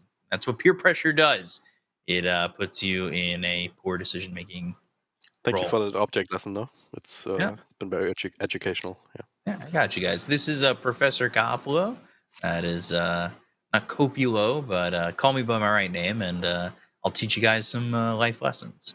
I don't know if you could see my red mark right around here, but that is literally from me watching MS and physically doing this really hard and just going, oh my God, he's died again. Like that, dude. I have never reacted. Like, I've definitely reacted like that before, but that was like, oh my God, I can't believe it. I was so stunned. Like him. I also facepalmed. I did as well. Like right when he died at the tier 4s, and I was like, he's dead. And I like actually facepalmed, and I forgot I'm wearing glasses now, and like almost smashed my glasses. It's still how low do you facepalm yourself? I was just like, oh boy. Well, it's like, you know, the heel. Like I almost like the heel of my hand almost hit it, and I was like, gotta go more horizontal. Yeah, it's like now I realize it's gotta be more horizontal. Yeah. Joining I'm learning, you know. with the fashionable glasses. Press 1 in chat if you think Ricky's glasses look the best. Press 2 in chat if you think Dragon Drop's glasses look the best. Or press 3 if you think my glasses look the best. Yeah, see, a little chat interaction. I like it. We get back to where we were in the first panel, so it's always nice to come full circle. And we'll see who takes this now BO1 series, I guess it would be. And Ricky, what are your thoughts coming out of Game 2? But also taking away what we did from Game 1, what are the keys to victory for Shenzhen? I mean, Shenzhen just need a good draft. Like, I do think that they are the better team. Like, they made way better map movements in Game 1 early on. They were just, like, at a disadvantage. Game 2 here, they had really good decision-making, but in my opinion, their draft was not as good still. So, like, if they have, like, a good draft here and, like, continue to like take the fights like on their own terms, I think Shenzhen are likely to get it. I mean, I think we have never mind, sorry, go ahead. What do you think, Dragon Drop? I think you hit the nail on the head there. No pun intended. As you're gonna see right now, we do have the Hammer Mommy again for Team Saiyan, though. Yeah, Shenzhen, they've been looking pretty good. Again, I want to point out again the movement of the supports in particular. Again, YP just constantly breaking smokes, constantly getting information. Hara on what he was playing Dawnbreaker before, really getting the most out of that global potential. So just getting that information, keeping the lanes pushed out, and then shifting into that other role once the game progressed past that point, and where they needed her to actually stay alive and get that ultimate out. So yeah, I would agree. SHENZHEN have been looking pretty strong, especially bouncing back from game number 1, which wasn't all that successful for them, of course. Yeah, basically means that they're coming in with the momentum in game number 3. So if they can show up the draft, if they can come away with that well enough, then I would probably favor them for the series as well. Right now, SHENZHEN going to the DK as well as the Hoodwink, and then Puck Dawnbreaker for Saiyan. At least with the DK Hoodwink, it's a little bit of potentially control going in succession, where maybe you've got a Dragon Tail, then you've got the Bushwhack to come through. I do like this combo. I know that Hoodwink, ever since like TI quals last TI, have kind of found a way, like it's found its way into the Chinese scene a lot more. I think a lot of these 4 positions really enjoy playing Hoodwink. That being said, with Saiyan, maybe they're thinking, hey, we just saw SHENZHEN destroy us with this Dawnbreaker and its heal and its Ags and everything like that. We're going to do that this time and make you guys kind of struggle to keep up with that. And again, Visage first phase, Marcy first phase. I'm going to have to take a look. I don't know what it is about the Visage. It's got to be something in particular, or I would think, yeah. Is it just that it's straight up broken, or is it? It's just incredibly strong in lane, and we're in a death ball meta that like wants to get active around 25 minutes, and that's like peak Visage, right? You get like you have like usually a couple like aura items. You were building Wraith Pact, and I think this is still one of the few heroes in the game that might still be building it pretty regularly. The Aghanim Scepter on this hero is incredibly strong as well. Like it's just everything that Visage is fits very well on this patch as a core or even just a support, because Soul Assumption's like a 400 damage nuke on a 4-second cooldown. But the one thing about this draft already that I'm actually really concerned about for Team Saiyan is the fact that they actually pick the Puck into the Dragon Knight, which is a massively favored Dragon Knight lane if they decide to just run the DK mid, which I can't imagine they wouldn't at this point. And this frees up the ability to pick a better off lane later in the draft, probably last here for SHENZHEN. And Hoodwink is just an incredibly strong 4. This hero is really, really, really fun to play. I've been playing it a ton recently and feels incredibly strong. So not all that surprising. It's one of these 4 positions that can turn a lane into a kill lane if you add a decent offlaner to it, and just constantly harassing, doing tons of damage with Bushwhack, and then setting up for any sort of follow-up. Is MS trying to like style on Kaikyo right now and be like, watch, I'll show you how to play Terrorblade? Because there's a lot of picks still left in the pool here to pick a Terrorblade right now. Yeah. I feel like Saiyan has been doing that is I feel like Saiyan has been doing that as well. Like they keep stealing heroes that SHENZHEN has played before. Even in game number 2, they got the Puck that Phoenix was playing in game 1. Now in game 3, they get the Dawnbreaker that Tower was playing in the game before, and now the Terrorblade as well. It's like they don't have up until the Venge pick, I guess. It was like they didn't have any ideas of their own. But TB Venge, Aura, minus armor, etc., etc. could buff them up, but it doesn't matter. It doesn't help you against the Brewmaster, right? Yeah. No, like this is like one of the worst matchups as a Terrorblade, because you have to get a BKB super early, or you can't fight, because Brewmaster is going to split. He's just going to throw you into the air and kill your whole team. And there is just nothing you can do about it. He also doesn't really suffer to you in the lane at all. Cinder Brew is super annoying to deal with, and it's very easily triggered by Hoodwink. So, yeah, I'm not 100% sold on this Terrorblade pick. I think Brewmaster is going to have a great time. I'm not sure if you go for the Spirit Vessel this game, just because it's not fantastic against Terrorblade, because Sunder isn't affected by healing reduction. Still good against. It's still good against Dawnbreaker, Dawnbreaker, though, is the thing. So that's why Well, you might do it. You, They ban know out what PL, I'm, they ban out Jug. I'm Faceless Void is already interested- banned as well. So they do actually protect the Terrorblade in terms of the core matchups. I'm interested to see this Winter Wyvern because I feel like Yeah. it sets up really well. Because if you're Dawnbreaker, you're obviously bringing yourself into the middle of all your team, and then boom, Winter's Curse. I feel like that's kind of a counter. Does that make sense? Would like to see it in action to see how. You know where they're effective going, like it is. you know where the target is gonna be. Yeah, You that- know where you're gonna want a Winter's Curse. If you can keep yourself back, like it's never. I don't really think it's ever gonna, and it's about the same size, right? So Yeah. if you come in on the center, Winter's Curse immediately. I feel like that's a lot of control. It seems like it's more of a situation where Dawnbreaker wants to ulti in to help his team. And the same situations where Winter Wyvern wants to go in and cast a curse, right? Because it's as Dawnbreaker, you want to hit multiple heroes and help them all out in a big clump in a team fight, and Winter Wyvern also worked like that. So yeah, I can see your point there.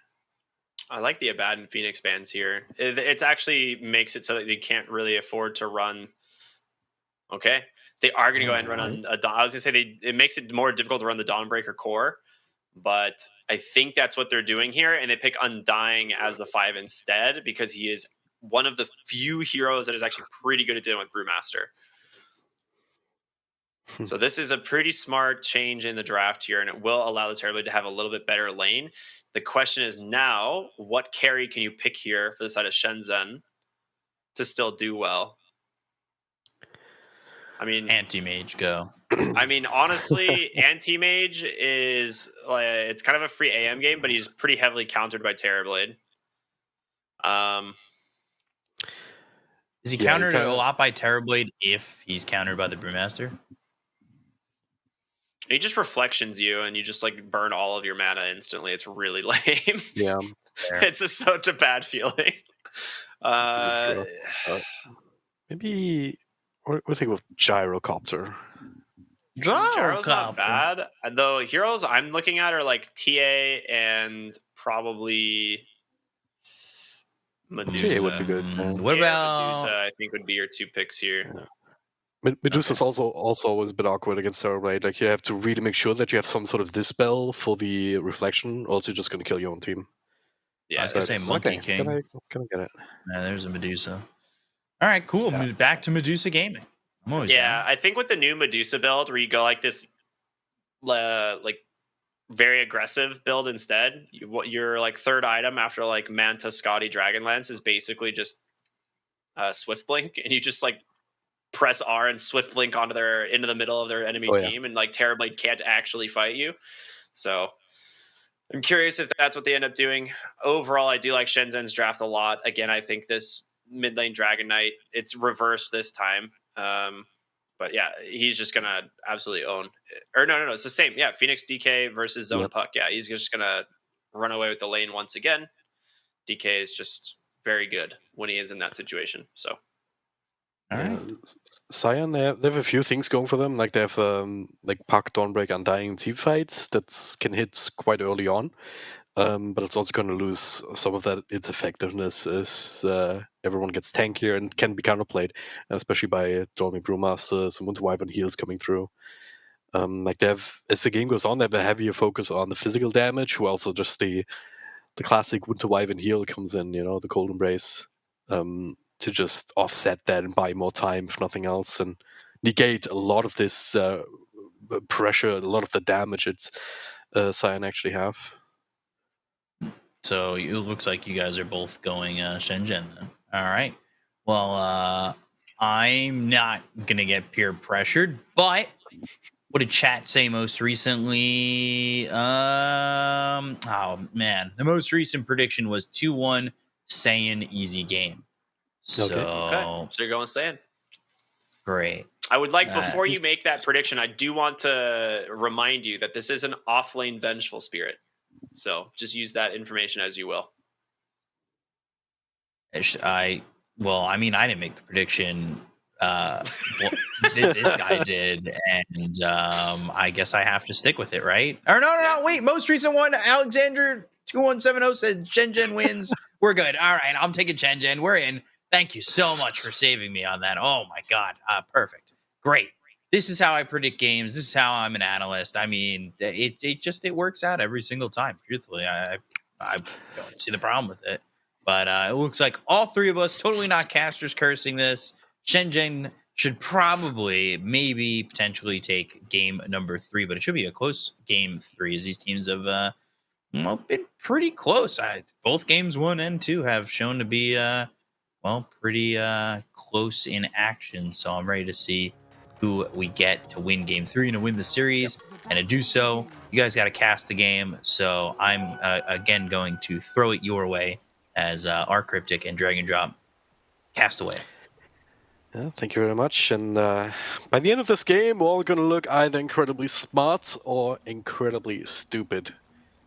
I mean, you guys made the mistake of choosing the same decision that I made. I have predicted nothing correctly tonight. Everything that I said would happen did not. I'm 50-50 though, right? So yeah, you are.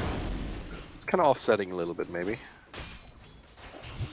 It's actually SHENZHEN for both games, right? So we'll see. We'll see. So we are going to see the core Vengeful Spirit off lane here with the Dawnbreaker into this Winter Wyvern and Medusa. It's actually not that bad for the Venge. Like, she has a lot of damage on this hero. She did get a 2 base damage buff or something, not something substantial by any means, but it does help with last hitting and denying in the lane for sure. She has great agi gain, plus of course the Vengeance aura. Yep. That extra minus armor can help out. Like, you can throw it in towards the side if power is a little bit too far forward, and then Dawnbreak has all of a sudden even more damage to throw into the Wyvern. So, see how that goes. Like, they definitely want to try and keep the creep equilibrium in favor of the Medusa, so she doesn't get bullied out too much. But again, Medusa, one of these heroes that can, after a few levels, transition into the jungle and not care too much about these lane matchups anymore. Yeah, then we have mids. Classic, you've seen this one before. Puck's gonna try and last as much as he can, gonna throw in some right clicks on a Dragon Knight. Dragon Knight's not gonna care. So not expecting any surprise up here, up top though. Alright. Bit of damage down to Kaiko. Nice sidestep there though on the Starbreaker.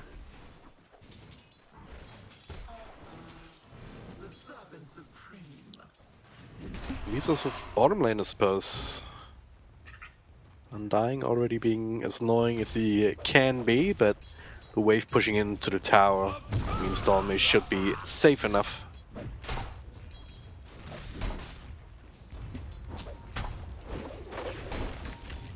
Ooh, Undying. Gotta be a little careful there. Was it some strength just expiring? Because it looked like he took a lot more damage than he should have. Yeah, that might have been what it is. Anytime that decay comes off, you do lose that bonus health, so it's a little bit more difficult. Alright, where do you think the first spot's gonna be? I mean, mid lane, there's not going to be anything super exciting here unless we see the support rotate for it. Phoenix is going to do the same thing he's been doing, which is deny creeps and get CS, get level 6, push mid tower. In terms of the side lanes, I could actually see the Medusa going down. You do have a lot of damage that comes out from Dawnbreaker and Venge, so if she managed to get like double stun, she could fall. Bottom lane, probably nothing too out of the ordinary unless Undying falls too low. Then Hoodwink's damage is pretty good. Yeah, you can definitely pop her. Hoodwink also tends to be a bit squishy, certainly against the Terrorblade if he has Metamorphosis going, but there's no real control, no slows to really make sure that you can keep hitting. So you can always turn around for a bushwhack to buy yourself some space. So. YP, yeah, I'm gonna be curious what build Dawnmei goes for here. My guess is he might still go for the urn, just because it is still very strong. Yep. The alternative would be to go straight for the Aghanim Scepter, right? Which is also incredibly powerful. Yeah, I mean, you usually have to get something before the Ags just to get stat-wise and regen and everything. And that's usually where the urn comes from. But Yeah. he's got Tranquil Boots. Just going to rely on that to stay in the lane. Okay. We'll check back in with him later, I suppose. Mid lane, a little bit of a repeat of last time. 10-11 denies now on the Dragon Knight, and very fun to play with. Zone doing a decent enough job, at least securing the range creeps here and there. So Actually went for 2 points in the Breathe Fire. That is incredibly surprising. Top lane. And how? Kinda low, but so is Kaiko, and can't really stand up against Son Goku. It's actually kind of funny because a friend of mine is also named Goku, and Vengeful Spirit is his favorite hero. So this is a Very bit on trippy, brand for your honestly. stacks.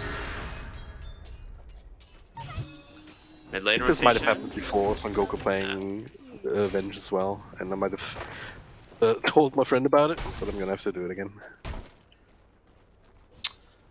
Yeah, I'm really surprised on Phoenix's Dragon Knight going for that second point in Breathe Fire. It's costing a lot more resources, and he's not able to like sustain the lane as easily from the spell damage from the puck. But I guess he values that extra like magic nuke to try and push the wave against like puck doing the exact same thing. But yeah, gets level 6, goes Dragon Form immediately. Both supports are actually here on the side of SHENZHEN, so they really do not want to give up this tower. Yeah. Also want to secure that 6-minute rune if they possibly can. Of course, it spawns on the other side. Tombstone goes down, the coil as well. Dragon Knight perhaps a bit vulnerable here. There's some help coming, but without also joining in. Starbreaker, but the first one's actually going to be going to Phoenix. Just clicks him down.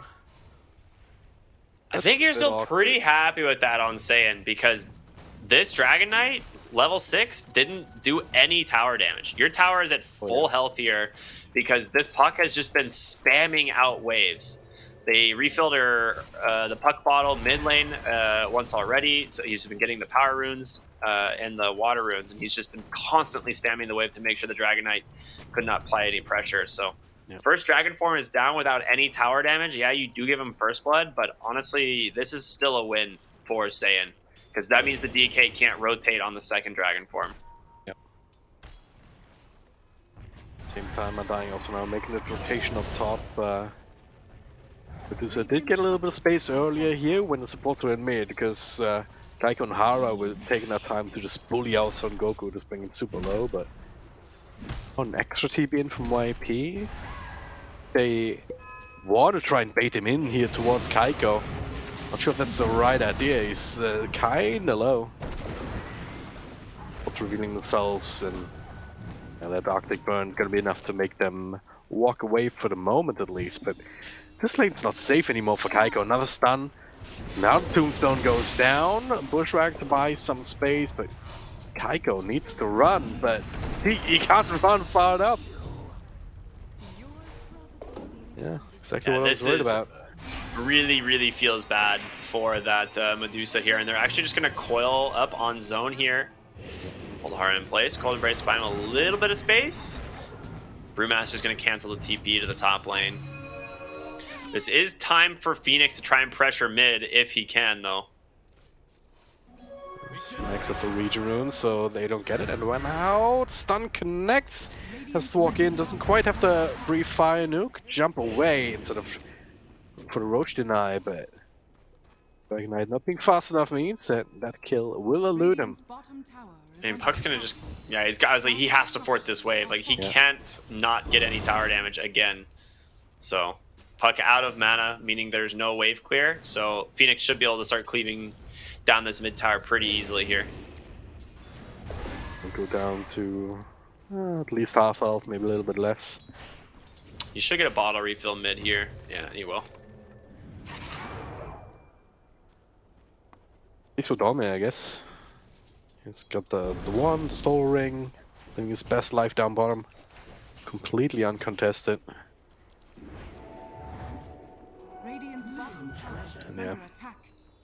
Tower Yeah. about a third of the health gone, so at least something. Now more pressure coming in. Saiyan trying to take over the jungle. Looks like Dolme might just rush the Ags. He's just sitting on 1,200 gold right now.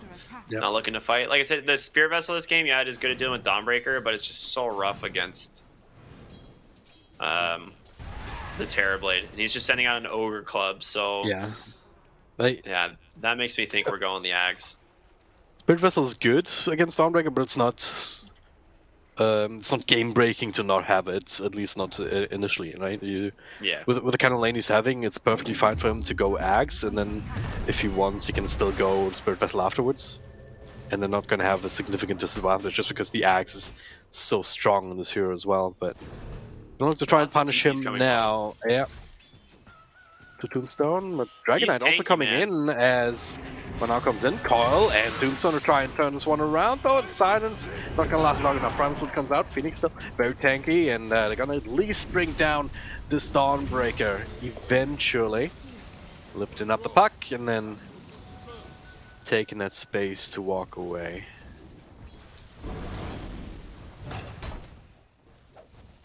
Not the best first commitment of that Primal split, but you do manage to get the puck coiled and extra TP to the bottom lane as well. So you are forcing a lot out of Saiyan to be here. But again, it's going to be another Dragon Knight Dragon form down without a lot of tower damage. Maybe he'll start chipping it in now. A little bit of time left. Catapult's now Puck gonna actually come in. aggroed the catapult. All right, nice. So Oh, yeah. they're getting a little bit of extra catapult damage as well. Going fairly low, but when Hal's back, the Wyvern shows up. That's Nice a beautiful burst. burst. You got a Dragon Tail coming too. Yeah, over on the puck, but Dawnbreaker all just to help them out. Healing them all the way back up, and now it's actually SHENZHEN's turn to try and run away. Phoenix off to the side. Zone does have another card in a couple of Coil in seconds. 3. They won't need it from Phoenix. Is dead. Son Goku also just shows up for moral support. Swap! And more moral support here. Swapping Hara into the fray. Should have more than enough damage to finish him off after the cold embrace. And yeah, big commitment. Tower took some damage, but it's still standing. You've got a bunch of good kills in third turn. Quick smoke too. They are looking for this Medusa. All of this fighting has happened without MS or the Medusa, so they've been able to just try and farm. But Kaikyo is way further behind as a result of the lane, and they're gonna look to go mid here.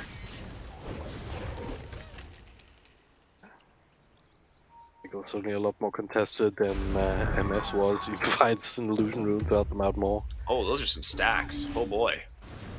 Okay, those are a lot of stacks. I was like Oh yeah, wow. The triple stacked hard camp and a triple stacked ancient just got completely taken down there by Saiyan. That is problematic. I mean, agents, a lot of them will survive, but want every single bit of gold pumped into the Medusa rather than your enemies, of course. Radiant's We'll try again down bottom. fortified. This time, Saiyan not in position to contest this one, so I'll just let this go. MS ready to trade up top, so classic exchange a little bit later than we normally see it. It'll happen regardless. Radiant's bottom tower. I mean, if I'm Yeah. Saiyan right now, I'm super happy with the state of this. You just got tower at the same time. Top lane Terrorblade getting pelted by his own illusions, but still has Sunder. Just gonna be forced to back out. He might get the Sunder on LWW though. Do it. Oh, he's just gonna get set. That would have been funny. Doesn't want to spend the mana though. They would have had. I mean, that salve feels like it did nothing. yeah. All right, very cool. LW walks back over. Is like, man, you're missing a lot of health there, buddy. What happened? Come on, it's just Just Sunder. read the Just do patch it. notes. Just look good.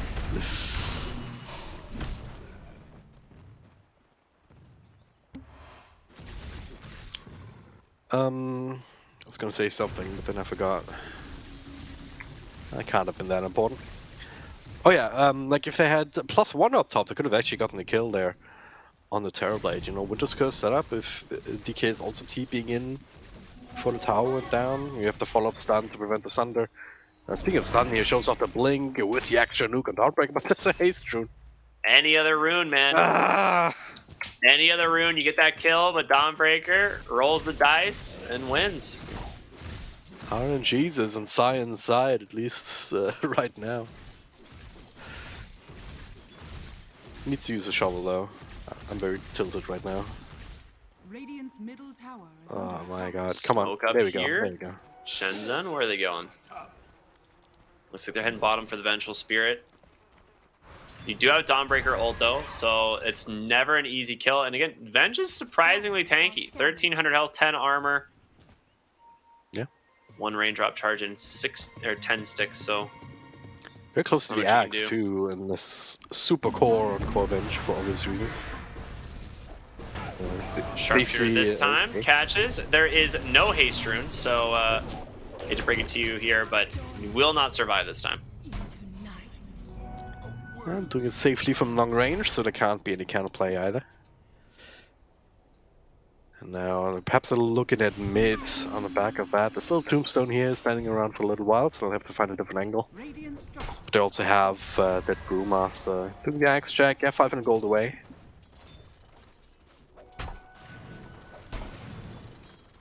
Bench about 1,000 on hers. It basically makes you have an Aegis, right?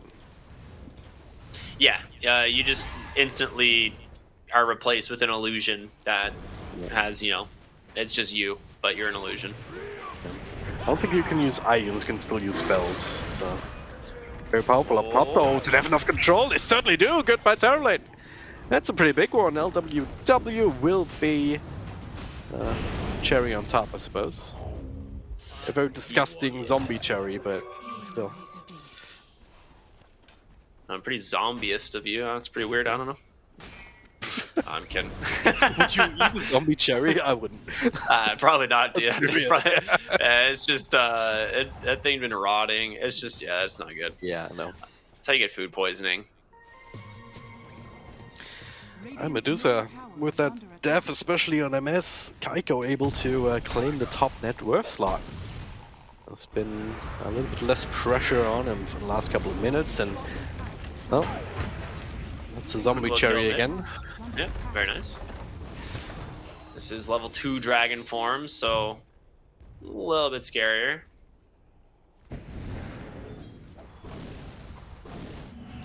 Tier 1 still standing though, so enough of a threat to make them not want to overcommit here by the looks of it, but Radiant's we middle do fourth again. Phoenix, yeah, there's plenty of time left on the ult, so this will finally go down.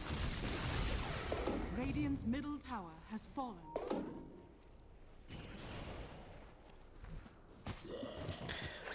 All right, and now the tower advantage favors the side of SHENZHEN, which is entirely expected. They have the Aghanim Scepter now completed on Dolme, so they are going to fight now. This is go time for the side of SHENZHEN, as you also have the Shard finished up on the Dragon Knight, so that Fireball really good. Oh my god, if they find zone, like Dragon Tail. Do they have enough damage Fire. here? Enough control? Couldn't make it too far. There it is. Break just connects. What's it called? Wifey's an Sharpshooter. op main, clearly. Oh, yeah. 360 no scope. So this is one of those games that like the Dragon Knight Shard is so strong, just because there's so many other forms of like stun and disable that can keep people inside of that Fireball. Radiant's bottom tower Yep. is under attack. You have just the slow, the cinder brew, all these things just to keep them there. You have the bushwhack, of course. The slows from Winter Wyvern, like it is so difficult to escape the Fireball. They did massively reduce the AoE. I actually don't know if they fixed it. It was bugged on release day.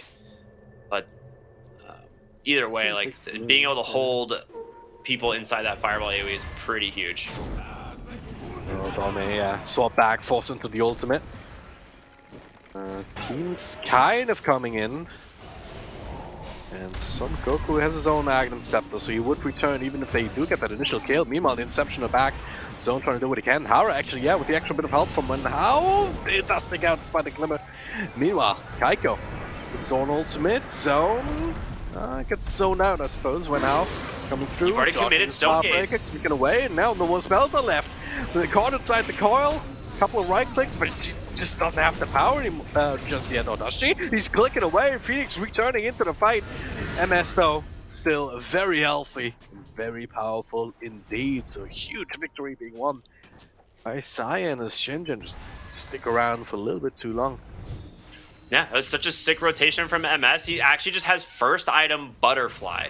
You got the Yasha casually, just goes right into the Butterfly. Oh, Terrorblade. Okay, nice swap. And if you're wondering why, that is why. It is literally the answer to the Wyvern. This whole game, if he just is anywhere near his illusions and gets Winter's Curse, he'll literally die to his own illusions. So he builds a Butterfly, gives himself his own evasion.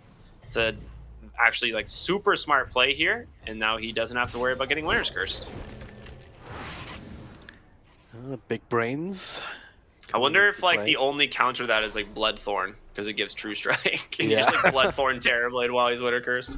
I guess it would be, right? I just don't know if it works on I don't know if it gives True Strike to like technically allied units, you know, that are attacking you. I think it does, yeah.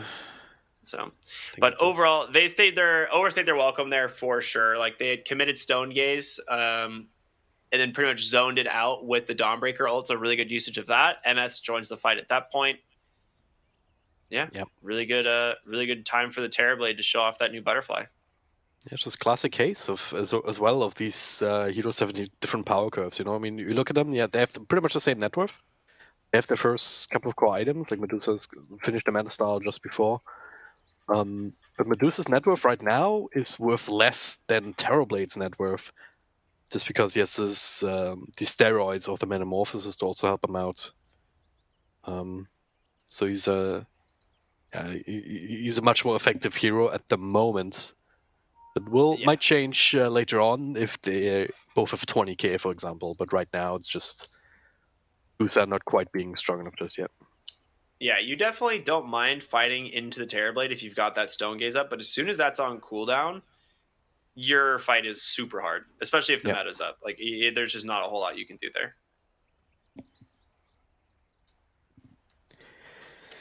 All right. It's ready to go. SHENZHEN need an extra moment, I suppose. Call of Nature once again. Where do we go from here now? Medusa keeps farming, I suppose, right? Yeah, Medusa needs to get to this, like, Scotty and, like, even a Butterfly of her own. Like, neither of these heroes love building an MKB, but it's not out of the question for a Medusa. You could also go the Maelstrom into Mjolnir build, which is also not bad. Yep.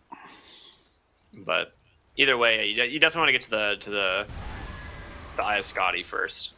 Yeah. Yeah, if you're gonna have a Scotty Medusa, maybe that's also an argument against Stormy going for the Spirit Vessel. Like you already have that healing reduction. No. Instead, he's looking for a straight Axe Refresher build, so you have all of the splits that you could possibly want. The Fireball is actually still bugged, which is unfortunate. Oh no. So the old AoE was 450. It was reduced pretty heavily down to 350, but the Fireball AoE animation is still 450. Oh no. Well, about the small indie company. She could ulti out potentially, but she's going to save her ulti, it seems, and just accept the death here. But yeah, the Fireball AoE, like, on the ground is still the old one. Hasn't been updated to the 350 yet. Okay. So the edge is like there's a whole ring around the Fireball in which if you're standing in it, you're not actually in it, which is kind of odd. So they need to update that still. Oh. It's the case for the bug tracker on GitHub, so go ahead and vote there for your favorite bugs, and then say goodbye to them forever. I think that's the general strategy there. Or at least until the next patch, when they inevitably just come back. It's very cynical, but also true at times. Mm-hmm. I mean, it feels like every patch that comes out, observing like something breaks with spectating in Dota. Yeah.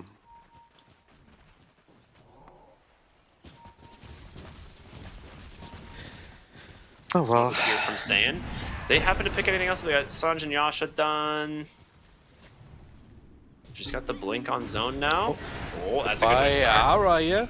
Stun connects, but there's no real follow-up. It's just instinctive from Phoenix, and it might have signed his own death warrant. In fact, it has. So 2 quick kills.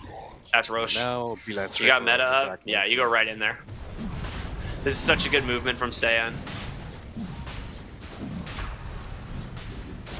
Yeah, very quick pick. Bonus kill on a core hero. All SHENZHEN can do about it is just try and push away. Also, big mistake being made from Medusa. She sent some illusions out without split shot on, so it's, Awkward. yeah, that's. Kaiko was hoping no one would see it, but I did. You've been ratted on, Kaikyo. These ones should have split shot though, so yeah, there we go. That's much more effective at pushing out waves, farming some extra camps. Dire are scanning. Still gotta try and supercharge. Like the problem is, Terrorblade is doing just as much in the farming department. Like looking for a satanic by the looks of it. Yep. It's gonna be Stand your incredibly hard to ground win. build into the Medusa. It's really smart. Medusa typically goes like a similar build if you're playing into like heavy mana burn and things like anti-mage or phantom lance or stuff like that. You're like, all right, I'm just gonna go evasion and lifesteal, like evasion, damage, lifesteal, and that's the same thing Terrorblade's doing here. He realizes that he's gonna have to fight this Medusa head on, and best way to do that is going to be with an eventual satanic on top of the evasion from the butterfly. So. Yep. Did they just smoke under this ward? Or were they already smoked? They smoked under the wards. Yeah. Ryan saw that one coming a mile away. But Hara... They got rid of an observer ward, but not not the one that's sitting in the back there, so... A bit awkward. Can Saiyan pressure some tier 2s with this Aegis, or are they just going to be content with farming up? You play for next trying to meta, and I think once you have that, yeah, you just go tier 2s. You definitely want to get a tier 2. It's really important that you open up outposts to start taking away this dire jungle. And MS, now that he has meta up, he's going to feel comfortable like being able to like play pretty aggressively, because if they do manage to pop the Aegis, he can just pop meta and turn the fight around. Yep. Junking through this tower up top. Oh, real He's got response within him, yeah. It's pretty scary. There's the now smoke up, they're making away bottom. And they might just intercept SHENZHEN. Not the entirety of SHENZHEN, they're actually missing Hara, which is a big deal. He has a Blink of Winter's Curse to work with. He could TP in to the tier 1 tower, or the rest of his team TP's out. One of those things needs to happen. They're just following the courier to the Dragon Knight. Oh no, Phoenix. Yeah, swap there to out. cancel. Yeah. Betrayed by your trusty friend. Yeah. Courier that it's... Oh no, it's the cute one too. Oh. The bright sky. Unfortunate, but yeah, that's a dead Dragon Knight. That's a dead tier 1 and possibly tier 2. There's no creeps here to disable backdoor, so they'll leave it be for the moment.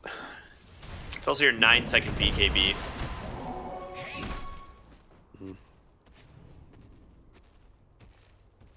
Is that where it just got delivered? Yeah, when the courier was coming out, it was his BKB recipe. Yeah. So they let him get it, he pops it, and then they kill him anyway. So it was like a really good bait play there from Saiyan.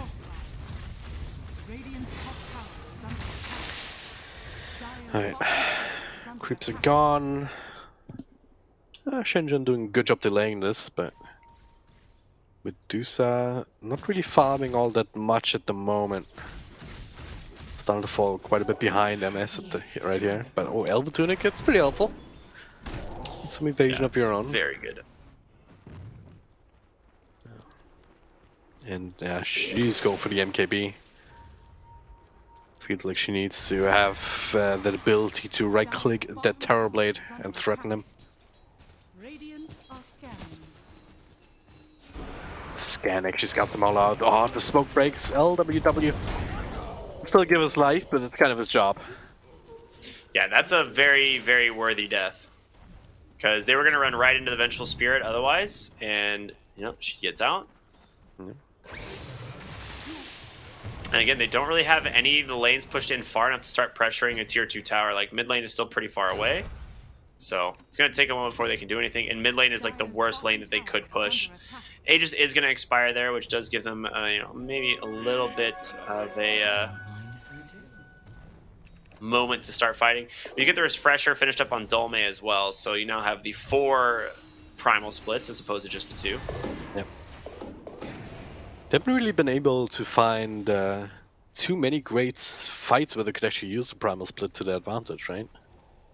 How much is that Science doing? Just taking the initiative and always getting that initial pick? And how much is that on SHENZHEN kind of not being able to force them? Yeah.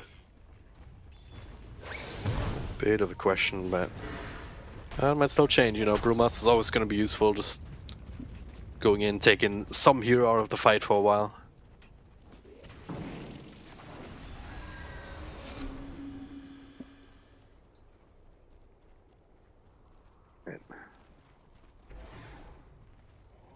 Saiyan. Too much to play for in terms of correct objectives here. Just poking for a fight. Maybe they can get the drop on Medusa. If nothing else, they just threaten her jungle, make her feel uncomfortable.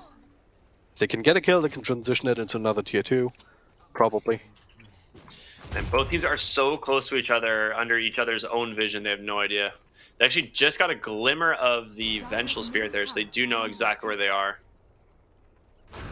But they don't have the vision on the high ground there, and you'd be playing into the hands of Saiyan, so it's really difficult to deal with.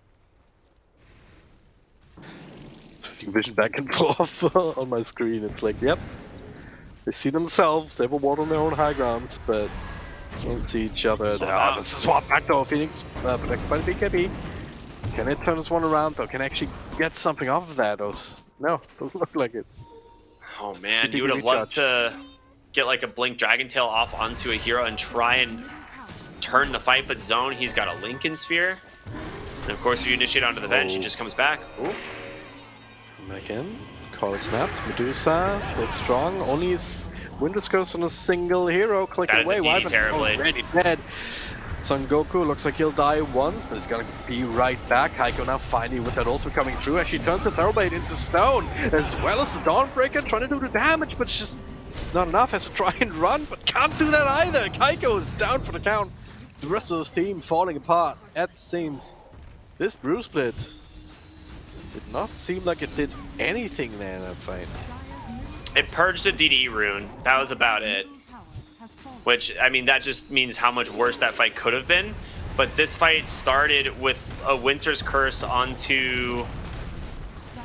Gosh, was it Puck? I don't remember. Like, he Winter's Cursed a hero next to one Terrorblade illusion, and that was it. And that is not how you want to start the fight. Vengeful Spirit. Like, they got Son Goku, but again, with the axe, it's worthless.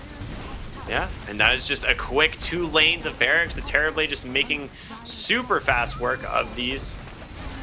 With no buyback on your Medusa and almost no way to take these engagements, it is looking real grim here for SHENZHEN. I feel like they could have ended there if they wanted. There was no Winter's Curse, no Medusa. They went. I'm not sure if they realized that the Medusa didn't have buyback. It is Roshan though, so looks like they're just gonna it's- go ahead and quote unquote settle for an Aegis and a Shard. Settle for 2 racks and a second Roche. Yeah, that's. I think you definitely give this Shard to the Terrorblade. Demon Zeal is one of those things where it's like, yes, it costs health, but you do have the Satanic, which is pretty sick. Ooh, Coil. Hara dead again. Coil. That's a big problem. Swapping back Phoenix. And it goes off to the side as they focus on the squirrel. All right, I'm gonna make a really bad pun here. Zone is in the zone right now, dude. I get it. Yeah, this guy is owning. Like that coil is so sick. The Aegis die. The Roshan dies the second he coils like 3 heroes as they're walking onto their high ground.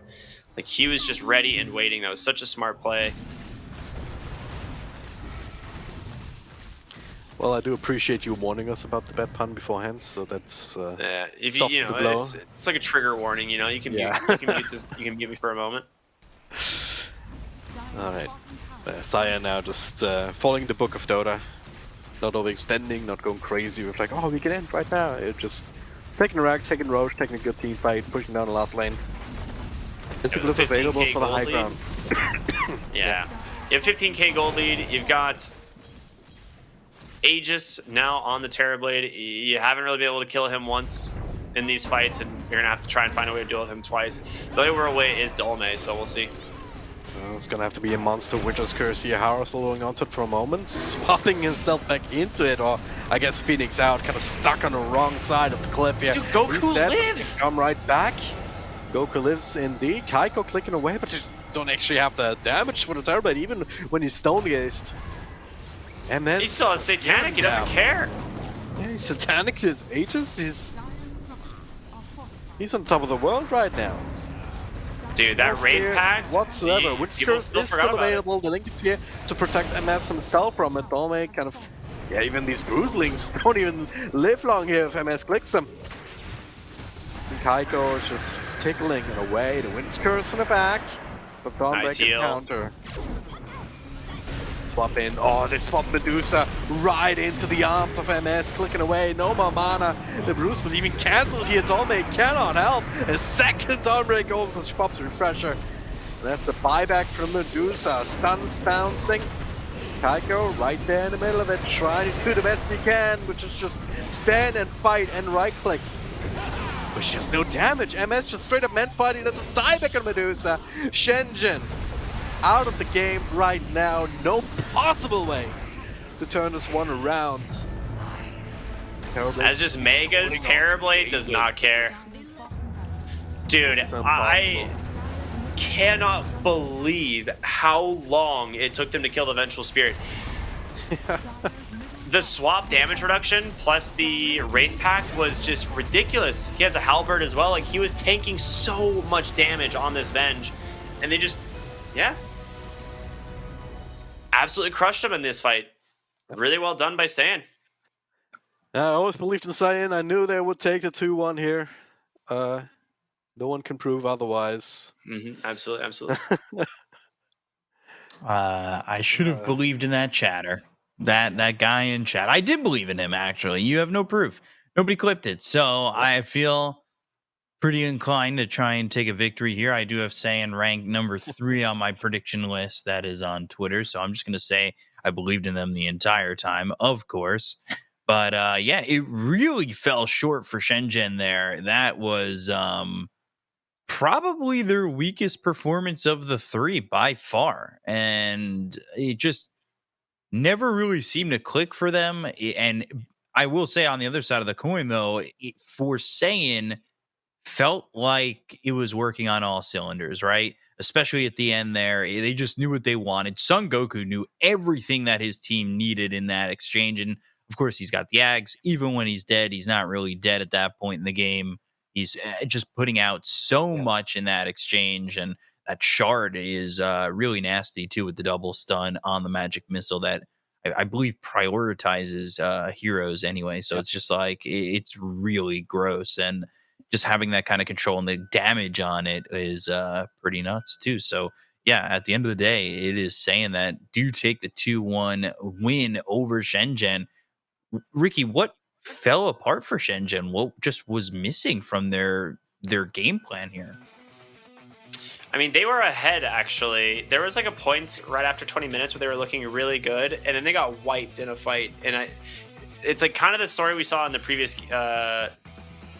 game, like kind of the opposite way though for the Terrorblade. Like the Terrorblade team was the one that got completely crushed, but he caught them off guard with that brand new butterfly, and I think they were like just not ready for this at all. And yeah, it's not an item that you would expect to see on a Terrorblade like that early. There's just this Yasha right into butterfly, but really smart itemization there from MS. It's like the perfect Winter Wyvern counter. And Medusa obviously hates building MKB, felt like she absolutely needed to this game. So yeah, this was just really sick. Oh yeah, here it is. Yeah, it's literally like right here where they like kind of take their really big first engagement. They bait out that Medusa's Stone Gaze, and then they lose the fight right after this in the mid lane as well. I really felt like, despite the Stone Gaze, Terrible Aid was able to stand his ground no matter what. Like, there just wasn't really much stopping MS from standing there and continuing to just put on the onslaught even after being turned to stone. Not many people get to do that. In the Greek mythology, as well as in games against Medusa, you don't like, again, standing his ground, he turns to stone. He did it bottom in that last fight too. And in the jungle there, like, that is just not a common experience. Yeah, when you get to turn to stone and just win fights. So hey, your instinct is normally just, oh, Medusa's got ult, let's look away from her, but nah, he's just, I don't give a damn. I just clicking hands off keyboard, honestly. I do want to say, like, Zone on the puck, in my opinion, is the actual MVP of this game. Like, he found so many really good coils and pickoffs. Like, he was always finding the supports. The biggest thing is that the Wyvern felt incredibly lackluster this game. Like, Hara did not have as big of an impact as we did last game on the Dawnbreaker. Like, his Dawnbreaker last game borderline won them the game. Mm-hmm. And this game, you don't really feel his presence, and this is almost entirely because every single fight is like Puck looking for these Wyvern heroes and trying to shut them down. Yep. And it's really sick play from Zone this game. Absolutely. Winter's Curse not nearly as impactful as we sometimes see, and neither was a Brewmaster split. Again, we were touching on that earlier, but weren't really doing too much. Like, we didn't see these team fights where a key hero was lifted up and then they win the fight because of it. It just never got into that situation. The only people who were really dying a bit more on Saiyan were the supports. And ultimately, it's not going to matter if that means that the Terrorblade can keep clicking away in a fight. Yeah, it never really felt like Terrorblade was really getting touched. He had a lot of ways to continue to survive. Son Goku in that last fight, I really don't understand how he survives just walking up to a Medusa with no fear in his eyes, swapping Phoenix to the low ground. Hey, Medusa, you're cool, but like, you don't hurt me enough, and then I'm just going to walk away from you. Come back into the fight as he walks all the way down to the bottom and finds himself just throwing out magic missiles and getting everything that his team needs again and again and again. And it looked like it really paired up well. Good for Saiyan, the team artists formerly known as SAG. So they get their first victory. They take it over SHENZHEN. They get the 2-1. And that is where we end our night in the Division 2, I believe, because we got ourselves a good one coming up next. RNG up against Dandelion. Quick before we go to break, guys, predictions. Ricky, I'm always starting with you. You're the one right next to me on the screen. What do you think, RNG Dandelion? I mean, my gut says RNG. I don't know. For those of you who don't know, RNG do have a new player. He's a little bit of an unknown, kind of new to the scene type of guy. I don't know. Do you know who he is? Ghost? Have you heard about him? Are you speaking of Ghost, or are you speaking about the man who holds a curse that you're selling your soul to get a support that's going to lead you here, and his name might be Kaka? Yeah, it might be Kaka. That might be who I'm talking about.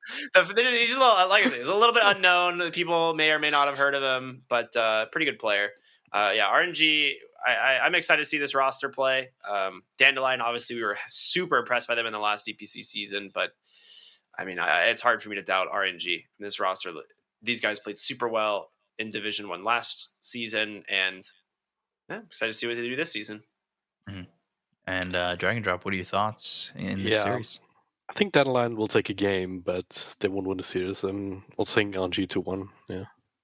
So it'll be interesting to see these two teams clash. Dandelion, they are going to, I believe, be making their debut up against RNG, who are also making their debut for the season. So, we'll see who takes the series, who will come out on top, because it's a big series for both these teams, going up against teams that look like they're probably going to be middle of the pack, potentially that fourth slot to the major. But we will be taking a break before we get to that series and switching it up here on the panel We'll see you guys in just a moment. Stay tuned. We'll be right back.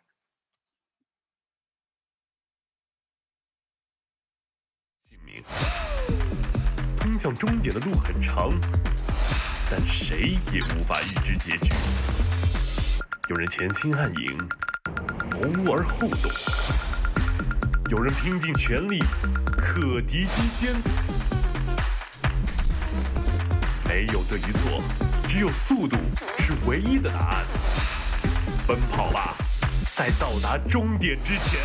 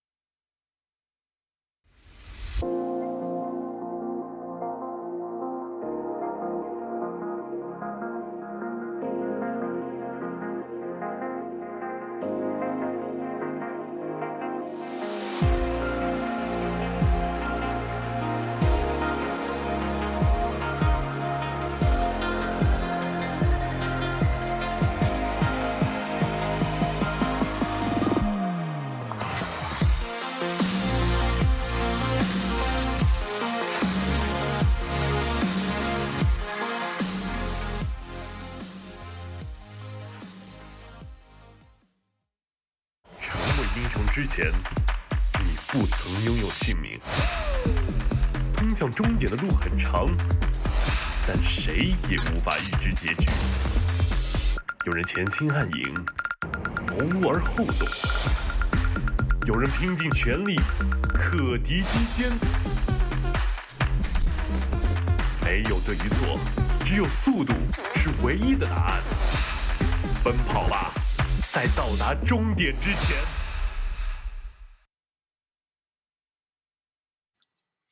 Hello and welcome. We are now into Division 1, which means it is time to watch the big boys play. And we have ourselves a bit of an exciting series here, I would say.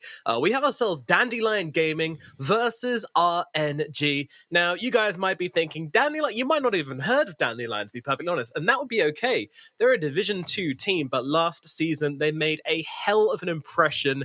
They were one of the only teams to go 7-0 last season, which is an insane record. They also set records which echoed throughout the entire DPC. The highest net worth of any hero in a game, highest GPM, was set by Shylock or Summer on this team as well. So Dandelion, they are a team to look out for, and they're looking to prove themselves here in the upper bracket, and it really is going to be a baptism by fire here for this series as they have to play off versus the Titans of RNG, and this is a team that's just been on the up and up since they formed.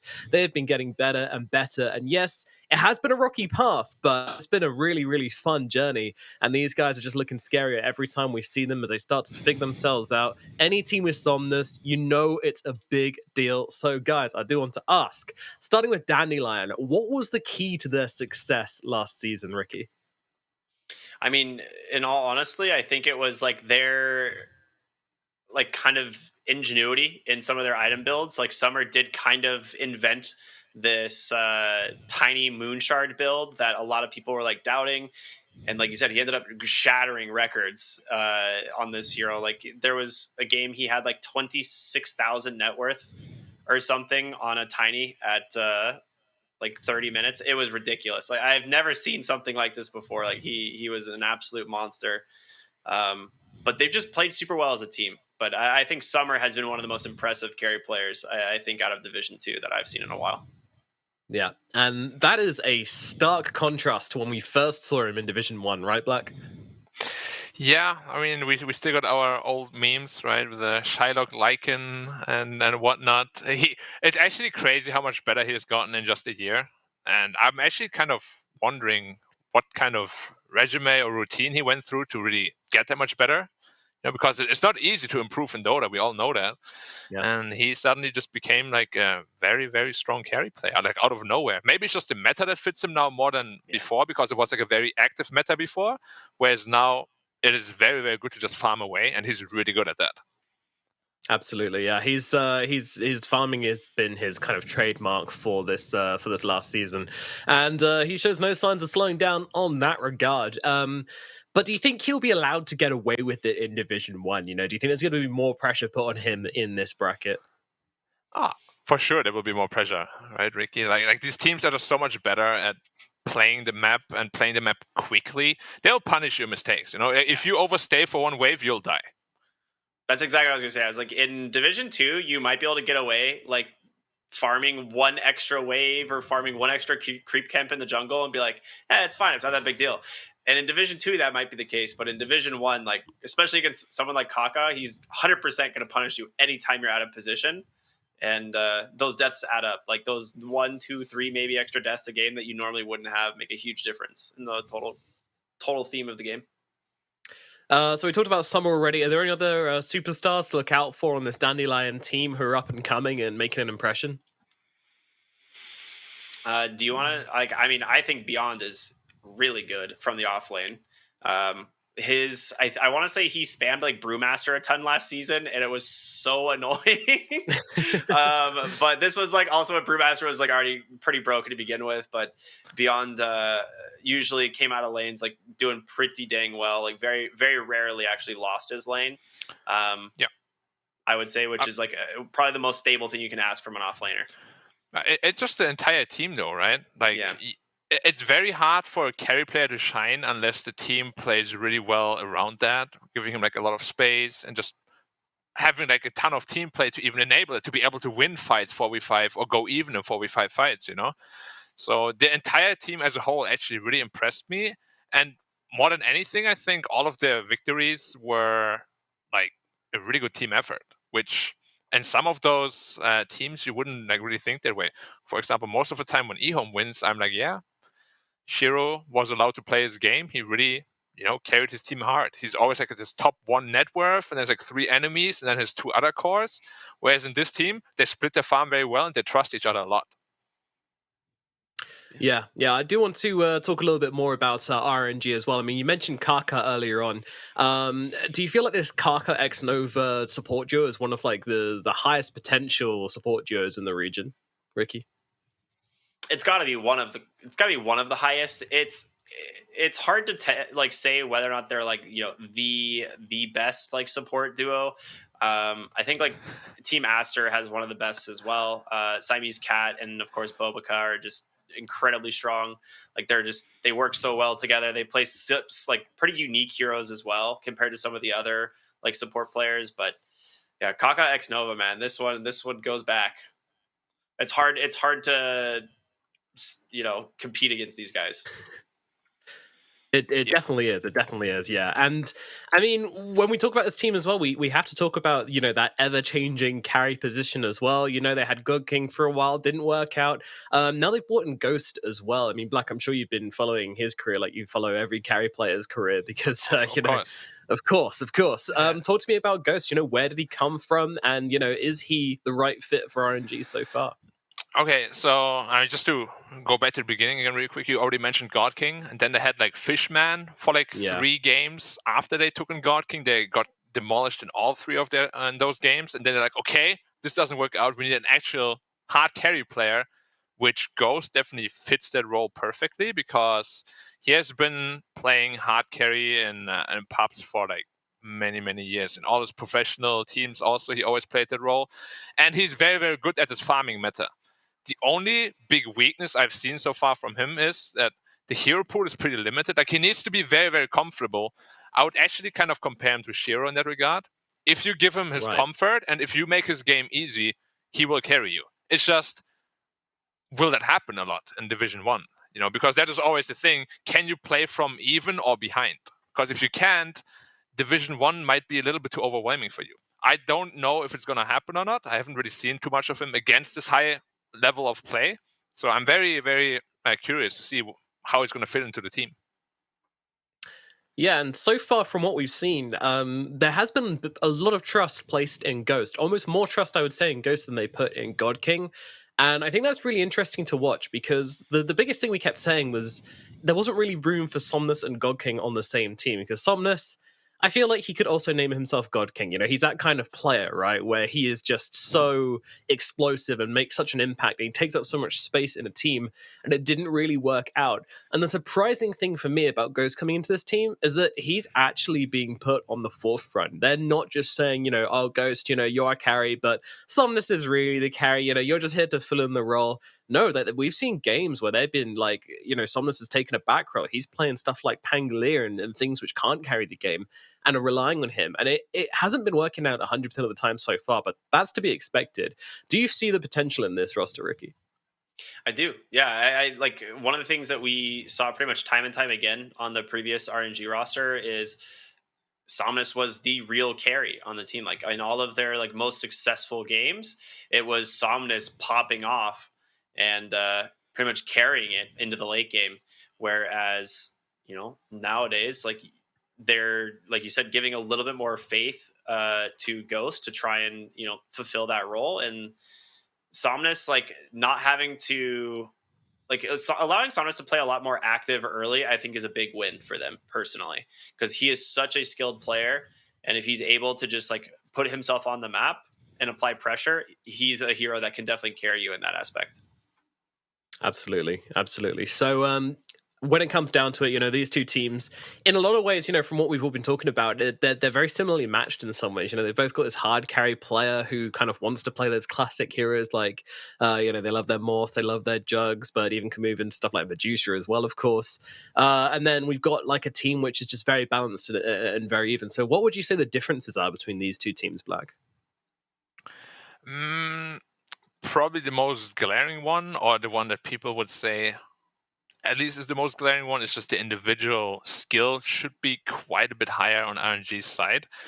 But what I do think is going to matter a lot is that Dandelion just seems to trust each other a whole lot more, and the team play seems to be on a different level compared to RNG, at least last season. Of course, there was a lot of time to practice for RNG and get like into the correct tune with each other. So maybe that's not an issue any longer. But if RNG plays like they did in those China regional finals, I actually do think Dandelion stands a very, very good chance to take this series, maybe even very convincingly. Yeah. Wow, that's a big statement, but this team is undefeated. I know we do talk about Division 2 differently to Division 1, and for good reason. Obviously the standard is different, but this is a China region. I think this region has the strongest Division 2 out of all of the regionals, and I say that with a pretty large degree of confidence. We know from years upon years of experience that China invests heavily in their academy teams, in their upcoming players, and there is always so much competition all the way down in China, which is what's made it one of the strongest regions coming up over the past few years. So much consistency. Yes, they don't win TI over the past few years, but they're always having finalists there, and they're always looking pretty damn good. So yeah, I don't think this is one of those situations where you could say, they didn't drop a game in lower, but then again, it doesn't matter. It does matter. There are teams like Asta Aries there. There was IG down there, and Dandelion just absolutely handled them like it was nothing. This team is legit. Do not expect a stomp coming into this one unless they let the pressure get to them. But as you said, regional finals, I did want to visit that very briefly as well. RNG did kind of fall apart. What were some of the mistakes we saw in the regional finals which you're hoping for them to clean up on here, guys? Black, you want to take that one? I actually wasn't able to cast that weekend, unfortunately. I had to. Yeah, sure. I didn't get to see it Sure all you went, firsthand. I got to. I Watch it all think later. it was a very awkward, we could call it transitional period. As Ricky already mentioned, like Somnus was always playing these hard carries that would like win his lane, and then he would just farm, and then mid late game he would carry the team, right? But then they got Ghost into the team, and then there was this really awkward transitional period where he was suddenly first picked Storms and Pangoliers and whatnot. He actually got hard countered, and then that entire space suddenly, bam, gone, But he still tried to play the same way. So what then happened is your playmaker is completely shut down, and your carry is farming at the same time. So most of the games just ended up being like a 3v5 because Ghost wasn't very comfortable with the team yet. He didn't really want to join early fights. He built Battle Fury and then joined early fights anyway. Everything was kind of a mess, very wishy-washy. And I would attribute that mostly to the team being very new, though, at the time. So I think after this period of time where they had time to practice, this should no longer be an issue. Yeah, that makes a lot of sense. Like a lot of teams, whenever they pick up new players, like there's definitely that transitionary period. I mean, from a different region, like to put into perspective, was like EG when they picked up Jax initially. They were dropping games to some of like the weaker teams in North America. They managed to bounce back by the end of the season. But yeah, there is that transitionary period where it's like things are going to be difficult, and you may lose games that you normally shouldn't. So, makes sense. Makes sense indeed. Well, unfortunately, we are having some issues getting the lobby started, as is often the case in this region. Unfortunately, China servers with the different clients trying to work together, it doesn't always run so smoothly. Unfortunately, but it doesn't mean we get a bit of time to talk about the patch. Black, I want to know what you think the biggest changes are so far, and what are you looking forward to trying out? Okay, so for competitive Dota, the two biggest changes, in my opinion, are definitely the healing self change. Yeah, which is probably the absolute biggest, just for competitive Dota. I don't think it's going to matter too much in pub games, but yeah. The second one is I don't know how much is going to be picked or banned early on, but I believe Marcy is still completely busted if it's used very well. So the addition to CM could really rip everything wide open when it comes to drafts. Yeah. I definitely agree. Yeah, Ricky, do you want to talk more about Marcy? Yeah, the hero's broken. There's not much to say about it. Like, I actually cannot believe my initial thought process. I was like, all right, Marcy's going to get added to captain's mode, and they're going to completely remove Dispose, replace it with a different ability, and it'll be like some 25 talent or something to balance her out. And they're just like, nah, buff Unleash, put her in the game. And I'm like, what? what just happened? Yeah. Like, I couldn't believe it. I couldn't believe what I read. Like, it makes no that's sense. crazy. This hero is insane. It's not fair. It's so versatile too. It can play many different roles. Even in a core position, it's amazing. As a 4/5, it's amazing. Like, if you step into like 500, 600 range outside of a tower, it just throws you in, and you can't do anything about it. You just die. Yeah. And she's so tanky too. So she can literally just Really jump good in, trading. throw you back to the carry. Oh yeah, let's kill Marcy instead. No, you won't. She has like 700 health level 1. Dude, Yeah. we were talking about this. She gets like brown boots and a wand and will solo your like core with like 3 items at level 6. Yeah. Unleash. Like they have like Mask of Madness mails from Treads and stuff. She just has like brown boots and a wand and will kill you. And you're like, all right, that's cool. Fun stuff. Is what it is. 3,000 net worth lower and she kills me. Whatever. Yeah. I mean, it's a very fun hero, and it has been played mostly in the position 5. I did a bit of research for a video. I was watching a ton of pub games, and I was surprised at how much this hero was getting played. I mean, clearly people knew that it was going to be put into captains, so they were like practicing it in the pubs and stuff. But I think the biggest player who's probably Snakeo. From the CIS region. He was playing an absolute ton of Marcy, which would surprise no one because that guy's a lunatic. But yeah, I mean, literally same build every single game as well. Just going for the 1, going for the Aether, going for the Shard as well. The Shard is bonkers, by The the way. Shard is so good. Like, that thing is so sick. Yeah, if you guys don't know, basically you can toggle it, and instead of rebounding off someone, you basically nether swap. You throw them, but in any direction you want. So you basically give vector your team a blink targeted toss of an ally. It's like- it's insane. What? But it requires no target either, so you can just yeet them into safety or yeet them into the enemy team, or you can do whatever. It's Plus this and they pose have also, of course. Yeah. yes, yeah, and then she has two kind of maneuvering abilities for allies, and one which works on enemies as well, which it has to be broken. I can't believe we're not seeing it played. I mean, more, let's to not be stop honest with there you. though. Let's not stop there. She also has one of the best abilities in Dota. Like, she just gives you carry. How much percent lifesteal damage? 60% or something, 60, right? 60 with the talent, 50% yeah. and 65 bonus damage for 6 seconds. It's Yeah, that's literally what it is, yeah. Monkey King's Jingo Mastery on 2 heroes. And you're like, how? And that coupled with Unleash actually makes the POS 5 be able to solo kill some of those core heroes out there. It is ridiculous. Let's see if some people pick it up or not. Maybe we're completely blowing it out of proportion. It's not actually that busted, but I can't see how it's not busted. Like, It in was my banned head, in all 3 games already. Just today. for sidekick, you missed a small detail there. There is a 20 talent for sidekick, which pushes up to 75% lifesteal. So right. Yeah, yeah. Wasn't there That's another pretty one that cool makes as you well. magic immune? Spell immunity, yeah, for 1.5 seconds on sidekick at 25. Yeah. So it's Good it's stuff. quite good. It doesn't dispel though, right? To my knowledge, it's not like Legion Commanders press the attack, so it doesn't have a dispel, but it still just gives someone magic immunity for 1. Yeah, it's like the really seconds, old repel of Omni Knight that didn't actually dispel, it just made you magic immune. Yeah. No. So if you're stunned, you're stunned, but still, that ability is ridiculous. I think there's still a few heroes that are being slept on in the patch overall. I don't think people are underestimating Marcy at this point. Right. Like, this hero is for sure busted, and it's going to be... It makes first pick actually really broken now, which is kind of like just this weird side effect of her being added to the captain's mode, because first pick, you're going to take it if it's in the draft every single time. So one team has to ban it, and so you're guaranteed to get at least one hero that you want. I have a quick question about the hero. Wasn't this pose changed to a slow before? At some point? It's been a stun.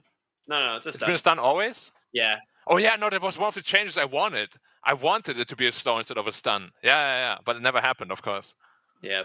The They reduced the cast range you were on it looking for. slightly, but I mean, By whatever. 50, yeah.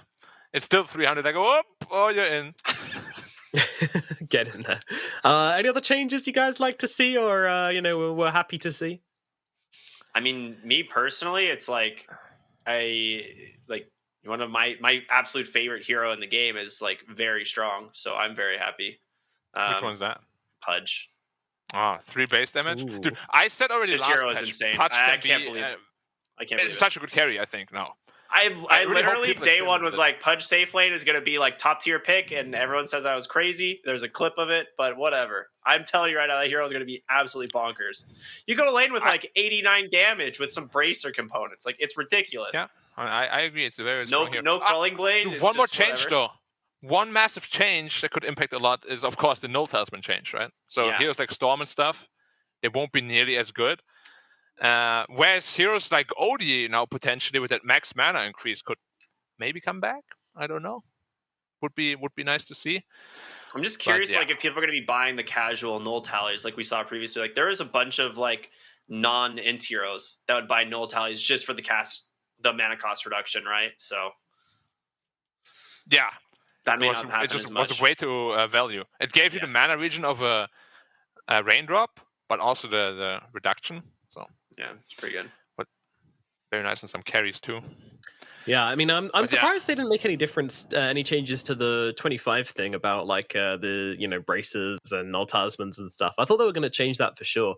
Do you think it was too strong, or? Yeah, I feel like the flip side with those things is that you buy them early on because they're a nice stat boost, and then you have to sell them later because they slowly get worse over time.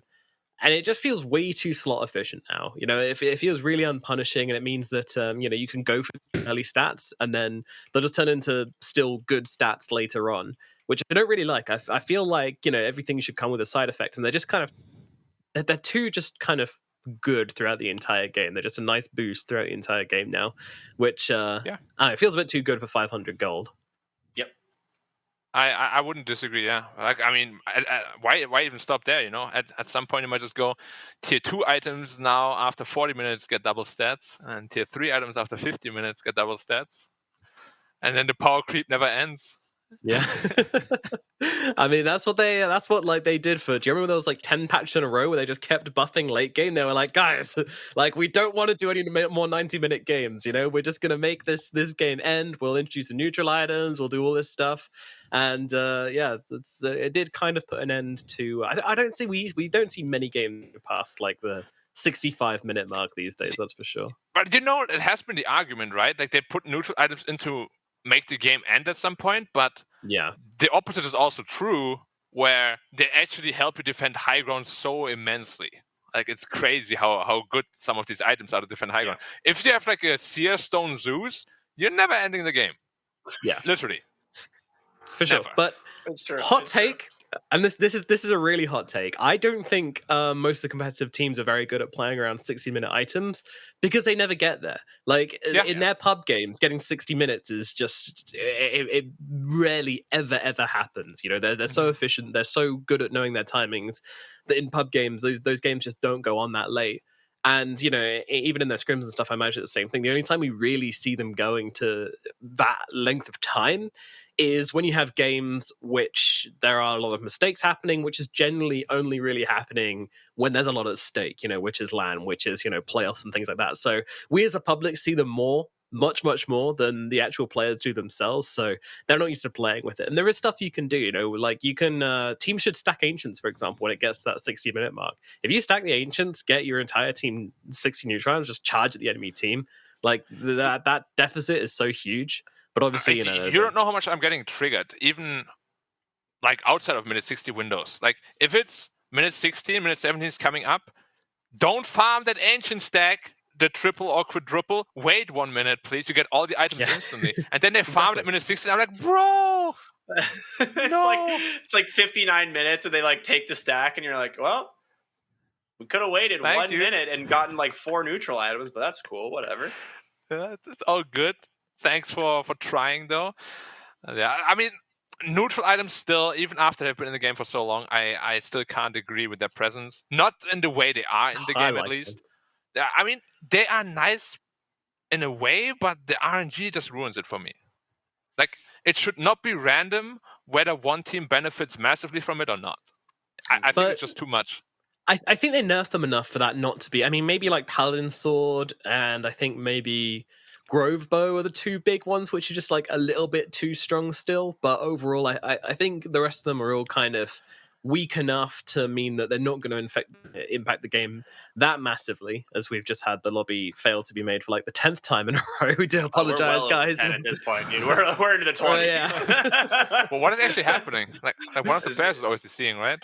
So in yesterday's update, they actually caused some IP connection problems with private lobbies, and it's causing a lot of private lobbies to fail.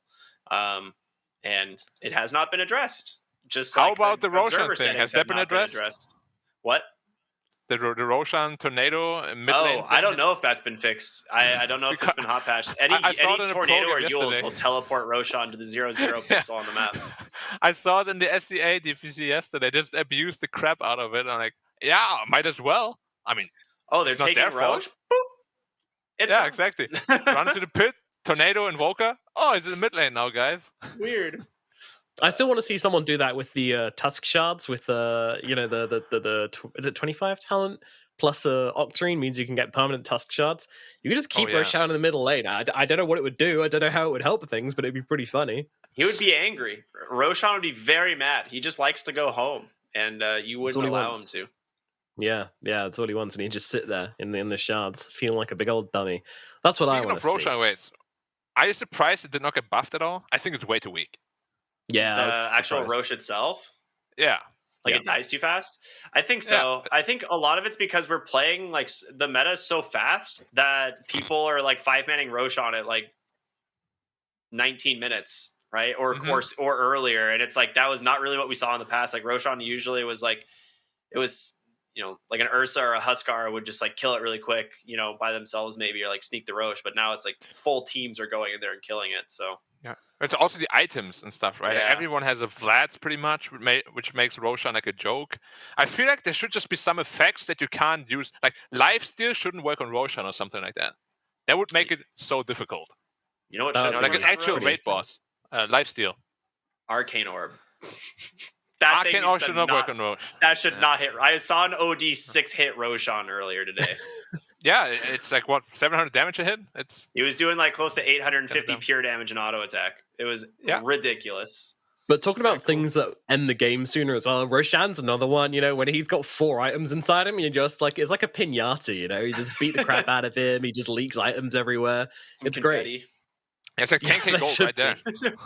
might as well at this point. He's not much more than a pinata. Just deal with it. You know, make sweets and confetti pop out of them. Yeah. What's another way they could make the game end sooner? Say like, you know, games keep going a long time. Valve are like, right, we're putting an end to this. The game has to end at 17 minutes. You know, what would be the best way for them to do that? Do you guys think? Repair kit. Repair kit. Bring it back. That's the opposite, dude. That was the worst item ever made. That was one of those items where it's like you win or lost a game based on it, and I think that was just a not fun time to play Dota. To make it faster, I feel like I think the game's already too fast almost. Like, it's pretty fast, yeah. But like just purely based on like the discussion, you know, like to make it faster, if the outpost gave something more than just 100 experience every 5 minutes, but like maybe 100 bonus gold or something every 5 minutes too. You know, like the games could snowball so damn hard, so quickly. Yeah. Yeah, Outpost would be a good way because it would incentivize like pushing that tier 2 way earlier too. Because a lot of times it's like that doesn't get pushed until you're looking to go Roshan or something. Mm-hmm. But yeah, I think I would agree with you. Like I don't like how fast games can end nowadays. Like I've watched this Alliance series, Alliance versus Tundra, I think. They took the Meteorex in 15 minutes. Yeah. I was like, okay, that's not fun. That is quick. That is very, very quick. As once again, we do fail to connect. We're just going here, by the way, guys. We're just going and going the whole and going. Screen. That's the best part. It's just us. Yeah, there's nothing else. We're just reconnecting, trying to get into the game over and over again here, but unfortunately there are some serious lobby issues at the moment. So we will keep on trying to get into this one, and we will of course start the game the moment we get there. A quick question to Ricky. Yeah. How many times did it fail in the first series? Not this many times. We definitely failed every single time we'd start a game, but it was maybe like 2 or 3 times before it finally worked. So something's off here. Apparently, from what it was noted, is if players are playing on same like IP subnets or something, which all of the teams are basically. It fails to load, and I don't know what it is. So, like, I think every player has to like play on a VPN right now. Wait, quick question also. Oh yeah, okay. So the first series was a Div 2, right? Yeah, because it's very common for a lot of Div 2s to not be at a boot camp and stuff too. Actually, so maybe that wasn't an issue in that series in particular. Yeah. Oh, yeah. Okay, this could be a long ride then. Yeah. I mean, until they figure out what's going on, it's hard to say. I know that Dude. they mentioned it. What was it at the very Is beginning? this connected to watching the games issue? I've been trying to watch a single game for hours, and I could not get it to work. It just says waiting to watch game, and I just couldn't watch the game. Okay. It could be. I don't know. It's an issue. It's an issue. Main cast. Black. What is your favorite color? My favorite color, blue. In fact. Really? Yeah, some nice, good old dark blue, like navy or something. Ooh, okay. Very nice. I How reckon about you, Ricky's Ricky? favorite color is purple. Close, actually. It's my second favorite. Oh. I thought pink. I actually like pink too. My Is this whole just because of aesthetic's the kind of background? like that blue to pink, like style of color, like bluish pink purple is always my aesthetic. But my favorite color is actually seafoam green. Oh my god. Seafoam. Wait, I'm googling it. I hate you, Ricky.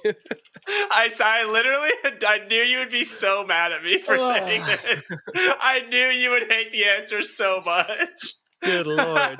That's like those you know when you buy paint to like paint your walls with and you go to like the fancy area where the paint buckets cost like £50 and it's like mole's breath and like, you know, gentle breeze. Like these aren't colors, dude. These are just Seafoam like green is a color, man. It's a good one. All right, dude. All right. I grew up Okay. next to the ocean. It's a real color. I know what it looks like. You know what it looks like. Alrighty, production, I think we're going to need to take it to a break here because this lobby is just not dang starting. But guys, we will be back the moment the game is live, so do not go anywhere. We will hopefully be into it pretty damn soon. It is RNG versus Dandelion coming up here in the chat of DPC. We're sorry for the delay, but we'll see you very soon.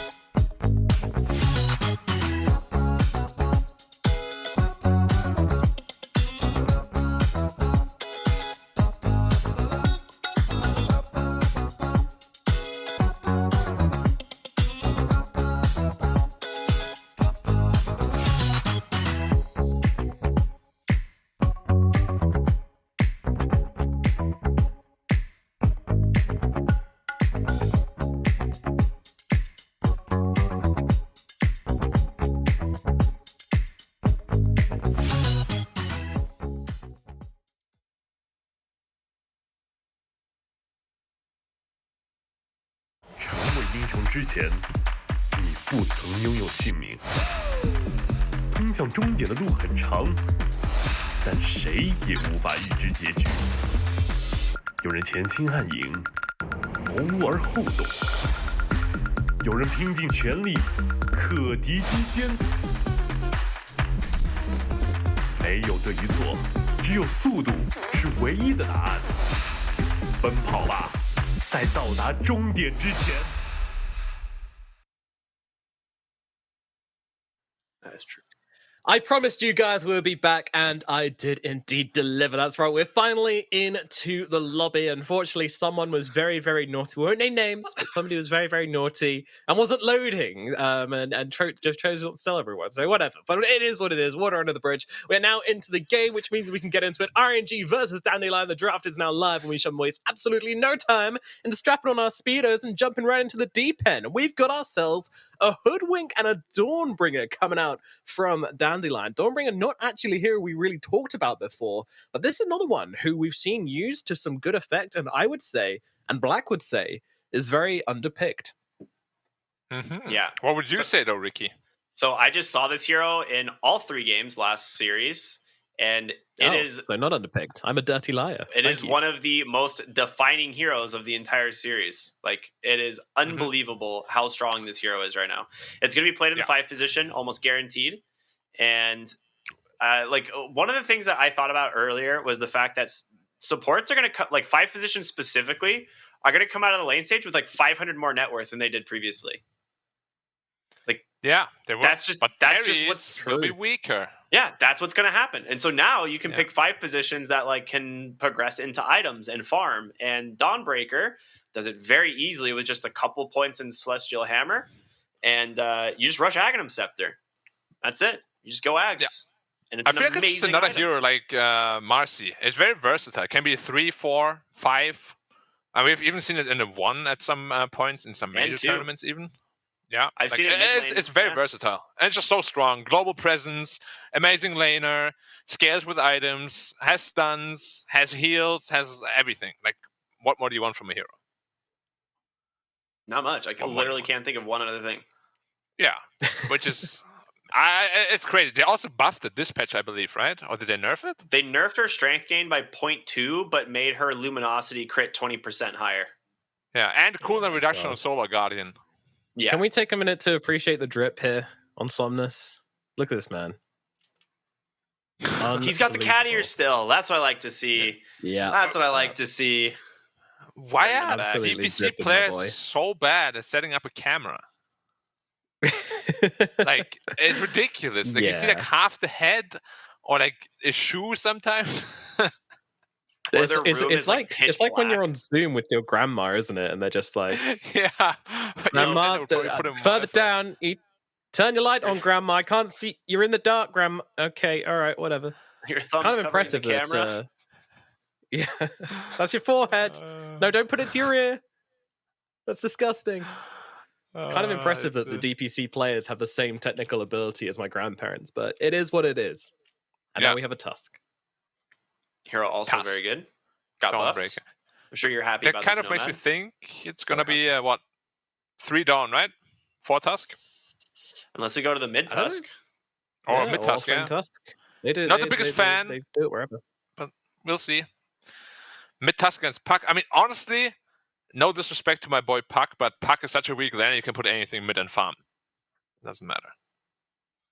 Yeah, Puck is one of those heroes that just like tries to farm and doesn't really like beat any other heroes in lane, right? That's just kind of like where Puck is now.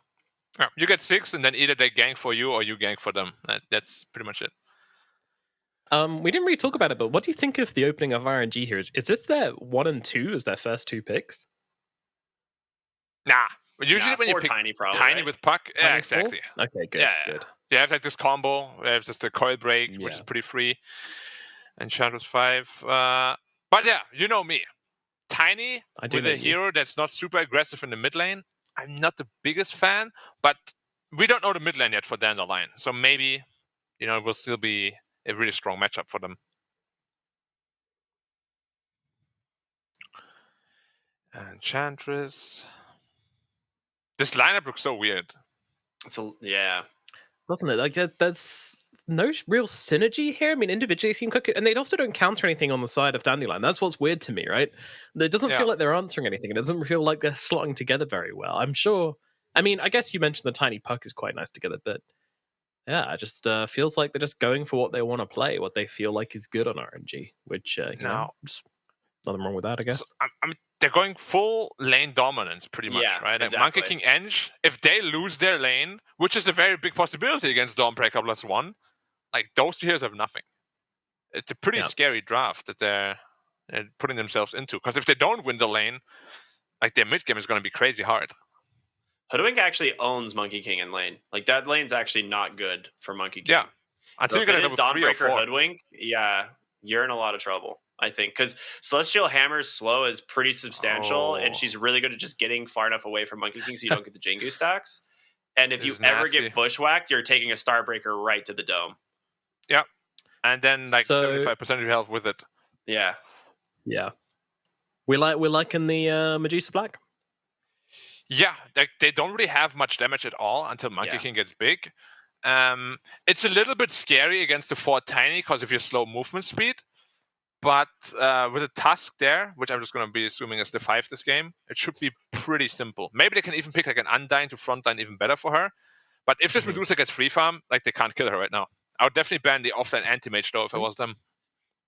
Are you not worried about the lack of mobility on the Medusa, and then in combination with the Wukong's command? It is always a little bit of a problem, but you have Tusk to save, plus Stone Gaze actually makes you so fast. Like you're running at 500 plus MS. And Dawnbreaker. You just press And ult and Dawnbreaker. you have 60% evasion. True.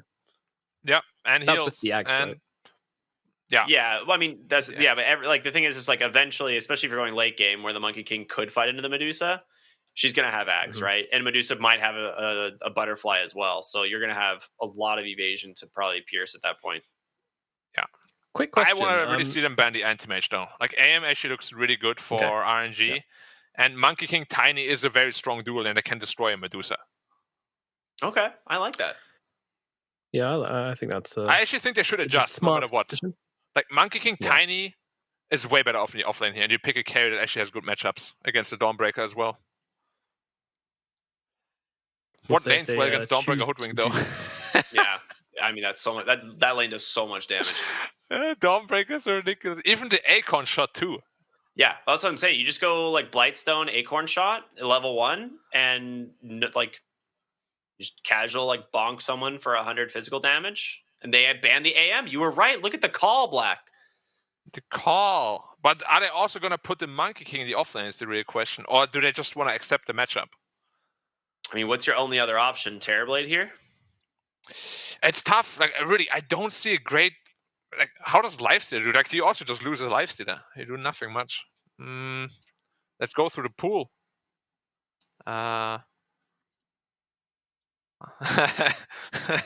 It's pretty scary. Is Drow pickable?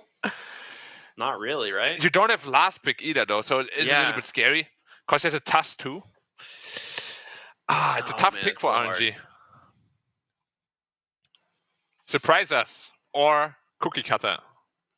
Give me the Pudge. Let's see it. Safe lane Pudge. Timber Saw. Medusa's one of the best heroes against Timber, though. Huh. Just Mystic Snake spam, right? Yeah, like, Timber's actually... Like, Medusa's one of the heroes that actually does well against Timber. Because level 5, the snake spam is too much for Timber to tank, even. Eventually, So, once he has 6, interesting. Medusa has to leave lane, but I don't think she cares all that much. She's just going to go jungle anyway. Yeah, now the real Yeah. question is how are they going to just round out the lineup? I mean, we're Is it looking a at tough Yeah, mid it's laner a here, right? really luxurious position, isn't it, as well? How about Undying, honestly? I feel like Tusk middle, you put an Undying Tombstone in a team fight, what do they do? What about like Spirit Vessel Kunkka mid? That will also be really good. Just some like team fight control. Yeah, I'm like, if you just get like a Kunkka with that builds Spirit Vessel BKB, like I don't know what you do on RNG here. You could Yeah, even the like draft is go the pretty Orchid build. wishy-washy. Like I don't know. How about Necrophos? Ooh. Or Cheeky. Veno. Yo, honestly, Yeah, they have so Nec- many options right now. They can do what they want. They can literally just say, like, what hero do you want to play? And they can just pick it. Like, so nice. I want to You want to play the green guy or the purple dude? Or maybe the pirate today. Dude, ZC's got to be super stoked on this one. It's like when you've been good as a kid and your mum takes you into the toy store and it's just like, pick whatever you want. You're just like, oh my god. Oh my god, I just aced my exam and I get anything I want. Yeah, but not that one, it's too expensive. Yeah. Nothing electrical. That's what I always got.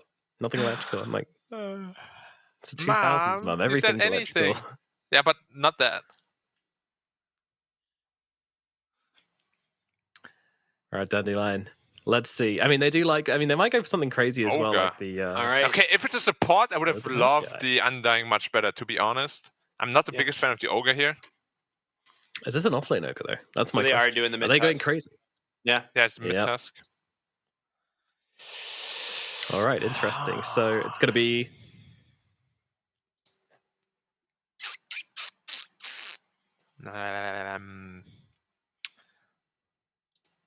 So, Wait. are you guys still here? Oh, I thought my internet just like crapped out for like 1 second. Oh. Apparently it's back. I don't know Alright, if it was cool. the internet. I also couldn't hear anything. Might just be. Oh, okay. That was weird, but we're back, and apparently, well, to you guys, nothing happened, I guess. But yeah, Dandelion, it looks super well-rounded. I really like this draft, and it feels much more on the pulse than what RNG is showing us. So I do want to ask just very quickly before we get into this, what is the reason for this Timbersaw pick as far as you guys can see? Because they didn't just pick it for no reason, right? I mean, you would hope so. Yeah.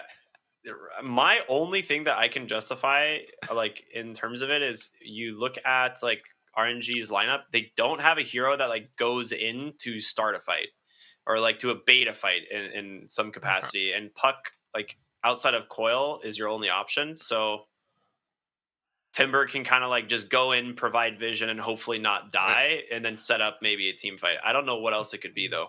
What if the answer is to just put the Timbersaw against the Dawnbreaker Hoodwink and just put the Monkey in the aggro against the Deucer? That'd Kind be of just to genius, absorb right? the That'd pressure. be really smart. That has to be it. Yeah, because But Timbersaw is actually one of the all heroes can I do. could see potentially just be able to tank through it at level 3. But It's yeah, really we'll see. strong. Yeah. We'll see. I still like Dandelion's draft quite a bit better, to be honest. If they picked Undying last, I would say their draft is absolutely pristine. That Ogre, I'm not the biggest fan of.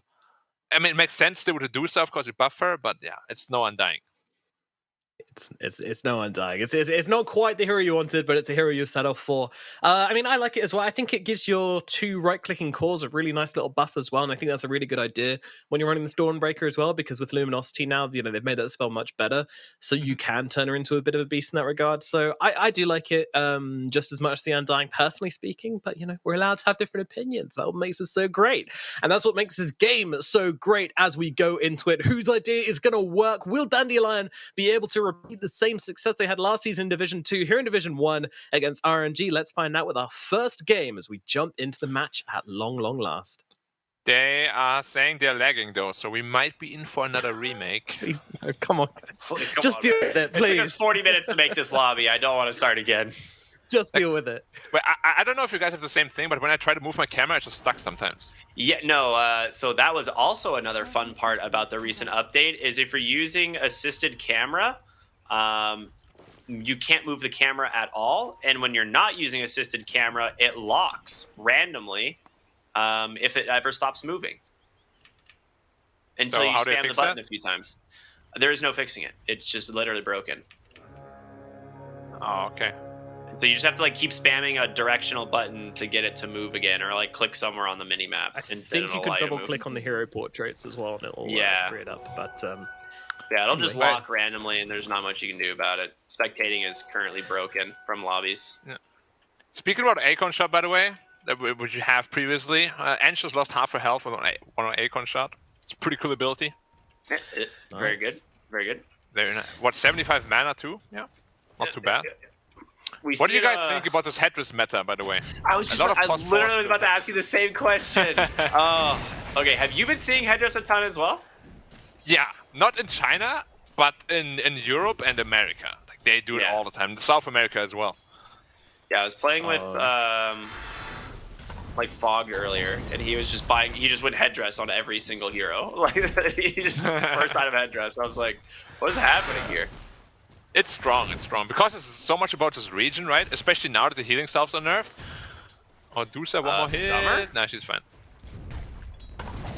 Barely fine. Interesting that Tiny also took a tree throw level 1 as a 4. Don't see that all day. Him. Just plonking. Absolutely, yeah. The guy's ready to go. Also, interestingly, in the bottom lane, I want to point out, Ghost didn't buy any tangos. X-Nova just bought 6 and is fueling him. So it's not over yet for position 5. These greedy carries are still finding ways to get their regen bought for He them. just buys one salvage like you're buying me all the tangos, sir. Your tangos. Oh man. I mean, I got kind of this earlier today. You know, if I'm being honest, when I was playing offlane, I was like, "Give me a tango. I need another tango." Sharing is caring though, right? That is true. Like if you take one thing away, you gotta figure out how to give him the other. Yeah, now obviously this will be X-Nova's thing, probably not Ghost's thing. You know, X-Nova's long time been an extremely sacrificial support in a lot of ways, but can play greedy as well when the situation calls for it. Huh. This camera thing is. Yeah, it's How very do observers annoying. deal with this? Try just only using middle click to like shuffle around. That'll improve it for Okay. you. Okay. Yeah, that's what I've been having to do is like hold down middle mouse button to try and move camera that way. And at least it's like smooth, but then your finger starts cramping after an hour. Ha! Cowards. You need to go climbing more, that's the way it is. I know, Your I fingers. Oh, you do? Oh, we'll have to talk about that later. But in the middle lane, as you guys did predict, ZC so far doing very well against the puck. It's very even in CS at the moment. Yeah, Puck really just can't pressure anyone.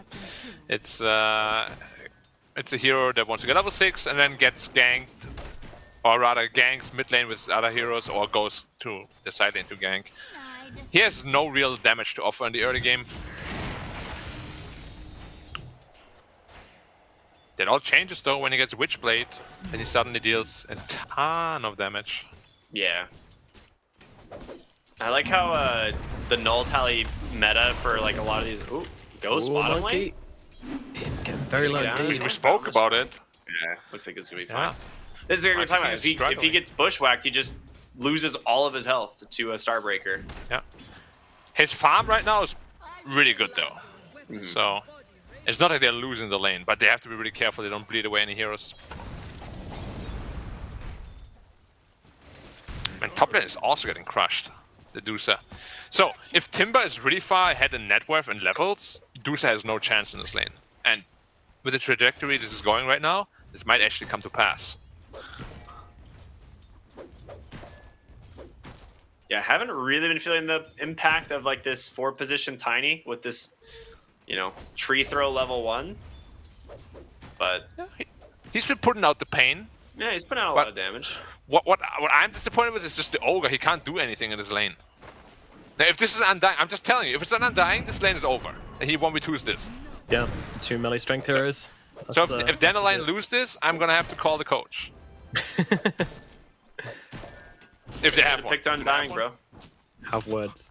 Do they have a coach? Good question. Yes, they do.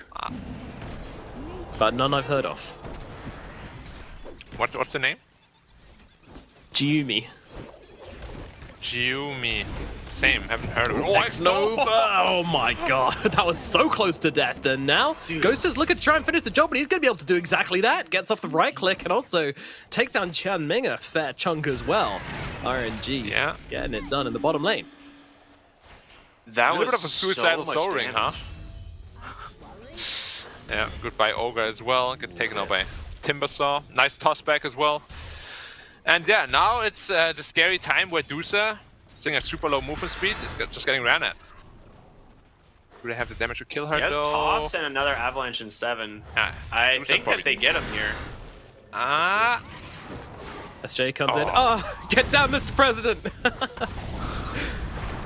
Beautifully Avalanche? done. Kaka getting fair low fight as too. well. Oh my god, the ignite upon him. Can they finish the job though? Doesn't look like SJ. Almost got done. the fire plus. Oh yeah. Brings him down, Jesus. Well, they had to work for it, but they get it done.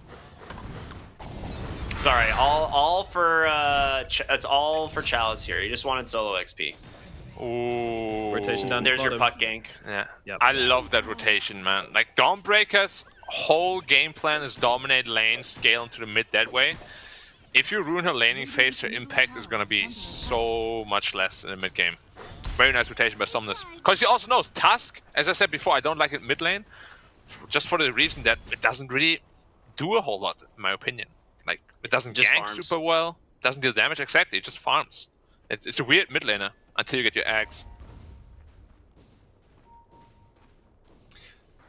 Oh, X-Nova though. I get punched. Oh. Punch him. Oh, wow, the damage. I don't think X-Nova's in trouble here.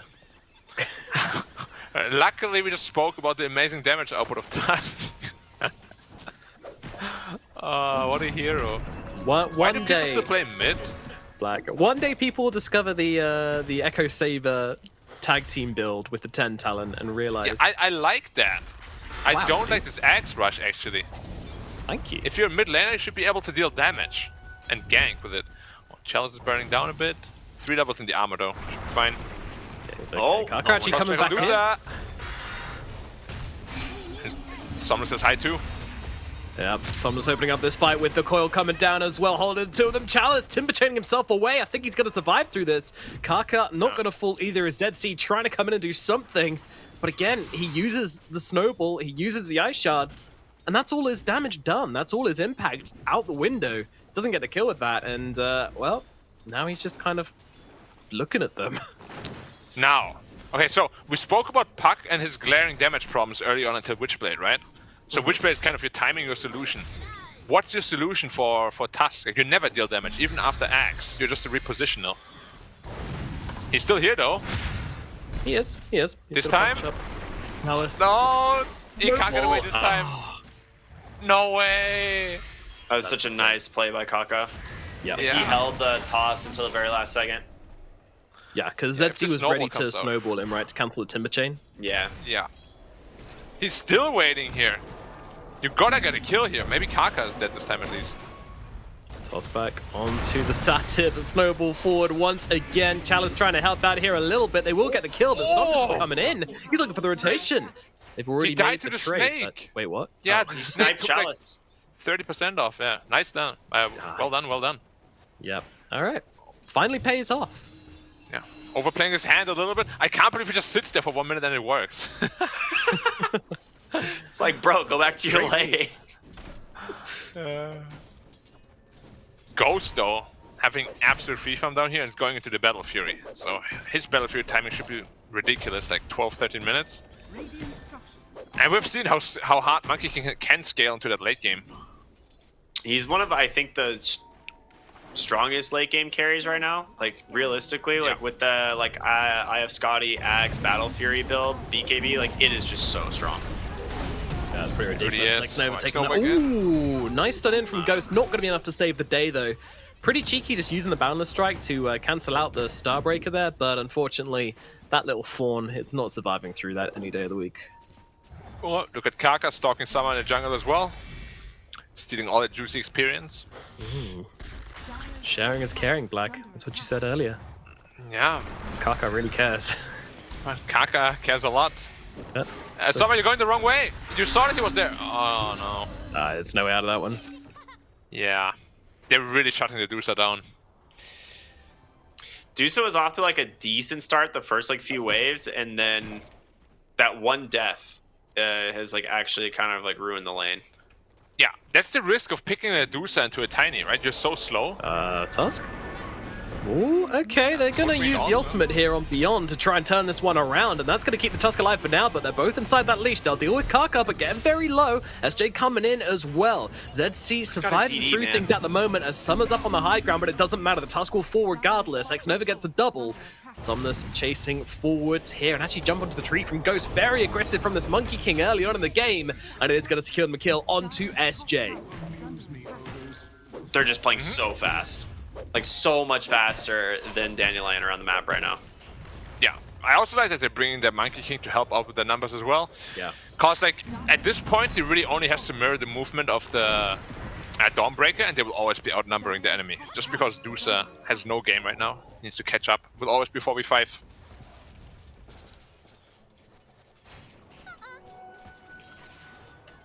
Yeah, I love the read to turn up to that fight on Ghost. Honestly, that's really, really nice. Yeah, we spoke about it earlier, right? Yeah, he had a lot of time to practice, and seemingly he seems to be integrating much better with the team. Saunders has the Witchblade completed now as well, so you're so early. Yeah, it's like this is 11 minutes. The thing that we've seen a lot on pucks in the last patch was there would be like one null tally, potentially a second into the Witchblade, and then usually like upgraded boots, but it's just so fast. Well, they do find the setup here onto X-Nova. Tianming will take him down. And actually, with the wraparound here from SJ, I think RNG might have bitten off a bit more than they could chew. But in comes Somnus. The damage is here, as with the leash, and they just tear that Tusk in two. And now they move over towards Yoga Magi as well. Nice little... don't think it's going to be enough, though. The Bushwhack trying to help out there, but Somnus gets him regardless. And yeah, Chalice just timber chaining away. Gets close, but not close enough.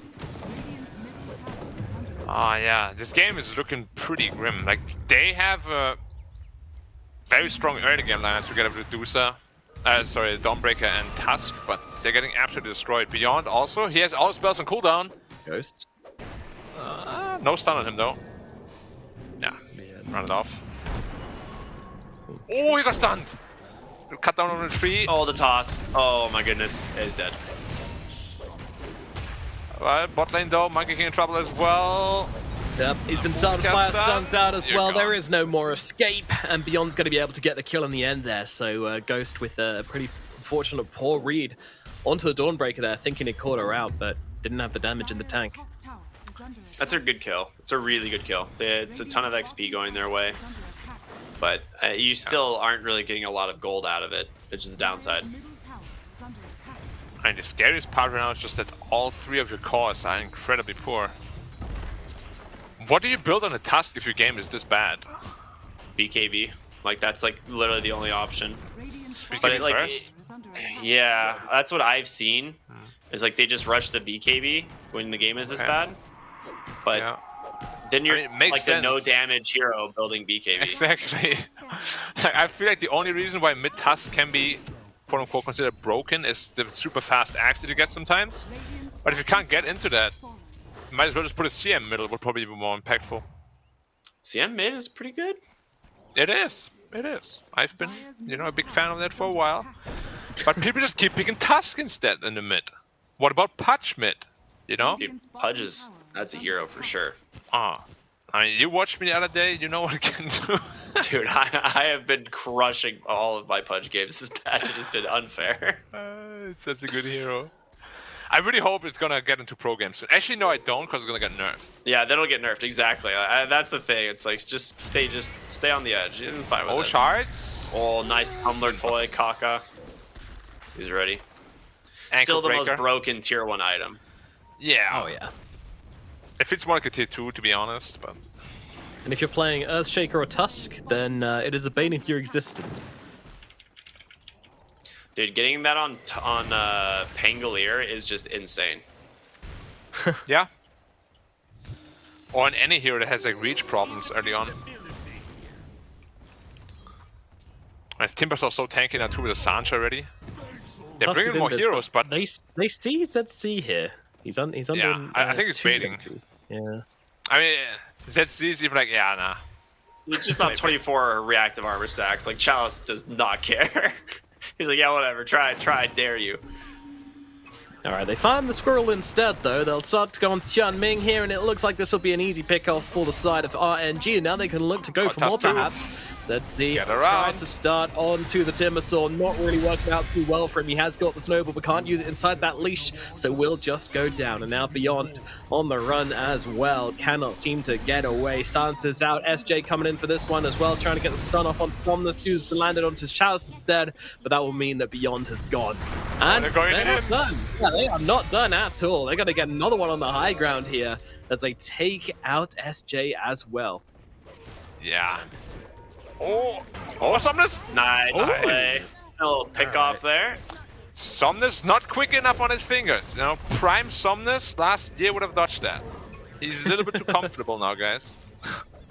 He's definitely vibing on the puck right now. You know, was just having a good time, and then suddenly just gets killed by a squirrel.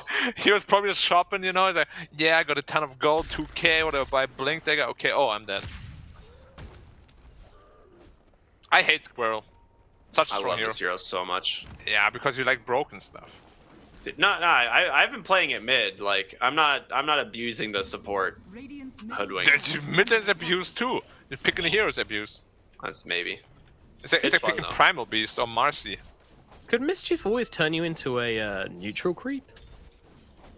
Yeah, because you can hide in the neutral camps. Like, you kill one and then hide in as the third, as like the leftover. It's really funny. But We never the see giveaway enough is that you Mischief. don't sleep while the others do actually sleep. Yeah, that's the only tricky part. You don't Yeah. get the Z's over your head at night. Damn. People in my games wouldn't notice that anyway. I'm gonna try that. Yeah, they're like, huh? Oh, I'm dead. there was like a pretty famous clip actually a while back of someone killing the one of the ogres and then like taking its place and just like standing next to the other two ogres. And it just looked totally legit. I mean, there was a super popular strat in Dota 1 cause Ogre Magi literally looked like the other ogre. Like, Yeah, that's right.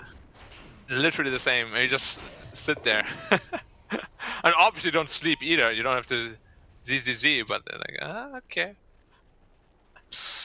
How's our Dusa looking though? Dragonlance, almost Mantis. So he's sort of back in the game. It's very good for them. But now you're in this like situation where you Dawnbreaker and you Tusk are just glorified supports because they lost their lane so badly, or rather the early game did go so poorly for them. Yeah, pretty much. And Dawnbreaker's going like the Blink BKB build, or like BKB into Blink. So it's like, it looks like Tusk is also just going an early BKB. So they just want to be able to pop BKBs, I guess, and stand in front of them as, like you said, these kind of glorified supports almost.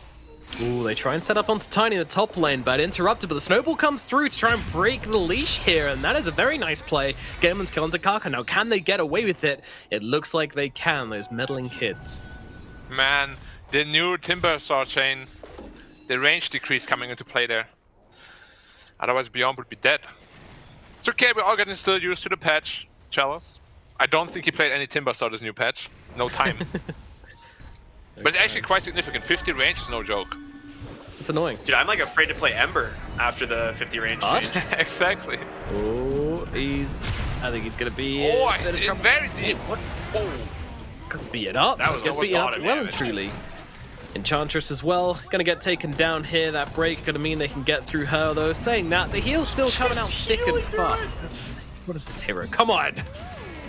Oh. There we go. Death Remember will what we come. spoke about in the pre-game? Where we said the team play of Dandelion is probably quite a bit better than RNG's? I think it's a very good display here. Dyer's They're just very sticky, and they always got each other's back. Yeah, finding that opening kill onto Somnus is just so huge. Like, I feel like Somnus is the one who's making all the plays for RNG right now, similar to like what we've seen in the past, where like he is like probably the one that they have to follow around the map and kind of take pickoffs with. But as soon as he dies, that map just like opens up again for Dandelion. Yeah, I think they just need Timbersaw to really be in the front for them, so Tiny and Puck can make plays happen on the like whoever shows themselves. They're gonna smoke. Summer's got a Manta. Yeah, Summer's suddenly pretty big. Like he's out farming a free farm Monkey King at this point. Monkey King almost has his BKB too though. Smoke is slow. Might get popped here by Chalice. Let's see. Yeah, Chalice is not literally that tanky doesn't if care. everyone's Just there. walked straight into him, and with that break coming through, they might be able to bring him down. The damage is in. The hero is dead, and now they'll go for more. They're looking for Kaka hero as well, and I'm not sure he's going to be able to get out from this one. Too much slow, too much damage. Kaka Looking is for the gone edge as well. too. Beyond gets a double kill. Now they get the bushwhack out. King. Onto Enchantress. Ghost is coming in though. He's going to pop the ultimate here onto a whole bunch of them. They've got those BKBs to work And with. Ghost, and Ghost, he has no doesn't. BKB. He just gets turned upon and getting absolutely destroyed. The Monkey King is dead, and Dandelion have found their way back into the game. Dude, they didn't They just just find baited their way themselves. back in. They just crushed them. Yeah. That's insane. Oh my god, That they is needed to wait for that Monkey King BKB. He was like 500, 400 gold off. It was such an anti-timing. So well done. by Dandelion, finding that little timing window that they had. And now the game is completely back to 0. I would even give an advantage to Medusa probably, right? At this point? Yeah. I mean, the double BKB on Dandelion there just did so much work. Like the Wukong's command comes out and they're like, yeah, okay. They fought through it. BKB and kill him. Like it was ridiculous the amount of damage they just dump on him. Like Monkey King is not a super survivable hero without a BKB. Yeah. And this matchup is just gonna get worse, right? Like when Tusk has his axe, the monkey will never be in the Wukong. He'll just get kicked out every time. Yeah. Dude, Dawnbreaker honestly has everything she needs right now in terms of being a core. She has BKB, she has the shard as well. And oh my god, that shard is so good. Oh yeah. Free movement And magic immunity, so no more getting boundless striked. Like that Enchantress is dead every single time Dawnbreaker finds her. Like, especially with the luminosity crit increase, like it is so much damage. Huh. It's very, very nice. Can you just break coil with it? You can. Yeah, you can. Absolutely. Oh, cool. All right. You take it. Pretty cool. Pretty cool. There's certain like movement spells you're allowed to break coil with, which I've never understood why. Like Pango can. Sniper Shard can. Yeah, Sniper Shard can, or Ursa can, right? I think. Yeah, I think you can jump. You can like enrage. You can like enrage, Q it, and like instantly dispel coil basically because you have like status resist if you have the shard. Yeah. It's very weird. Or just Manta style like a real boss. True. Or Yules. That's a good one.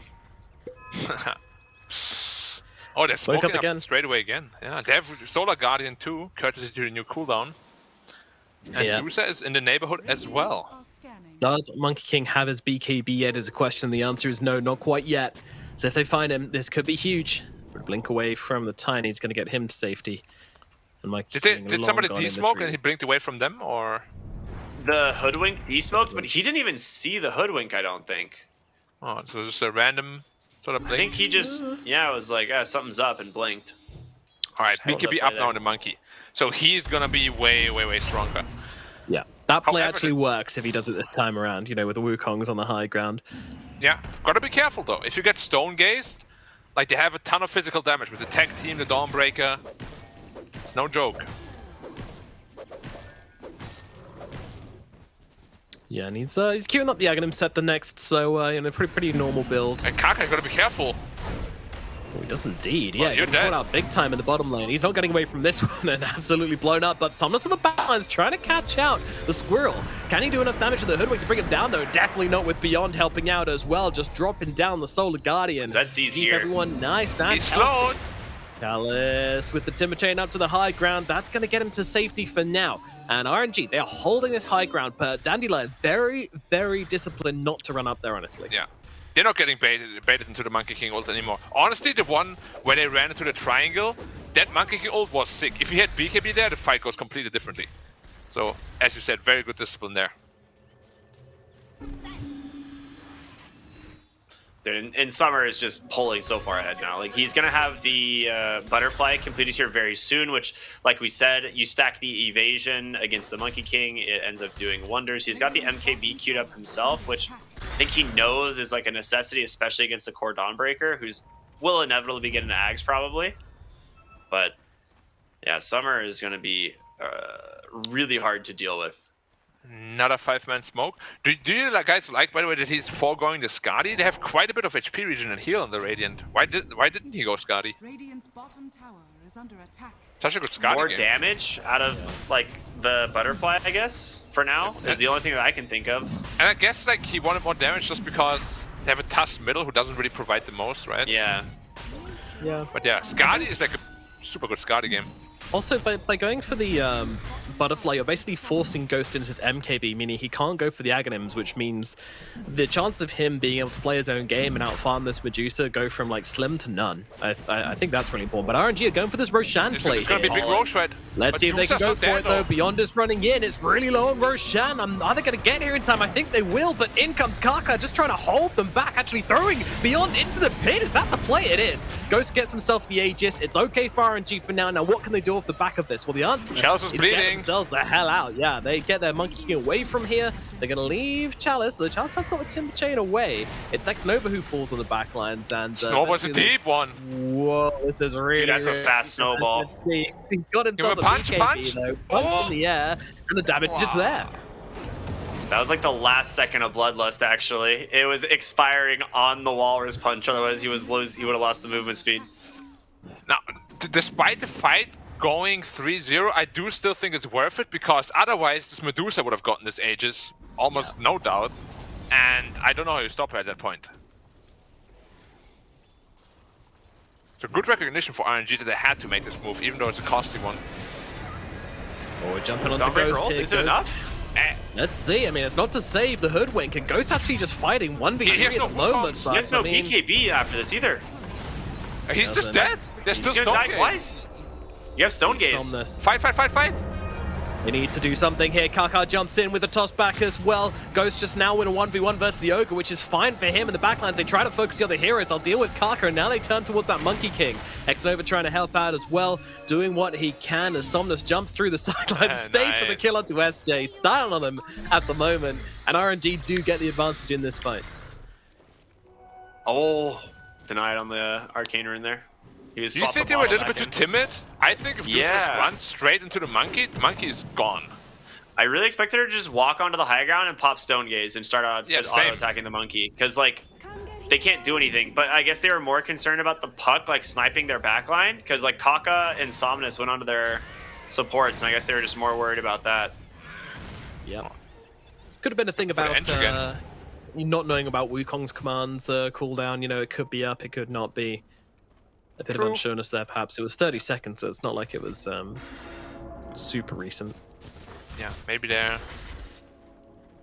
Oh, Ghost got Hoodwink again. Goodbye, sir. Yep, that's silence. this? He's in. Give him a Yeah, I was like, I wonder if he's just gonna go in Monkey, this. Monkey needs to get off the Wukong's command here. Still 2 seconds on the BKB. Not The going to new get it BKB off. change. Ghost is gone. Yep, that 90-second cooldown hitting him hard as Xnova just kind of running into their faces right now, saying, "What up, dudes?" I mean, Deuce And, dealing so much damage now. Yeah, he is God. going to fall Chalice as well. I mean, Somnus trying to just again find the Ogre Magi will do exactly that, but what else can he do Do here? some The damage. answer is, oh my Oh, God. that was close. Dude, ZC, oh man, that was so close. He's kicking people hard. Beyond now, versus though. Kaka. Yo, what's going on here? Kaka loses. Fatality. Flawless victory. Good old Starbreaker match community. He was gonna go for like an Avatos and blink out, and instead just got wailed by a giant hammer, I guess. And Summer is obviously listening to the cast, so he has that Skadi queued up. Once that Skadi comes out, I feel like he's 1v5ing this team. Yeah. I mean, you talked about this early, like when the Medusa got picked, you're like, they just massively lack damage to kill the Medusa. And Yeah. you're kind of seeing it now in these fights. Like Summer has been borderline untouched, just gets to freely attack, while the rest of like RNG has to kind of run away. Honestly, that makes the item build even better, right? Because he knows there's not a whole lot of damage to kill him, so he's just going to those really aggressive scaling items. And now look at the net worth; it's replicating that. Yeah. Man, it's so weird how good he's become suddenly. What happened to him? Dude, I told you, like when I think I was actually casting the game where he was like playing the Tiny and then just like shattered every record. Yeah, but you weren't there in season 1. He was, and I don't want to offend him, he was really bad. And now he's just suddenly really good. Yeah. Like, Last what the year hell? in yeah. That is It's, crazy. It's the growth has been an absolute pleasure to witness, honestly. Like he's gone from Xnova, he played ZC. He trapped him in his own shards. embarrassing. Oh, Kaka against Beyond again. Let's go, round 2. Ding ding. He's got Kaka wisely withdraws this time. Yeah, it's not exactly a fair fight, is it? It's like a Yeah, not heavyweight really. going against a lightweight there. A bit mean, but Dawnbreaker, you know, she doesn't have mercy. But who's the heavyweight? Tiny's probably heavier. I don't Edge know. is running through Dusa. You seen them thighs, Black? Come on. You crazy? Isn't Dawnbreaker's lore like she was literally made from the core of a dying sun or something? Like from like a dying star? Like Yeah, and It Tiny's reminds me lore of is Superman Prime. he's a Tiny's rock just that a started rock. thing. But he snowballs so fast. Same as Black's lore. He's dancing with Mindbreaker. The punch. Ooh, that was close. dude, he's gonna get away. Like they don't have the damage to chase him like this. Yeah, they might die if they keep chasing. Well, they're going for it. What? He He gets fast the one. kick. He's gonna reach. Just for TP, Yeah, that's there's not the going to kickback. happen. Kickback as well, but it's taking such a long time. Zed's even popping the BKB for this one as well. Chalice on the run. Can he actually get Oh away my from this God. one? Running out of resource on the side of the Dire. So much time wasted. He's back into the arms of his teammates, and now Kaka sees SJ. Although SJ, he wants to get this Tusk, who no longer has a BKB. Had to use it during that chase. In comes Leash, holding them overplayed down the here. hands as here. Kaka trying to finish the job. Dawnbreaker just not giving up on the Tiny, who will fall. Now Somnus, he's also trying to get himself away. Can they land the bushwhack? Doesn't look like it. The puck is long gone. Definitely was a fun overplaying the series hand of here a events. little bit. But yeah. That was nuts. Endless chase. China Dota always delivers. Alright, so Oh no. do you just go into a moonshot now in the Tusk and play for the 25 talent? Or like an I'd AC, love I that. guess, would make more sense. Nah, you go Octarine. Octarine? Just have more Yeah. spells ready? You go Octarine because you have the Psychic Headband, and the Aether Lens combined with it gives you like 500 For the plus kick? cast range on Walrus Kick. It's insane. So basically this budget Marcy. It's. I mean, oh, if he was doing that, then I think he would have gone for the -6 Ice Shards cooldown, which is I'm very surprised he didn't, honestly. But yeah. interesting. I mean, in general, like if you go the Octarine build, it's mostly just for like constant Walrus Punch. Like you have 100% uptime on Snowball, basically. Once you get 25. Someone's getting tossed in. They are indeed inside of Wukong's command. Summer in a lot of trouble as Ghost spots a BKB. He's out of mana, but he's also And the able king. to maneuver himself out of the Wukong's command. Hey, And turn around, the Somnus! puck's being caught. Somnus is gone. Chalice trying to take it into the front lines here, just running at this Medusa. They need to bring her down. Can she fall? The toss is there. The damage is out, but they will be able to get the kill. But Ghost's going to go down at the same time as well. Chalice trying to rip himself through the team fight. He falls. 3 dead on RNG. SJ is going to fall on the sideline to X-Nova eventually. Is he? Imagine, is he? In comes the Bushwhack as well. Is he? Standing his ground. Oh my god, they kill each other off. A hell of a fight here. But RNG are the ones who end up falling big time here. And they did lose their Medusa on Dandelion though. Ooh. If Dusa's 25 there, she does not die. They caught her just before that mega power spike, but they're still gonna lose at least tower, maybe a Rex. I mean, you have no buyback on Puck or Monkey King. I can't imagine you can stop this. Like, they have plenty of tower damage here. Or building damage, Yeah. rather, now. Yeah. They even forwarded the mid wave to slow down Kaka from cutting it, so just trying to waste his time here. And they're actually going to TP back on the Hoodwink. Dude, if he actually catches him, Ooh, nice force staff. Blink up in 2. nah, he doesn't got it. There were no... Well, Blink away, TP out. Will Tianming guess it? No, he won't. They had the Bushwhack on cooldown anyway. yeah. All right, But nice play now, from the Tiny. massive advantage to the Dire. Yes. Well, they already had a massive advantage, but now an even bigger advantage. Honestly, Dusa dying there is really good for the team because they're all really high level and net worth now. Look at the Dawnbreaker overtaking the Monkey. Dude, look at Tusk. Tusk is now 24 after that fight. Yeah. I want to see what He's- item build he goes for, really. I really hope it's the Octarine. I really do. Like, Octarine sounds like the most fun, too. Octarine, when you get to the 25 Snowball cooldown, it has like basically, it literally has no cooldown on Snowball. And then on top of it, like your Walrus Kick is just so impossible to play around. Yeah, the range Like on you just the get Walrus kick as snowballed, well. Walrus punched, snowballed again, kicked, and then snowballed. It's like you just don't get to play the game. It is so impossible. Uh-oh. The range is Smoker's really moving nice on the in. kick as well, honestly. They've got a double damage on Chalice. Ghost though. Let's see what happens here. Kaka trying to help out on the low ground here, but Chalice, he's just getting his life melted away, and there is nothing they can do. And the kickback as well onto X-Nova, going to get them the extra kill Ghost has here. DD? Is it? There's a lot of damage coming through with the Monkey King Ghost. He pops a BKB, but in comes the Stone Gaze from the Medusa, Oh, and he slugs himself up. no. Ghost, no! That's not how that was meant to happen. Summer gets himself a double kill, one of them being that Monkey King, and that is a bad state of Bleeds affairs out for to the RNG. vessel. Puck. Yeah, well, he doesn't really care. He has an Abyssal Blade. You deal like 20 damage per hit.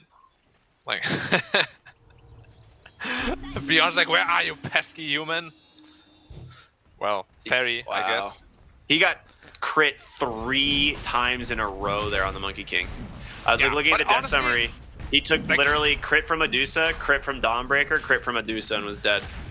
I think the only way he fights there is if he actually turns around and does the Wukong that way. But then, it's probably not going to win him the fight either way. Well, now there you Medusa go. Aegis. Medusa with an Aegis. And the shard. 3 mana. Do you Get even him for care Puck. about the shard? You just... A shard on Medusa is just always nice for the 3 mana that you get. Yeah, I guess that's true, huh? Yeah, it's not great this game, especially because it doesn't have Axe, but you know, it's for free. Might as well. Might as well. Although- Zetsi went Shadow Blade. Oh, okay. No Moonshot even. Wow, that's a twist. Well, whatever. Hey, you saw what SynQ did. He went Moonshot BKB on a 4 That was tusk. very even. fun. Oh, that's amazing. Yeah. So why wouldn't he do it on a 2 tusk? But Yeah, again, especially when you've got Bloodlust already as well. Like, I feel like in this team, really nobody plays for the glory of YouTube or something, you know, or Reddit. They all just want to win. yeah, They go for yeah, those like you're really right. good builds. Yeah. There's no egos in this team. That's definitely what it feels Yeah. like. It's so nice too, and none of these players got poached either. No. Like we were. maybe Goodbye, expecting. Xnova. Bye. Dire's bottom tower is under attack. Well, Walrus Punch, Wow. 12% Okay. proc chance, right? That's not bad. Yeah, and now Dusa, effectively what, 10k health times 2? Well, good luck. Look at how You they need one move Wukong together to as kill well. her. Really Plus a beautiful. Wraith Pact, you know, just for fun. Yeah, just- It looks so stupid. Oh, they're going all on Dusa. Oh, throwback here as they just try to get onto Summer. Can they get on Ghosts are Wukong's getting part? ripped They're not apart. using Wukong, so Ghost is just getting absolutely no. eliminated. Doesn't have the armor to fly where's into the the Wukongs? juicer, and now they end up dying. Oh my goodness, no buyback available to Monkey King either. And the GG is called. Wow. RNG tap out of game number 1. Dandelion pull it together and make it happen as they take the advantage in this series. Dude, Wow. Hoodwink sniped that Monkey King for half of his health before he got the BKB off. Like a frame before he got the BKB off, he lost half his health to the sharpshooter. Yeah. The only way this last fight goes any different way is if the Wukong is already cast preemptively. But even then, the Aegis respawn, Wukong's is gone. What do you do after that? It was pretty much an impossible situation to win at that point. So, but yeah, Dandelion, man. Great draft. Team play off the rails. Their beginning was honestly not good at all, but they recovered so nicely.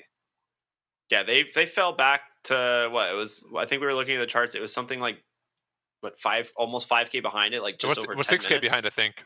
Yeah, it at was. most. They fell behind really early in this game. But yeah, they just came back with a vengeance, dude. Summer had so much space to farm, and then that double BKB timing into that fight, like that smoke into the mid lane with Manta, dude. That was game changing.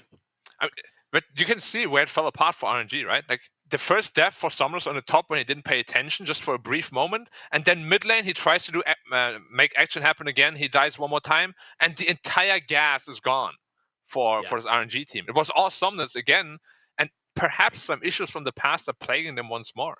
But this Dandelion team is amazing to watch. It was so fun to watch, actually. Reminded me of LGD at some points even. That's big praise. Yeah, that's huge praise. But I think well earned, honestly. Like they you know, LGD's thing is like you never feel good when you're playing against LGD. It doesn't matter how far ahead you are. You always just know they've got a plan. And like the way they talk about games as well, like post-game interviews, you know, you're like, oh, were you nervous when you were like 20k down at like the 25-minute mark? LGD always just say, no, we knew we were gonna win. We didn't really care. You know, they're super cool, and that is what I'm seeing from Dandelion here. Like they were this far behind and they weren't choking, they weren't panicking. They knew the plays they had to make, they knew their timings, and they stuck to them absolutely beautifully. This was a great game to watch from them. It was. This is No. Okay, I thought it was like, is this the pickoff already? No, but you can see like they have it's 11 minutes into the game, just about 4K gold lead. And yeah, It's shortly after this fight. Yeah. Wei gets picked off on Somnus. But yeah, it's again for RNG. I don't think you can like.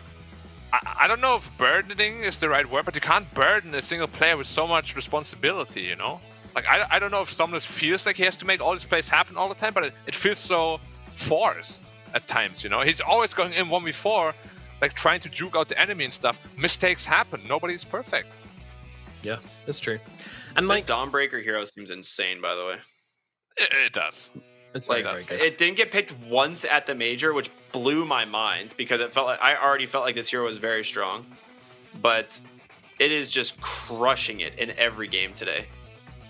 Yeah, we were seeing it in China from the start, and these guys have been scrimming with it non-stop by the looks of it.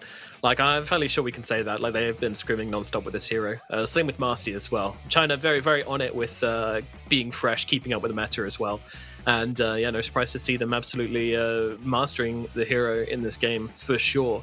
It was a huge impact. And I mean, it kind of felt like it was doing what the Tusk wasn't in terms of the team fights. Like, giving you that huge impact, you know, giving your team the backup they needed to be strong. And yeah, I mean, I do want to talk about Ghost a little bit as well. You know, I think we're seeing remnants of the regional finals version of Ghost coming out here a little bit as well. And I hope that's not too mean, but, you know, that kind of second guessing himself, you know, like not committing to the Wukong's command twice. In the last 2 fights, he didn't get off Wukong's command, which to me is absolutely insane. Why do you think that is? It's always very hard to say. Like, he has never really played in a tier 1 team in his life, so he might just be pretty nervous to play with household names that they have on RNG, you know? Yeah. But, like, it's very tough to transition from a very high leader position in the MMR to actual pro games. Like, it plays like day and night. You can't even compare it. And maybe he just needs some more time to grow and gel with the team and whatnot. But, like, what you're saying is right. Like, the difference between Summer and Ghost in this game was very, very obvious. Like, Summer didn't play perfectly, by all means. But he's always very decisive when he chooses to do something. Like, if he wants to fight, he fights. If he wants to run, he runs. He doesn't, like, do this wishy-washy thing, you know, which is a very, very hard thing to obtain. Yeah. Is it the Tusk threat as well, which means that he can't pop the Wukongs just on a mechanical basis, right? Like, if he gets kicked out of the Wukongs, then it's just, like, over, right? Yeah, you do kind of need the 25. You actually do need the 25 talent this game. And that's like... You do, but like you gotta trust your team, right? Like, because Somnus is not dumb. Like, if you tell Somnus, I'm gonna Wukong here, like, you gotta keep the Tusk in check, like, something will happen, right? Like, he has teammates too. But if you don't Wukong at all because you're afraid of one hero, then the entire reason why you picked Monkey is gone. Yeah, you can't, dude. I mean, dude, those 3 crits right there was really good. You're exactly right. Like, the fact that, like, as soon as that tossback comes out, like, I feel like the Wukong should have been channeled already. I can't right? believe like, he doesn't Wukong right there. Like, that to me is just. Well, that's the question though. Was there communication, or was it just him making his like own decision? You know, like, well, we don't know. Yeah, for sure. I mean, she has the Aegis, right? We all know, we've seen so many Monkey Kings, you know, the idea generally is like, if they have Aegis, you want to try and kill them off before their first life, and then when they respawn for their second life, you've got the Wukongs on top of them, easy peasy, dead again. It's the dream scenario for a Monkey King. Unfortunately, in a game like this, you can't wait because you're not killing this producer out the first time around. Wow, yeah. 808 GPM. I didn't know Shadow was this handsome before. He wasn't. He's been through a makeover. He transformed over the years. Yeah, the last 2 years didn't just make him a better player. He's a different person too. Absolutely. Look at that confidence, like vibrating, radiating from this face. Absolutely, yeah. I mean, that pose, you know, I haven't seen other pro players make that pose before. All the others just have their arms crossed, but he's given us the whole the catalog, the clothing catalog look. Yeah. Might have a new fan in me here. He's awakened something in us. But yeah, big Summer fans over here. Changed his name, changed his gameplay, changed his look, and he is absolutely dominating right now. But of course, just the first game. I'd like to see a different draft coming out from RNG in game number 2 at the very least. I feel like just a lot of lackluster heroes in this one, and this Puck hero I'm yet to be convinced by. He had the best performance in his team for sure, and I still don't feel like it was enough. But that's kind of RNG for the past 5 months in a nutshell, really, isn't it? Yeah, it might not even just be a hero thing. It's just Somnus is an incredible player and does some really good stuff early on. But yeah, it just kind of feels like things fall apart for them into the mid-late game. It's rough. I don't know. Absolutely. I do think the draft was a little bit weird, though. Like, they do definitely lack a lot of control. And if you want to have, some sort of synergy with Monkey King, I feel like your offlaner has to bring control to the table, and instead it's a Timbersaw. So I don't really agree with, that part of the draft. I don't know what the approach there was either. Like, the draft just overall lacked so many things that it's... Yeah, I mean, they have been plagued by bad drafts in the past as well, So hopefully in Game 2 they can rebound from that. But the Timbersaw last pick just kind of felt like a Chalice call there. I want to play that hero, give me that. It didn't make sense in the draft, to be honest. Yeah, I feel like for me, the reason Puck just feels such a lackluster hero compared to before is due to the Ags change, right? Yep. I feel like his new Ags is just kind of unbuyable, and his old Ags was so good, too good, really. And it's like the BKB just hard counters a hero too much now. Maybe he was now with the BKB cooldowns, I can just bait them out early on and make some play around that. I'm not sure, or whatever, but to me it's just really unconvincing. Let's get the Somnus Lina back, let's get the Somnus Spirit back. I'm first phase banned the Lina, they oh really? Dandelion knows, man. They know. Yeah. Any chance of us seeing a Marcy next game, Ricky? No. Thank you. Okay, the real question to you guys: which team is the first team to give away Marcy? LGD, 100%. LGD. Yeah, they love breaking things. You don't think they will? I don't think they will. They lost the E-Home, dude. They're not about to risk another series by letting Marcy through. There's no way. But that's the thing, though. Last season, they just kept letting Death Prophet through, and they kept beating it because they had an amazing idea on what to do against it. So that's the thing. LGD, if they know you're going to pick something, they see that as a bigger advantage than giving away a hero which is considered to be overpowered. That's their mentality, 100%. They did it with Death Prophet every single game last season.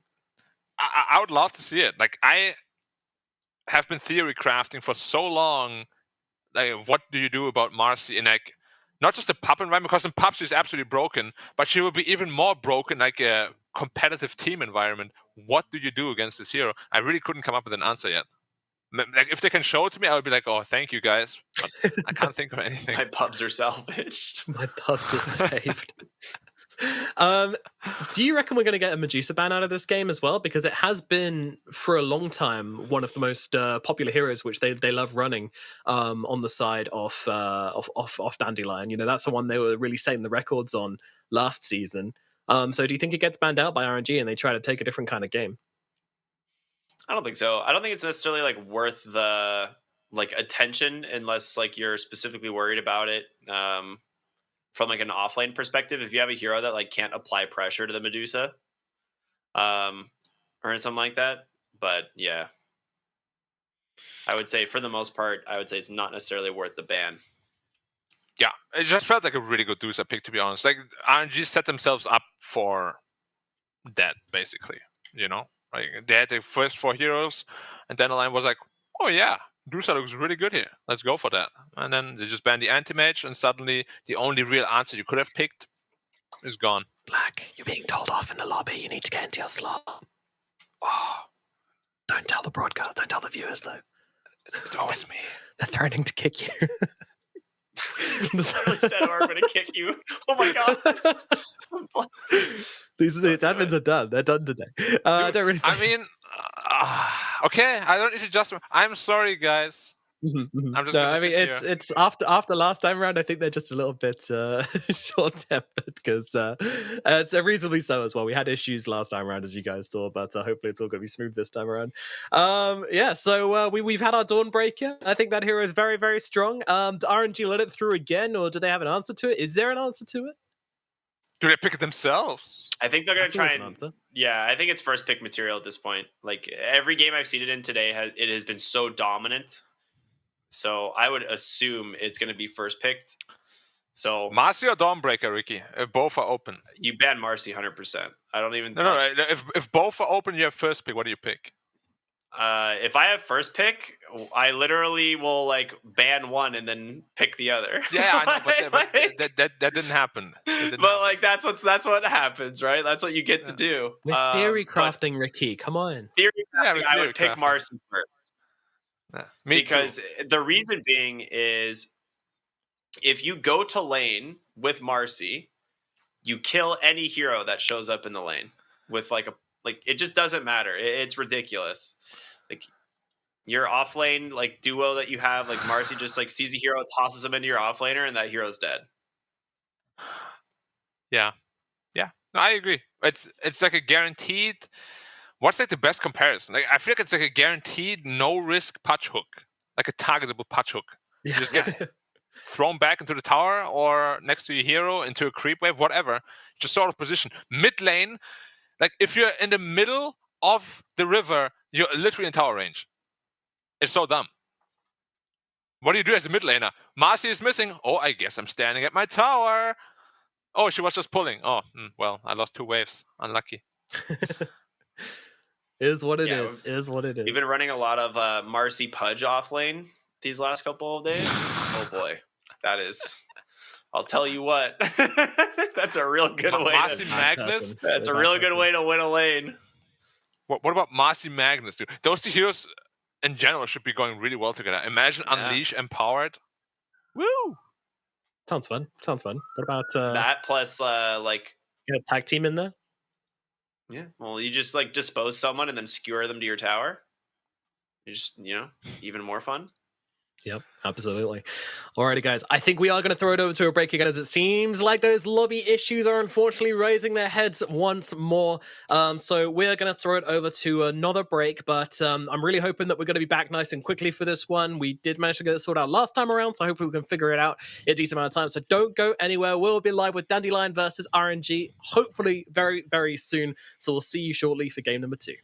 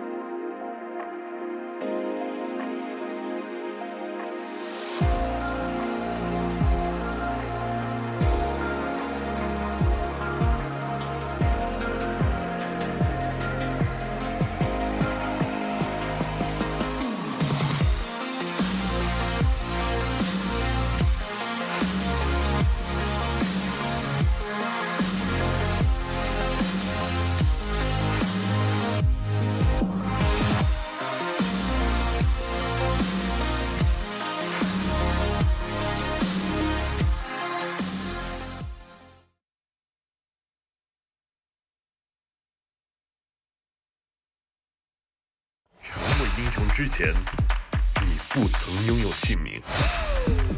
通向终点的路很长，但谁也无法预知结局。有人前心暗影，谋而后动；有人拼尽全力，克敌机先。没有对与错，只有速度是唯一的答案。奔跑吧，在到达终点之前。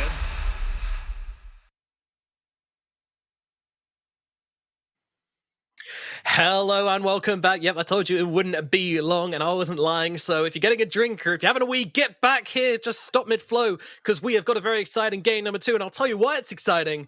Because we have ourselves a Marcy in this draft already. So let's jump straight into it and see exactly what is going down here. So Dandelion had first pick and RNG chose to ban the Pugnet and the Dawnbreaker. Interesting. Right. How about you explain yourself right now, Ricky? Thank you. Dude, come on! You're gonna call me out like that, man.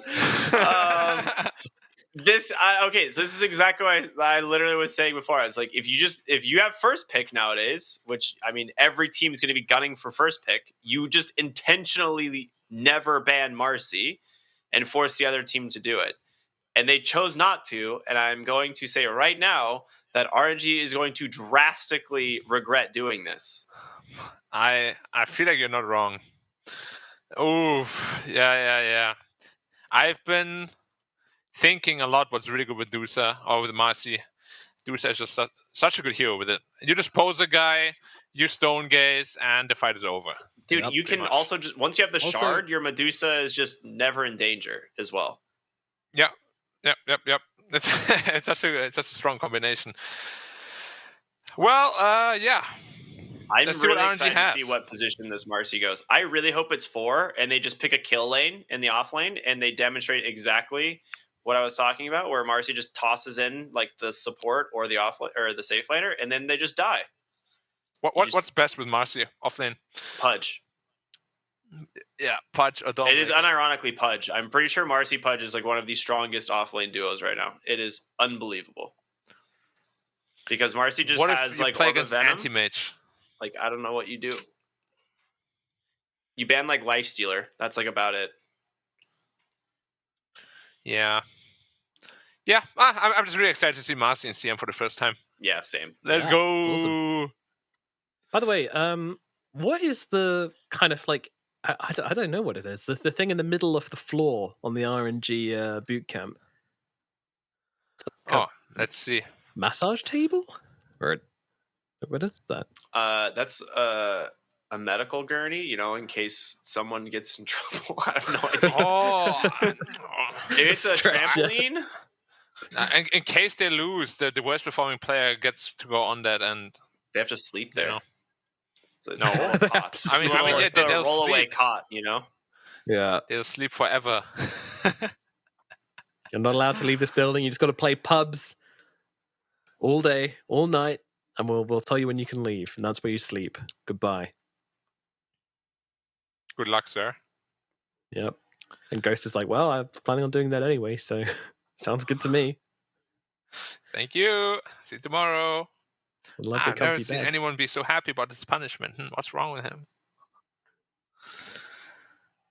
Whoa, Somnus. He's got that lead. No more headset on. That's Steve's guy.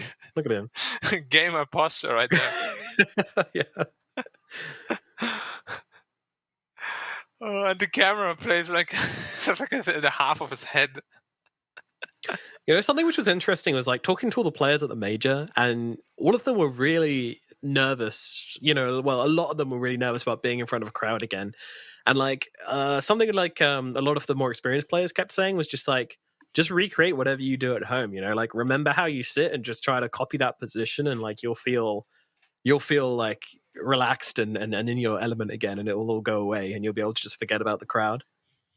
You say that, and then someone's gonna put their feet on the desk, and then no one take can their pants off again. Yeah, it's just gonna get real weird real fast. Yeah. I've seen like gamer postures before. It is odd. Wait. So let's go through the bans. They banned the Puck because it's a very strong combo with Marcy and Dusa. Okay. Ogre ban. Honestly, the Ogre looked really good the way the game went in the end, didn't it? Yeah. I'm still going to say Undying would have made the whole game much easier, but You got my respect anyway, Dandelion. You got it. And RNG has no time at all with the last ban already. This is problematic. Yeah, Is Marcy think- potentially causing problems, guys, already? Who knew? How do we deal with this here? I don't know. Yeah, I think the idea behind the ogre and the Undying was the kind of the same though, with like the big Pango. slows coming out, offering that control. That's what they needed, and that's what the ignite gave Pango them. here. Pango. Yeah. I like Pango against Dusa always, pretty much. Because Dusa's so immobile, she doesn't really like it. However, if you ever get Stone Gaze as a Pangolier, you just die. And with Marcy, Medusa actually deals a ton of damage as well. Because you obviously get the... Side How much kick, damage is it? 65? Bonus damage or 65 whatever? for 50 lifesteal, too. Yeah. Like, if you ever get level 25 on Dusa, you have a Psychic on you, you have literally more than Satanic lifesteal. Which is Pretty fun. Yeah. Pretty cool. Like that. Like that. Yeah, yeah. Late game Dusa, buffed even more, let's go! Yeah. Free Satanic. I mean, you can get a Nullifier. You can. Oh, that's a space maker. Oh my god. Dude, this time is so nasty, man. Viper Marcy in the offlane? So it could be Viper Marcy, but it could just be mid Viper into the Death Prophet, and I think it's Brewmaster Marcy offlane. Dude, oh, imagine if you're morphling against Viper Marcy though, dude. Oh my god, you're so sad. People still trying to make this hero work, huh? China region, this is your addiction, you know? This is bad. This is like me, and I took a really long time to stop sucking my thumb as a kid. Got really goofy teeth because of it. This is the same thing here with the China region of Morphling. They just can't let it go.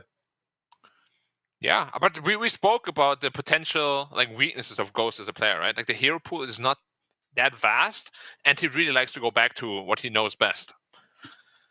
And now Morphling is being played as a super hard carry, right? It's not this active E-Blade hero anymore. So it suits his playstyle very well. Is Morphling even like good into the Medusa lineup? Like, is that? I was like, and on paper, I look at this, I'm like, he has like half the attack range. How does Morphling beat Medusa? Yeah, it's not that good. Also against Viper. Like, Viper is surprisingly good against Morphling, because you just deal so much damage when these stacks build up. Brewmaster is going to get into a Vessel or Marcy, depending on who plays support. You can use another toxin against the Viper, which is kind of nice for helping bring him down. Yeah, it is. You can also break the Dusa with it. But again, they have so much mobility with the Marcy itself. Like, Marcy can literally save Dusa and Viper by herself. Yeah, get you out of the Nether Toxin is very, very easy. Yeah. Now let's see what the last pick is. The Void Spirit. Okay. So I'm just hoping that it is a Viper Marcy. I think it's Marcy 5. You think it's Marcy 5? Yeah, because Viper Brewmaster is really strong. Yeah, but I mean, whatever lanes they put, it's going to be really strong. So, yeah. What Marcy's plus 5 going to punish Tiny so hard. Could it be a 5 DP?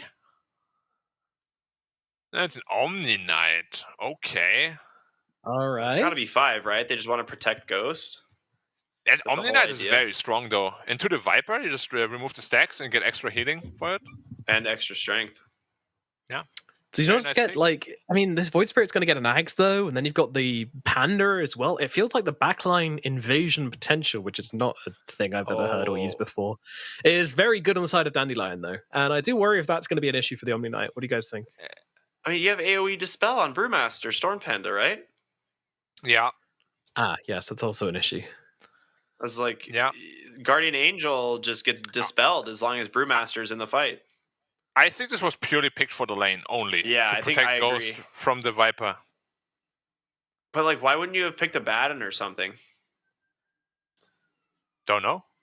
Oracle was already banned, which was a really smart ban from Dandelion. Yeah, it was a good call.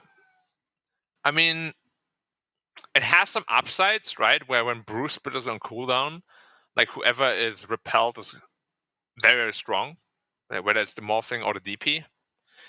So there are some upsides to it. It's just... I like the burst heal as well, I won't lie. I do like the burst heal. It's a good kind of another option to save the Morphling if you just give him that extra burst of health to get him that strength morph off. that can work as well. So I mean, you know, it's Xnova. He knows what he's doing. That's for sure. He's definitely considered all the options, all the pluses and all the negatives, and arrived at this conclusion by himself. But yeah, is it enough? I don't feel like this is a convincing draft from RNG. But that said, I don't feel like it's super one-sided like we all felt last game.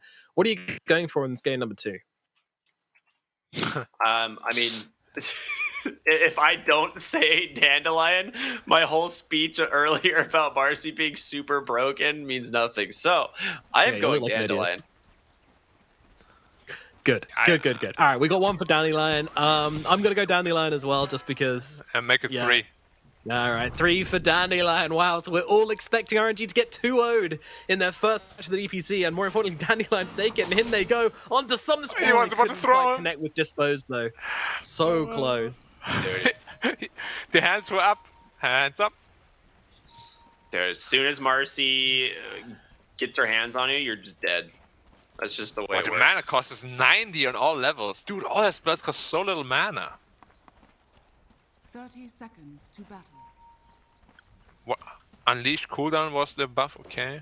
Yeah, they like reduced Unleash by 10 seconds each level, but slightly nerfed Dispose throw distance, which makes sense. Yeah. Unleash is still rubbish, to be fair. You think so? Yeah, I think Unleash is rubbish. If as a support, which the hero is only played at the moment. You actually think so, unironically? Unironically, I think Unleash is rubbish, yeah. Battle begins. I think he's gonna clap some asses and you'll see. Yeah, I'm waiting until Marcy hits 6 and solos the Morphling. You know, that's what I'm excited Oh, he wants to for. throw him up the hill? He's like, Yeah, come on, yeah, get he's over trying to here, clip dude. him. Come on, Kaka. You want to come hang out over here? It was so funny. Morphling pinged in. He was like, don't do it, man. It's a bait. He was about to as well. He almost did. So they changed up lanes a bit. And it's gonna be Marcy in the safe instead. Okay. You're right outside Now. tower range, too. You got to be so careful. Yeah. Like, you can already see the movement, man. They're like, oh. And, yeah. Look, I can already see the entire cast. I'm just gonna looking at Marcy. I'm gonna be looking at Marcy the entire time.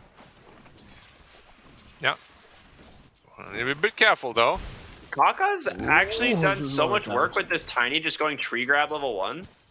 Yeah, he did it last game too. This Yeah. right click actually hurts. A lot of damage. Instead of hitting creeps, he's just like, I'm gonna bonk heroes with it. It's fantastic.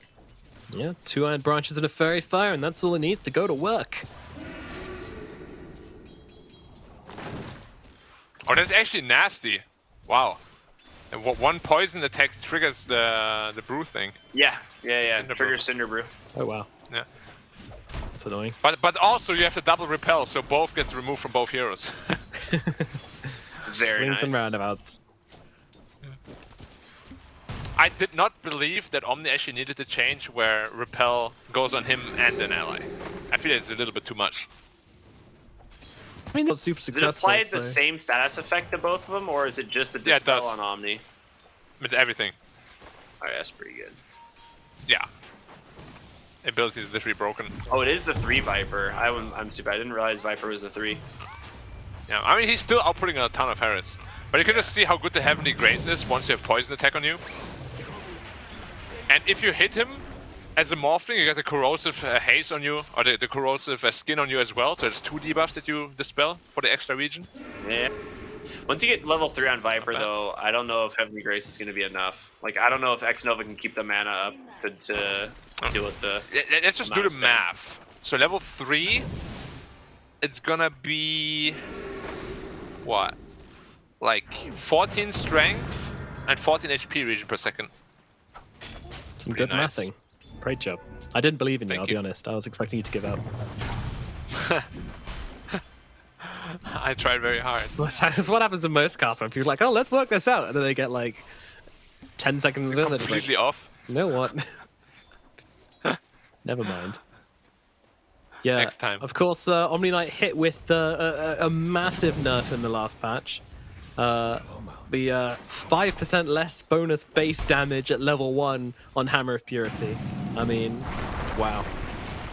Yeah, but more on level But it 3. does more at level 3 and 4. And 4, yeah. Yeah. Pretty good. Yeah, pretty sick.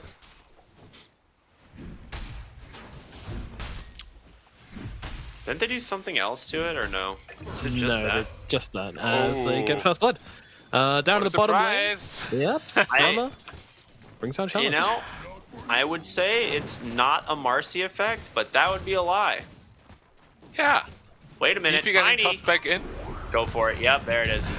Oh, jump in, throw back. Kaka though looking to Might turn it actually around. find though. Marcy under the tower, yeah, taking heavy hits here. Kaka will not fall, and Tianming will. So a little bit of an overstep there, in fact, by the Marcy. Yeah, Didn't use the sidekick. Has been killed.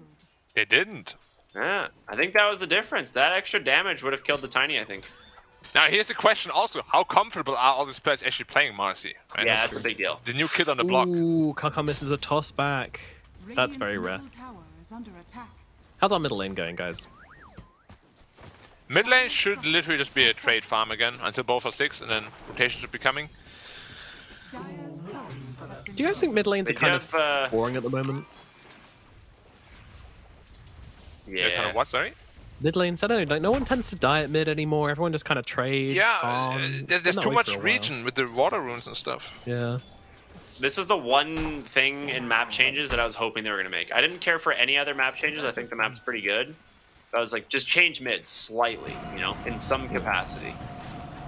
Yeah, I would like lane. that as well. Exact same.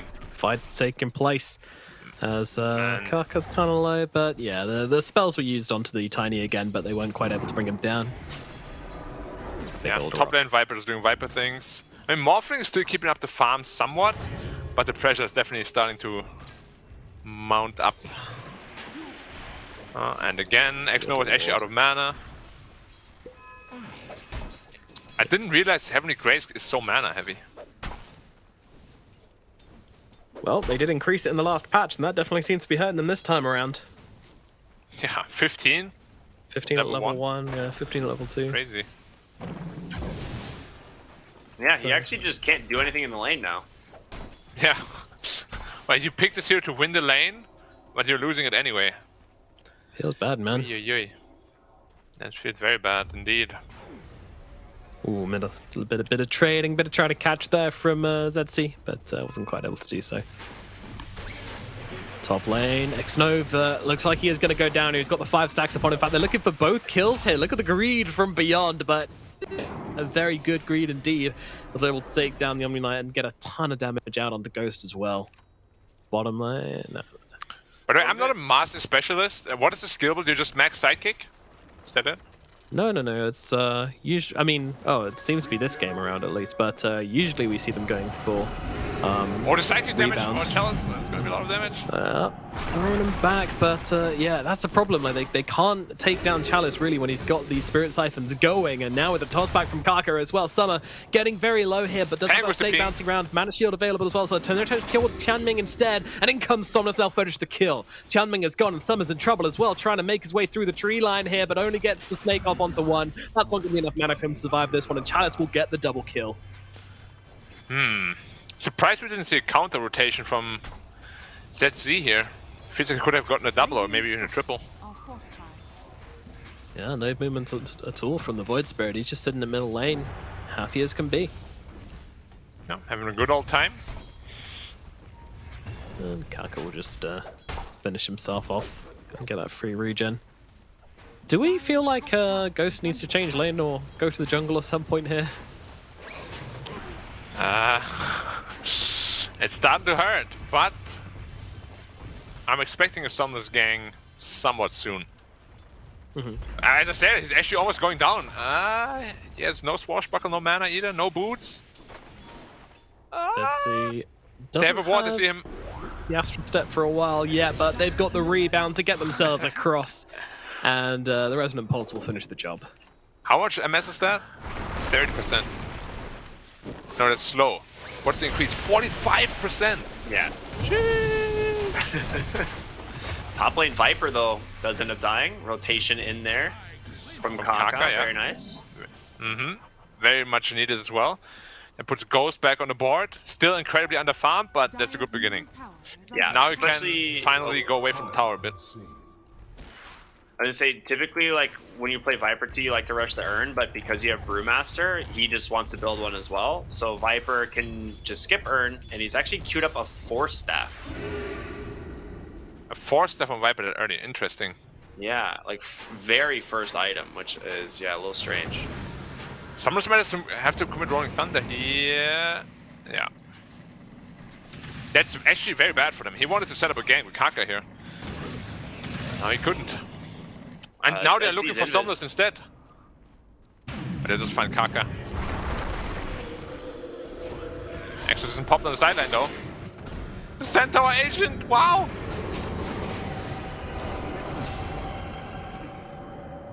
Viper is strong here, be careful, Chalice.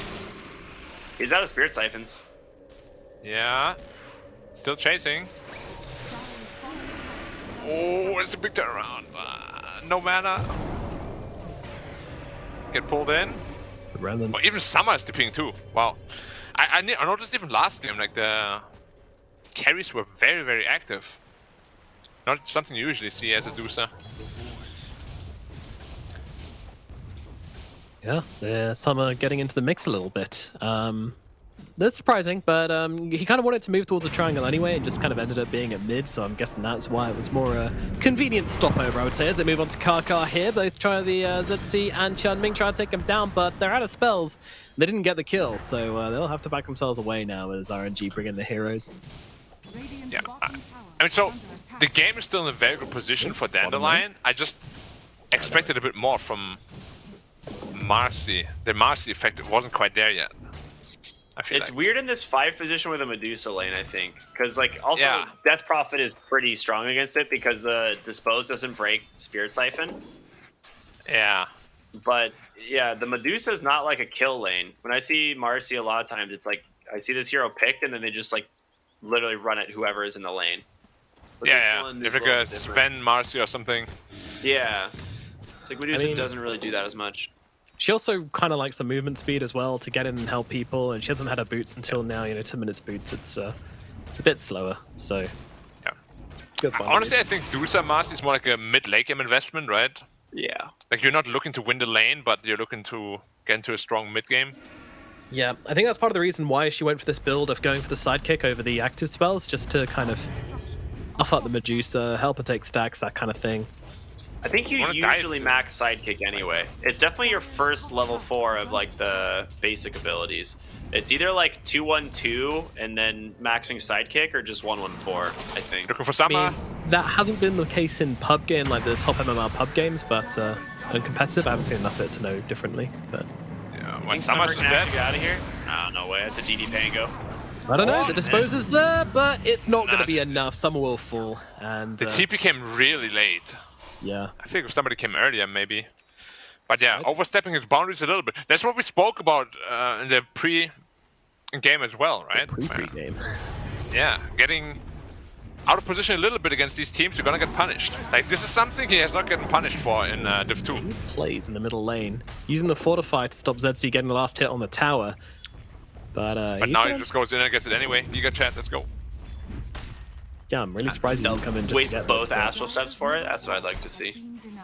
Yeah, like a real step chat. in, kill it, step out. Yeah, that'd be pretty Chadley. But they want to use the fact this tower is dead to make some plays happen here. And look at Qianming. He's just running straight into them right now. Doesn't actually see X over there, though, so won't be able to grab the Dispose. But the range! They got him on to Somnus. And is he going to get himself away? The heals from the Omni Knight's not going to be enough by the looks of it. Somnus. Oh, never mind. It is enough. The Guardian Angel comes down as well, but finally... to down by that 5-hander, and now they move across towards X-Nova as well. I don't think they're getting him as well, though. They'll be happy enough with the Bangalore pick off, though. Man, Somnus is not familiar with Marcy at all. Like, that cast range you could see, he's like, oh. Dude, it interrupted the swashes, too. I thought that was going to happen in the very beginning of the game. Like, when he was leveling the Dispose, that was the exact interaction I was expecting to happen. But Chalice is able to get off both of those Spirit Siphons, meaning that he is not going down here at all. They bust their whole kit on the guy, and he's just like, yeah, so what? I don't care. ZC having to run away beyond under the tower. Ghost is in, trying to get the killer. Will be able to do exactly that. Beautifully done by the Morphling, arriving exactly when he needs to. And now look at the dead Void Spirit. He's trying to get himself a cheeky little side kill, but just ends up dying himself. And that's going to be 2 clean kills for RNG in the bottom lane. And the tower, like, really good rotation. It's giving Morphling a ton of space as well. He is almost on par with Dusa now. Exactly what they needed. Nice rotations from RNG overall. Yes. they've been playing pretty good Dota the last like 2-3 minutes. Definitely outplaying Dandelion quite a bit. Dire's top tower is under Yeah, they're showing their potential, that's for sure.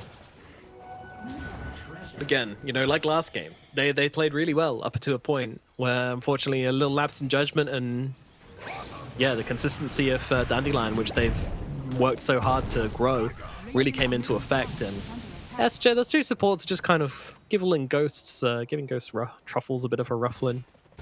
Ain't gonna do anything. Yeah, I will see. Like, morphing late game is still very, very strong, right? I haven't actually seen a real late game morph in quite a while. So I'm not entirely sure how strong he actually is in the late game now. Beyond's Also, why game does his- is like really rough right now, actually. He only has a single point in Nether Toxin. So his like farm speed is a little bit reduced. Yeah, and he's going for a 4-staff. Yeah. Also, I'm not gonna lie, guys, but the 75 waveform charges talent seems a little too strong on Morphling. I don't know. Oh, for me it's 1.5. Oh, you rolled low. What did you get, Ricky? I got 1.5 as well, yeah. Unfortunate. Plebs. Yeah. I'm still doing 75 waveform charges. My Yeah, I'm Morphling's okay, clearly dude, better. man. Sometimes you get the good RNG. Yep. Oh, mine's got up to 160 now, actually. Wow. How did you just Damn. re-roll into a better number than that? That doesn't make any sense. Yeah, That's I not don't fair. know. I clicked off it, clicked on it, and now he's at 160. I guess he leveled up, but yeah. Got huge waveform charges over here, bro.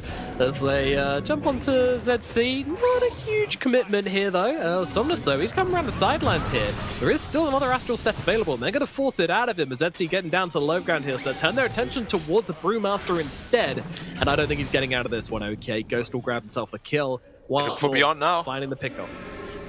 That was the diffusal there from the Pango. It's like such a strong power spike for this hero once you get it. Yeah, especially against his Radiant lineup. So mana heavy. Yeah.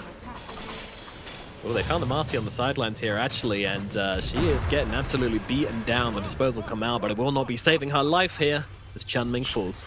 She unleashed her anger just as she died for the future battle. Yeah, but a lot of people don't know it's actually a basic dispel, so... You know, something can save you. Yeah. If you pop it immediately when you get the diffusal blade on you there, I don't think you die, but...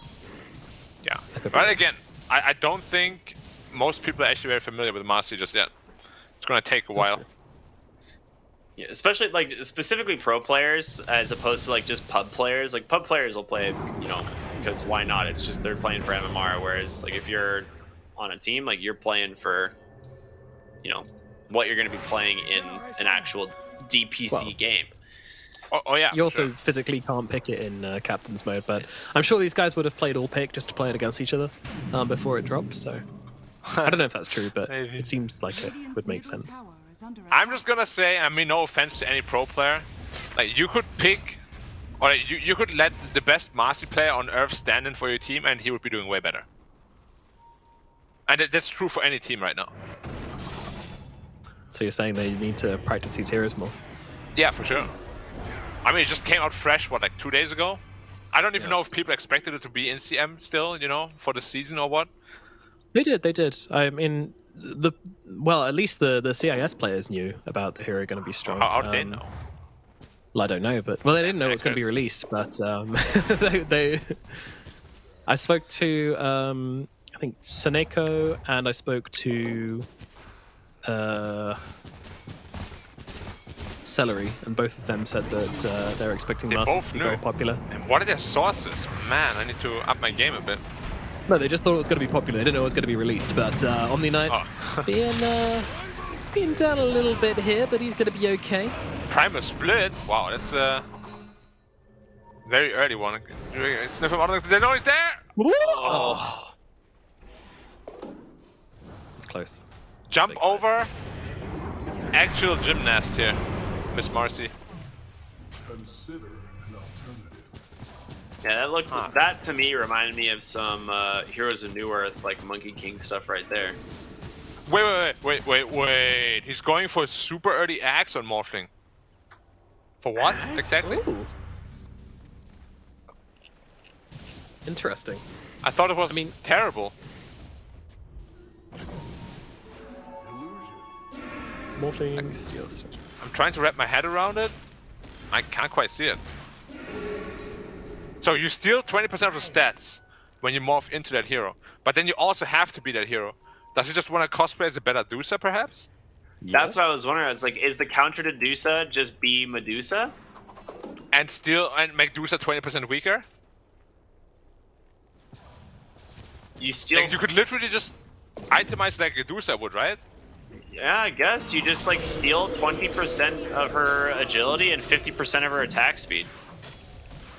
It's 50% of the stolen agility will be attack speed. It's Oh, is that how it works? what it is. Okay. Yeah. So let's say at the moment Medusa has like how much? Like 125 agi. Wait, do you actually steal... Oh god, let's not do maths again. Let's not do maths. Wait, do you actually steal the attack speed or you just get it? No, you don't steal any attack speed at all. You steal agi and you No, you get steal attack all speed stats, based right? on the stolen agility. Sorry, yes. Yeah. Wait, no. If it's agility, it will steal attack speed. No, it does steal attack speed. Does it steal? Oh yeah, it does Yeah. say it will steal attack speed. I'm not sure that's how. Maybe it does work like that then. Yeah. my bad, And 20% of all stats stolen as That's well, what it right? says. Yeah. Alright. The anti-Medusa build. Let's see if it works. This is clearly something which he's tried He's before, but out of mana, Somna's getting Somna's. pretty low in the middle lane. He's got to get himself away here. As He Tianmei tossed is him chasing. in! Oh no! Because Ghost wave was in? Oh no, that waveform is rough. Unlucky. Yeah. And now Ghost out of position completely, but Yeah, he's getting healed up by his Omni Knight, so we'll be okay for now. Heavenly Grace. Heavenly Grace indeed. Getting Definitely spun a up big grace though. now, but Waveform in 3. Heavenly Grace of cooldown in 3. Snow is good. He's got him. He's got him. And easy to be out. Okay. Yeah. Sorry, we're supposed to make that bit exciting as our jobs. That's fine. We're professionals. That's I've just they're been playing sitting around with each here- other a lot here. It's very it's a very tense game all of a sudden. I've just been like trying to understand this Morphling Aghanims for like. don't know, I think he's half the actually just game. trying to cosplay as a Medusa. Yeah, I think that he is. It must as be well. that. But the thing is, just look at the farm difference between the two already. And it's just gonna get bigger and bigger and bigger. Yeah. Once that Skadi is up, you know? Like, you you know still what they want have the to- direction talent really bad. They have That's to the fight only when they that have makes this it good. Ags, that's the thing. But let's see. I mean, he will have the morph duration talent for sure before he finishes Axe, but... Oh, can he escape? Yeah, should be quite easy. Nice. Whoa. Playing with fire, that's that. But more space for the Medusa. Yeah, well, they won't be able to fight without these, at least for a little bit while these astral steps are down and out of mana on So the they're void sieging the spirits. tower now. They still have a glyph. If they can delay this long enough for Medusa to get Skadi, which is in 300, I think they can comfortably take that fight. Look at beyond the sitting. Beyond the tree. In we go, jump in onto SJ here. They want to try and down before he gets off that ultimate. And can they do it in time? The Hex comes out as well. The damage is there, and they do get the kill. Ghost just sitting and standing and fighting in the front lines. What can they do? Well, they can do this. They turn around, they're trying to get the Void Spirit up into the high ground. Toss back from Kaka, though, beautifully done from the Tiny. And now they jump in for more. They're looking to bring down Summer, just getting right in front of the Death Prophet. But that doesn't matter. Charles has a BKB, so we'll just run himself away. So much healing coming out from Spirit Cyphers as well as they jump in on the Now toss it Marcy. Marcy's gone as well. 4 heroes dead on the side of Dandelion. RNG are on the high ground, ready to rock and ready to roll. And Summer, all he can do is throw some snakes at him, and that won't be enough. Dude, Yeah, Kaka they're is running owning. definitely an anti-timing here. Kaka's playing really well, but I feel like they shouldn't be throwing these bodies at them.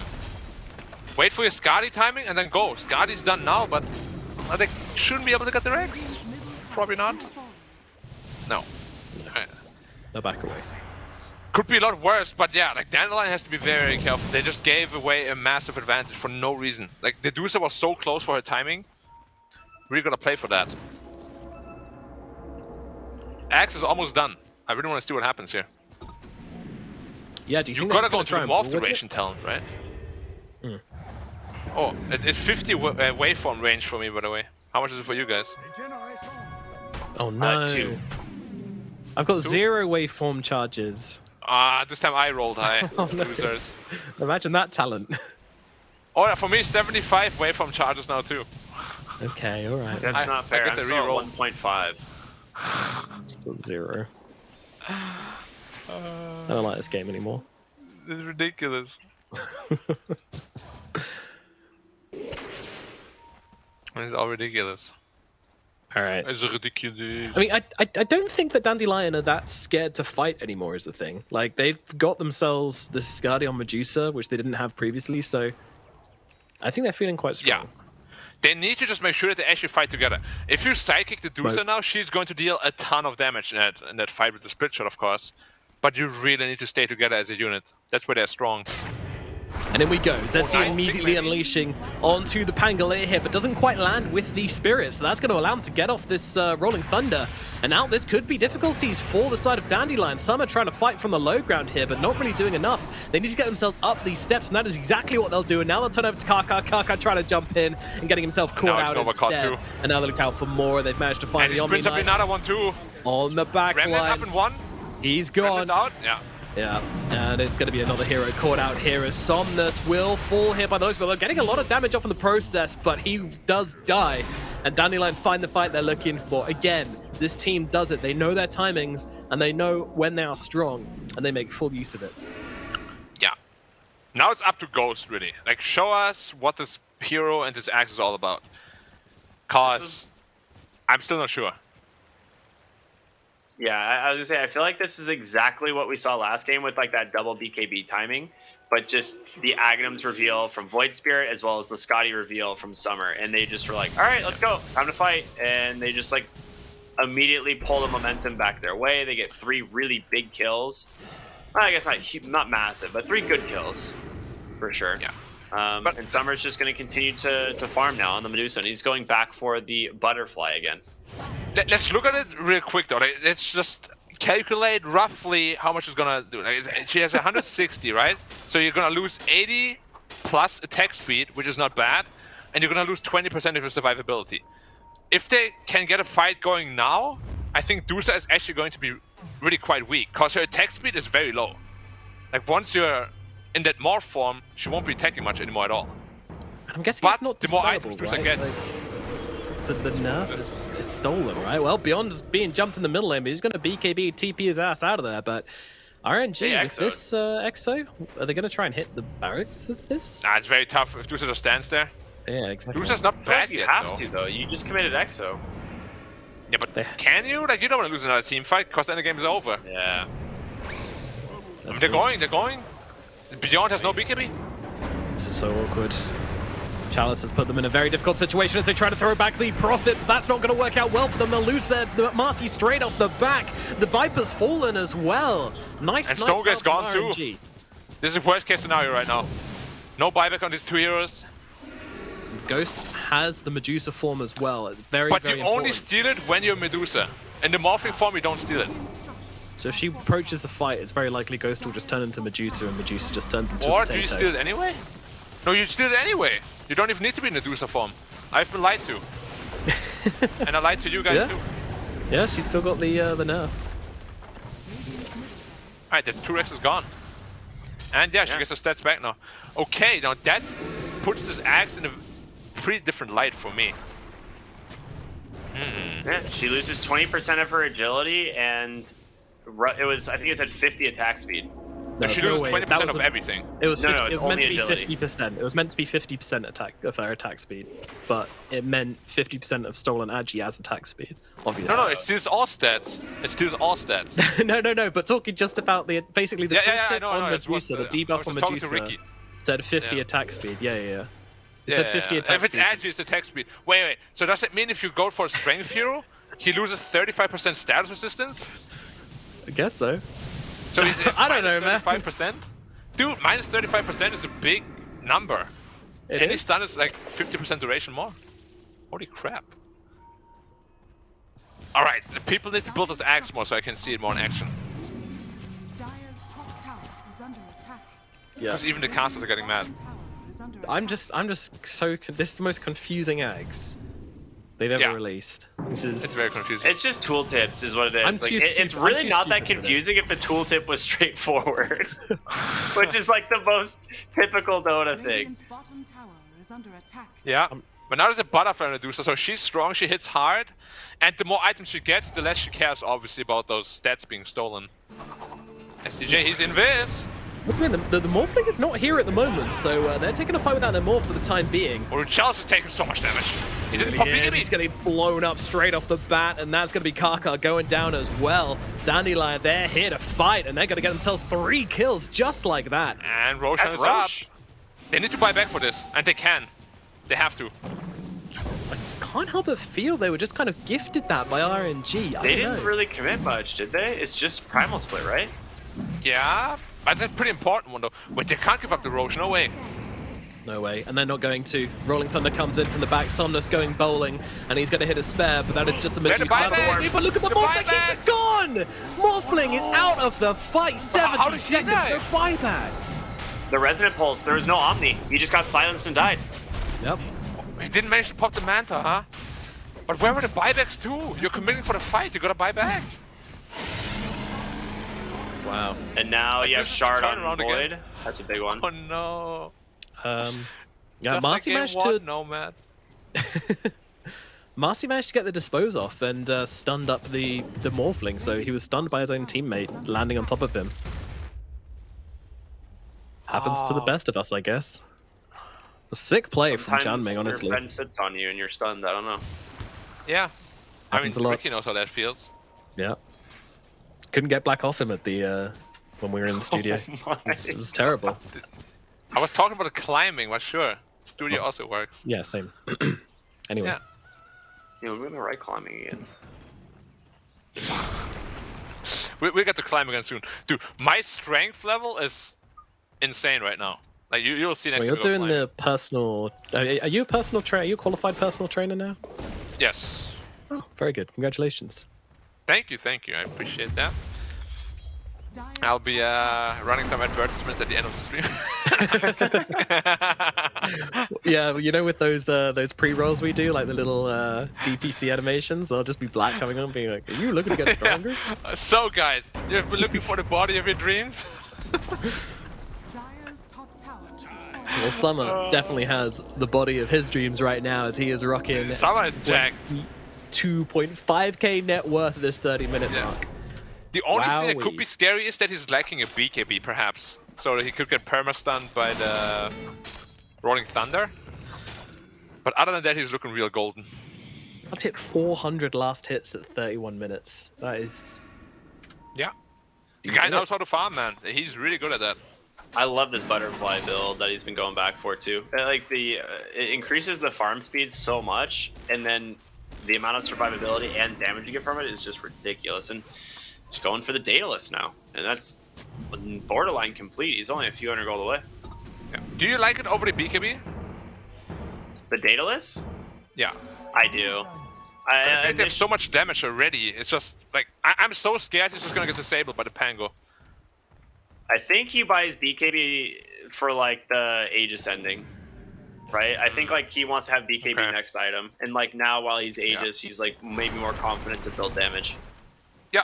No, I get the reason. I'm just scared that he might not be able to use all that damage. Because he is like, what, like 70% of the damage probably at this point? Oh, Oh, Charles didn't get to pop BKB again? Oh, Gets no, it off though with the Exorcism as well, but the split is out as well, lifting up the Omni Knight, trying to take him out the fight, but they've already taken down the Mercy, and now they're going to look ahead for more. Marcy with the buyback, Chalice could be in some trouble. Chalice takes so much BKB damage, is oh my no God. longer, and they've stunned up the Omni Knight, so no GA coming through, and now the Stonegate is coming out as well. Omni finally able to throw down that Guardian Angel, and they're trying to get themselves back, Oh my but a God. beautiful dispose once again, throwing the Tiny into his teammate for Ghost. Look at the damage coming out from him now. He's looking for the turnaround. Is it going to be enough? Summer is so low. Ghost is on top of him. They're going to take down his first life, but it is only life number 1. There's only 3 heroes on RNG, and they realize that they are outnumbered. They need to leave, and that's exactly what they're going to try and do. But Somnus has been caught Man, by SC is so good right ZZ. now in this fight. Ghost, he doesn't want to let his friend die, but at the same time, he doesn't need to worry. He's going to be able to get himself away, and that is going to be that. But still, I mean, how would you rate that fight for RNG? I think now you need the BKB. I think like now you definitely need it. Like the Medusa took a lot of damage at the beginning of the fight, blew all of her mana, and like couldn't really stand her ground against them. But overall, pretty good. You got the buyback out of the Omni. It did cost you 2 buybacks though. Wow, I didn't realize. Okay. Yeah. You got to find a way to kill this Morphling like reliably going forward. And I think right now they are a little bit lacking on that. Oh no, was Yeah. there two buybacks from RNG? From Dandelion, Brewmaster and from Marcy Dandelion. both bought Yeah, back. yeah. They bought back Omni, and that was it from Just RNG. Omni from It ended up being 3 for 3, basically. Yeah, that could be big though. Like we've seen how much impact Xnova has in these fights. He is one of the most important heroes in making sure people don't just straight up die to the Void Spirit Yeah. or the Medusa Stone Gaze. Like that GA stopped them getting wiped by the Medusa 100% when they were all Stone Gazed up. Yeah. Xnova Beyond is... has a Hex queued up on the Viper. Yeah, I like that. I think full utility is the route to go now. Mm-hmm. Dusa built into all this damage. Like, if she just gets to hit, the fights are easy. It's just, will she get to hit? He actually just farmed up like 2k gold in like 1 minute. Oh. I guess BKB won't be a problem, huh?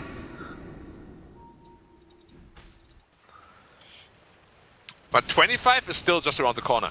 We spoke about the synergy with 25, not just with the Skadi and Daedalus and all that, but of course the sidekick lifesteal as well. Absolutely insane with that 25 talent. Yeah. It's a huge deal, honestly. No. Now, I do have to criticize SJ a little bit. Like, he needs to keep his Storm Bruling alive until Guardian Angel at least. If he got the Dispel off last fight, would have been completely different. Radiant's bottom tower is under attack.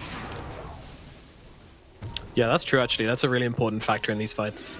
If he does that, he'll earn his B and he'll become BSJ. Which is of course the apex of any Dota player.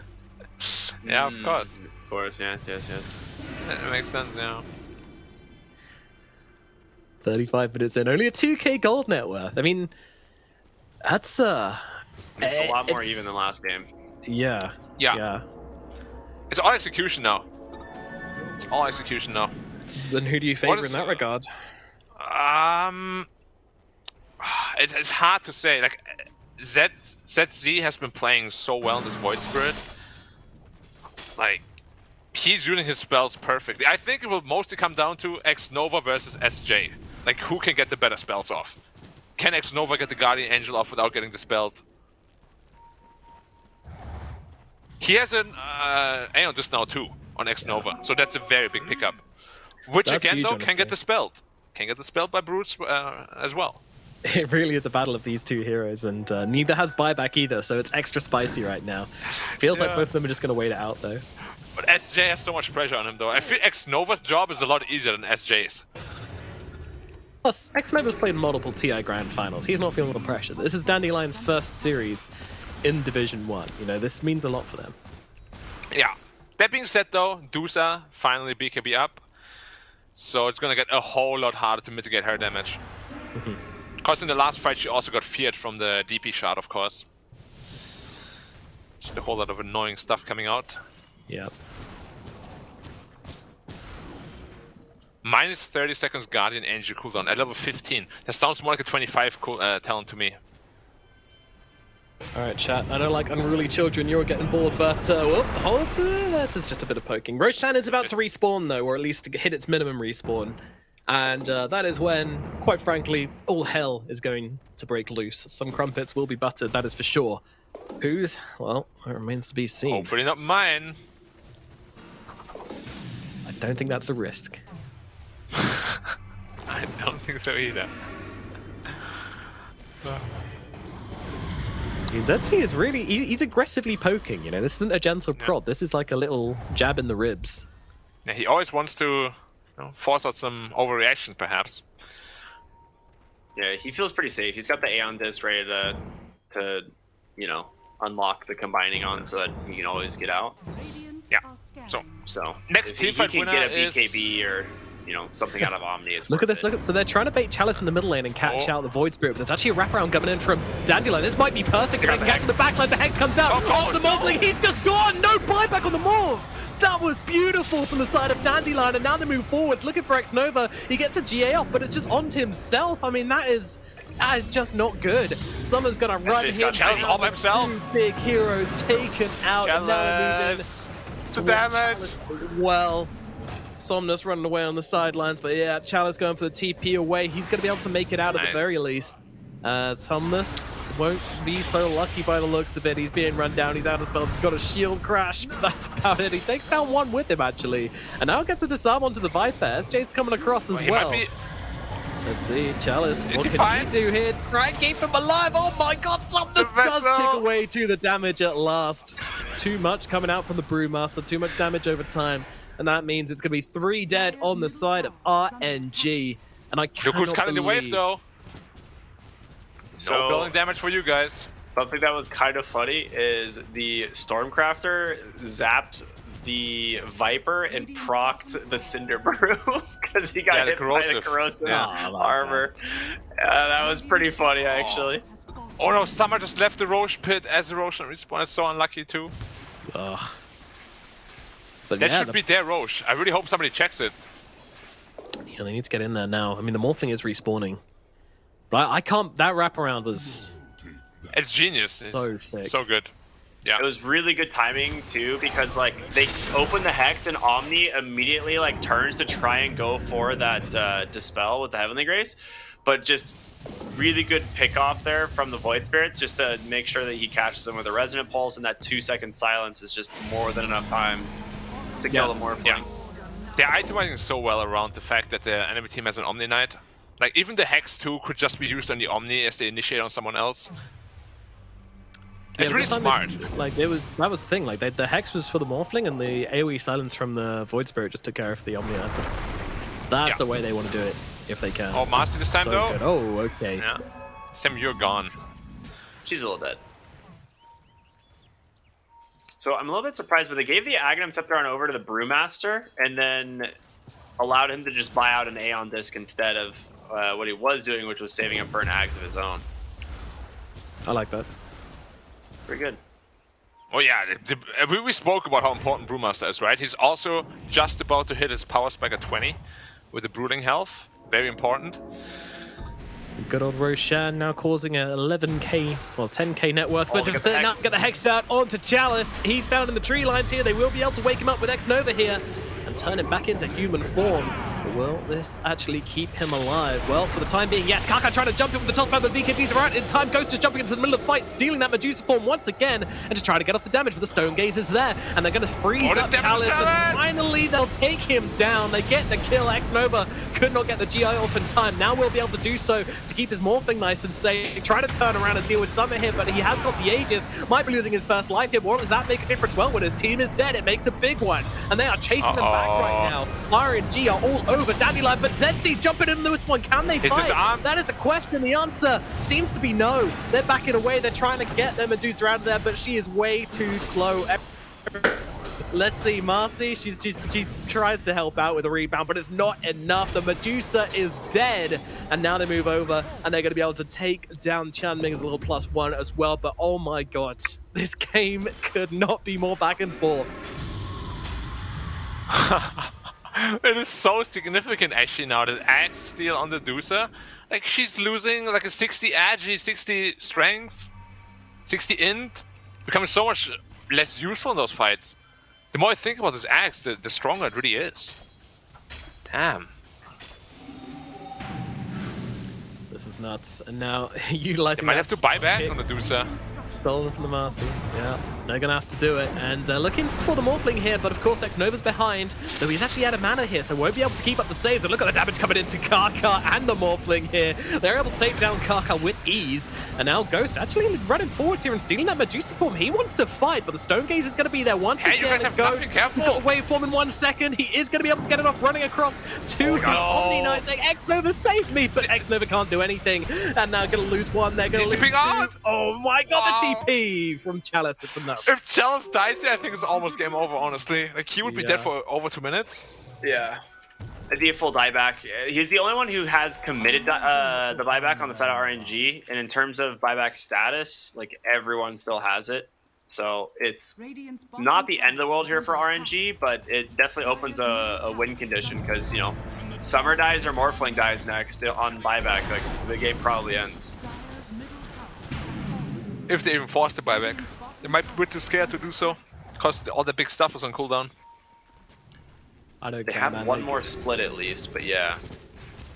The net worth lead. The Stone Gaze is really the important one. buyback is everything here. They got a Hex. Pango. I mean, they're trying to keep him alive here with X-Nova once again, just helping him out. He's got a Guardian Angel. He's going to have to use it here. They're going to pop the Exorcism as well. And now Dandelion see that as a chance to get themselves back. A buyback from Ghost as well. Huge commitment here from RNG. And is it going to pay off? They need to get something from this, but Somnus is too low to keep on chasing. Chalice is trying, but what can he really do? The Brewling's just chasing them back at the moment, along with those illusions. It's a wall. They cannot break through on RNG. No way! They got out of this unscathed? All right. Wow.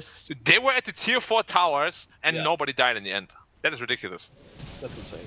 And they got the Morph buyback and the Omni buyback. That's huge. And the Man, Exorcism. like, Dandelion, whether they win or lose the series, like they got some good stuff ahead of them. It's a refresher on Medusa now as well. So double BKB and then of course That double is so Stone Gaze. important. Yeah, that is like the perfect purchase as well. Like he recognizes exactly what needs to be done. There's going to be an Octarine core soon too on the Void Spirit. If he wants to buy out, he probably wants to keep buyback though instead. This game is so ridiculous. Like, if they fight, this is a good idea from Dandelion. They're going to fight whilst the Exorcism is down. 75 seconds. This spell has a ridiculously long cooldown. Yeah, and it makes the hero just so much stronger. They're going to find someone. Oh, Kaka. What are they looking for?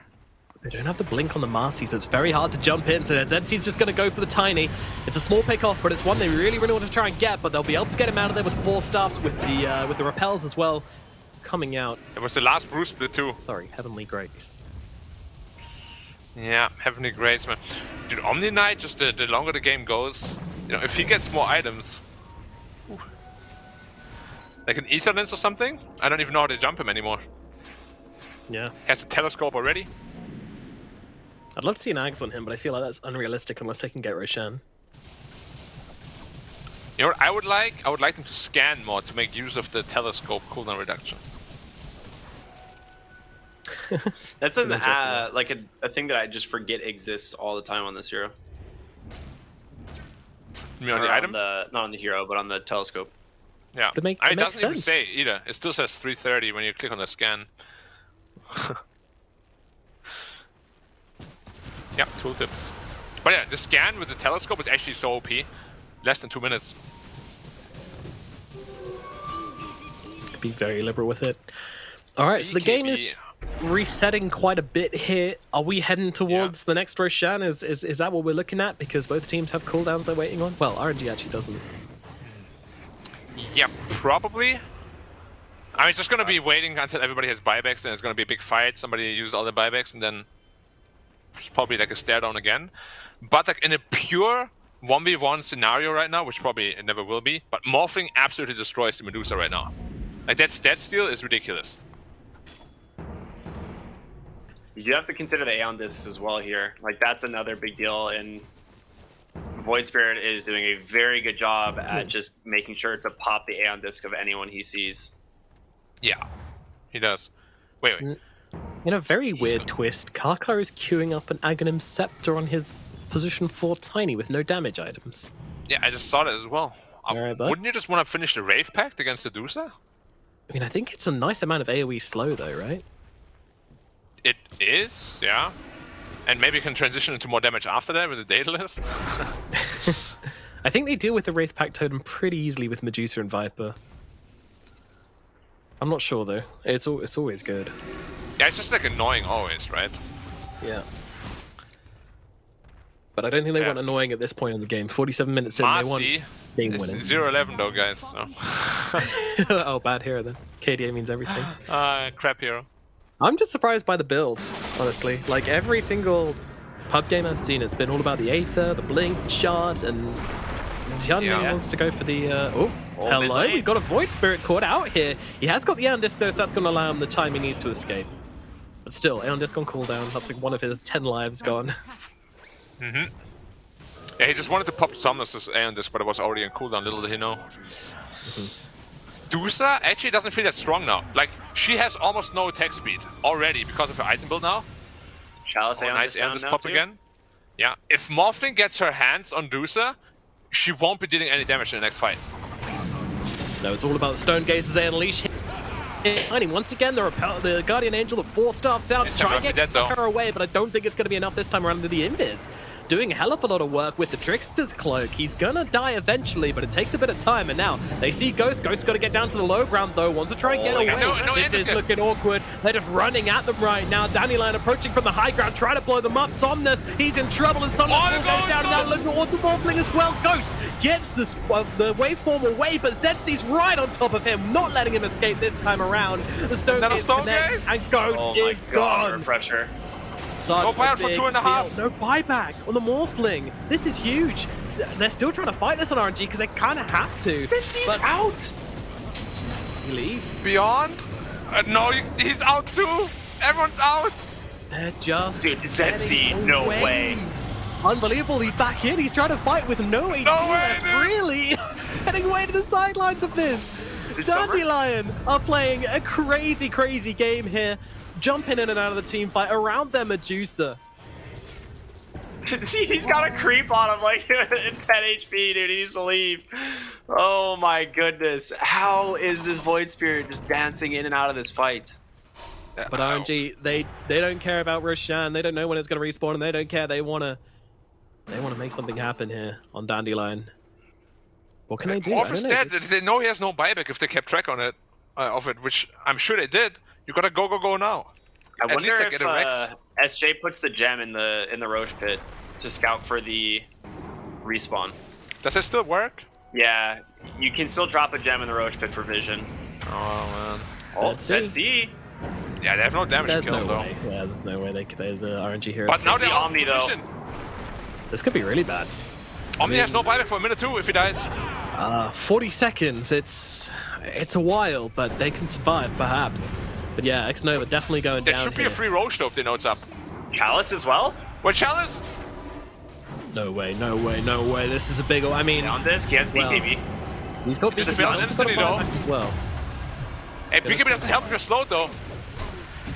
Yep. Oh my God, Tiny, you're gonna help him. Chalice is gonna fall. Tiny did not want to give his own life to try and save. Yeah. Beyond's gonna look for a Hex target. They're gonna go for more. Man, the way they're dancing in and out, and the line is actually so good. I like this team. I like this team. It's very fun. Quickly becoming a crowd favorite. They really are. They're a pleasure to watch. They are absolutely turning heads right now. Look at turning. Just... Dude, he's playing so well on this Void Spirit. Now, they're looking for the pickoff here. Tiny Airlines! No! That is not what they were looking for. Now in jumps Amasi, throwing back Karka once more. Summer not really finding the pickoff he was looking for there. So they do respect it and they get themselves back. Gosh, and you got the morph. You don't have a bruise split. Yeah, it's definitely time to fail. Man, this is so tense. Wait. Yeah, okay. No. I just wanted to confirm that you actually steal all stats. You do. Yeah, it is all stats. I had to like look at the wiki. Gaining agi. You're gaining 43 agi. Like, okay.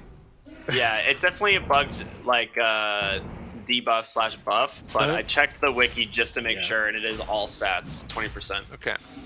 Including bonus stats, not just base stats. Yeah, it's all stats. That's why it's so insane right now. He's stealing like a good 1,000 health. It's like, look at Dursa's stats right now. Wait, is he stealing it off of an illusion and it applies to the hero? Yeah. It is, yeah. Look at that. Okay, that is definitely not intended. He just sent an illusion down mid and just took his entire health and mana pool. He's so squishy. The little baby Medusa. Oh, they're rolling in this time. Oh, Thunder. My God, this is a huge commitment from RNG here. What can they do? Well, they're trying to lock down the Morphling in the backlines, but of course he's still got the BKB and the Satanic, and they're just going to turn around and try and deal with ZC. But ZC, he's jumping himself out of this one straight off the bat. Meanwhile, Somnus, he is in a bit deep here, and he's going to get frozen up with that swashbuckle, and he is gone. Dude, Chalice is in deep too. 125. Ghost trying to fight into him right now, and Ghost getting on top of Summer, trying to blow him up, play his own game, steal his form, and just fight up into him, and it's not going to work. Ghost is the one getting torn apart. They are dead. 3 heroes out on the side of RNG, all dead for 100 seconds. This might be the end. Dandelion, they get the 2-0 over RNG. Unbelievable.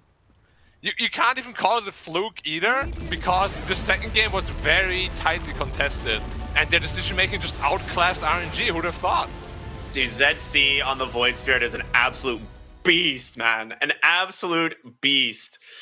He did so much work in these fights. Chalice basically got controlled up on the side entirely just by the Void Spirit in this last fight. And then you have Somnus who like rolls in, and the entire team cannot join because there's just a Brew, Master Split, and Void Spirit just zoning out the entirety of RNG.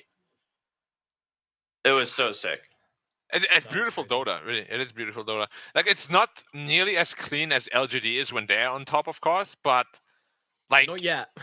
every now and then you really see those like it's very reminiscent, right, of LGD sometimes. It's just a team fight execution. Everything seems so spot on and so smooth and fluid. Like that Void Spirit in those team fights, even the Panda escaping, all of them like on 200 health. Like, it's ridiculous how hard they outplayed RNG in this game. It really is. It really, really is. I mean, jumping in and out of the fights, you know, just playing around their Medusa so damn well. It was such an impressive performance from Dandelion. And the thing is, like, we reached these late portions of the game, and it was RNG making the small mistake which tipped the balance in the end. It wasn't Dandelion, which is crazy when you consider this Dandelion's lack of experience. You know, like this team is very new. They are some fresh players. They're a fresh team. And for them to come up and put in this kind of performance in their first series is hugely impressive. But yeah, I mean, there were some tiny little mistakes there from RNG which cost them at the end. I mean, I think Somnus, when he swashbuckled, he chose to try and come back and disarm the Medusa, but that actually means he gets stone gazed and frozen up, and that's what actually caused him to die in the end there. Some really little micro things like that, which just ended up costing them the game. But in that late game, you know, the stuff like that just sometimes it just happens. Dude, the damage numbers in this game are ridiculous. Really? Like, Yeah. Void Spirit is actually the highest damage dealt. Like, it honestly feels like it. If you like watch these fights closely, like it is ZC starting every single engagement and nearly bursting a hero almost entirely alone. He does 66,000, almost 69,000 damage, followed by the Medusa at 64,000. So it is some heavy lifting being done by ZC on the Void Spirit, even though like Summer had like a really impressive game, and the refresher build, which is not something you would probably expect all that often on the Medusa, is such a sick call. It was so smart. Yeah, especially in this game. I'm just going to throw something into the room. What do you guys think about Morphling? Was it a hero problem this game? Because I feel like after he had all his items, he just didn't have impact in those team fights. Like, maybe the BKBs were used wrongly, or he got bursted first, or like something always went wrong for him. Like, I feel like the damage number that he has, 23k, it should be much higher. It's just he doesn't have Stone Gaze, like, right? He's like role playing a Medusa, right, in terms of like trying to steal her stats and do damage. But there's always this like 8 seconds in the fight where Stone Gaze is going, and he just can't attack anything. I feel like that was the problem. And then he just buys a refresher, and then he's just like, all right, well, you're not going to attack for the entire fight now. For like, me, the it's like, refresher pick was so smart. yeah, like Tiny has his shard, you know, like he's got this crazy moment in the game. Medusa, she's got that 25 with the Skadi, which is just ridiculous. You know, all these carry heroes have this like majorly scary timings they can look at, which are unique to them. And I feel like Morphling is just missing that at the moment. This Aghanim's wasn't it? You know, it was a good anti-Medusa, but it wasn't a good pro-Morphling item. And at the end of the day, if that's your position 1 and your other cores are a Pangolier and a Death Prophet, you need someone to just be, you know, clapping them cheeks, doing that damage, making them clicks happen. And they didn't have that this game. And I think ultimately, you know, that was one of the biggest problems they had inside of these fights. Yeah, kind of just felt like he was solely there to steal Medusa's stats, and that's it.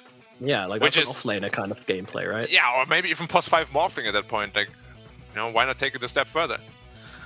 But You're crazy. Yeah, it was. What can you say? Like, Dandelion just completely outperformed, and their drafting seems to be really solid. Like, I never really see them being outdrafted at all. No, even in every single 1, time I've seen the same thing. Division 2, they never once really had like a bad draft. They lost 2 games. They went like 14-2 in Division 2. One of their losses, I believe, was to Aster Ares, which is like the other team that promoted. So Like they have shown incredible promise as a roster, just like from last season onward. But yeah, here's the whole you fight. guys Like you can remember- see, they literally can't join the fight. Yeah, and Summoners all. I mean, there was just That's the bit I was talking about. And SJ, literally 2v4ing them on the sidelines there, and Summoners is like, team. And they're like, we can't come. Sorry, nothing we can do.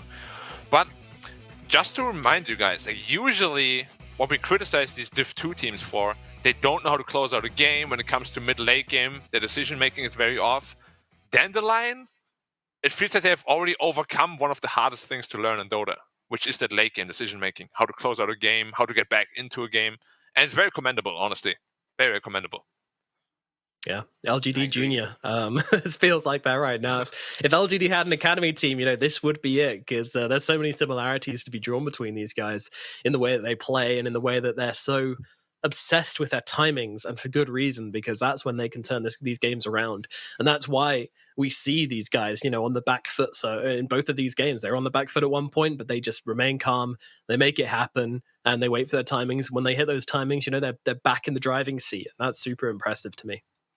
Dude, this graph is so wild. It is just rocky from start to end. Like, it never once was just like it definitely like trends upward for like Dandelion the whole time, but the whole game, it was just back and forth, constant team fights going one way or the other. But like Dandelion always managed to like kind of edge it out shortly after. Like there was like one really good fight where RNG like start going to the high ground, they get the mid racks, right? But even then, they get caught overextend, and Dandelion punish it, and then turn it into a big win for themselves. It's just like they punish you. Like, that's the one thing we were talking about. Like, if we thought was going to be the other way around. Like, we're like, all right, you're going to be playing up against players like Kaka, Xnova, Somnus. Like, they're going to get punished for making mistakes, and just was the other way around this game. I just want to throw one more question into the room. So we're all obviously impressed with what Dandelion did. But what do you guys feel, like what kind of energy is coming from RNG? It felt quite sloppy to me, personally. Like, it's not what I would expect from a top 4 contender in this region. No, this wasn't a top 4 contender for China region. In fact, considering how competitive the China region is, this kind of performance puts them in relegation zone at the moment for me. But I'm not going to get carried away and say that that's going to happen, because it's the first series, like they didn't massively underperform. But at the same time, they did underperform to a small degree, and there were some few small mistakes which Dandelion just capitalized upon beautifully, which I feel like made them so, just end up like losing the advantage in the end, and dropping out of this one. But I'm not too worried about RNG. No, like if they do this, if they drop another couple of series this way, then maybe I'll start to be concerned. But LGD dropped their first game as well. It can happen. It shouldn't happen. Every game is super important in the DPC, especially in these leagues with the formats we have.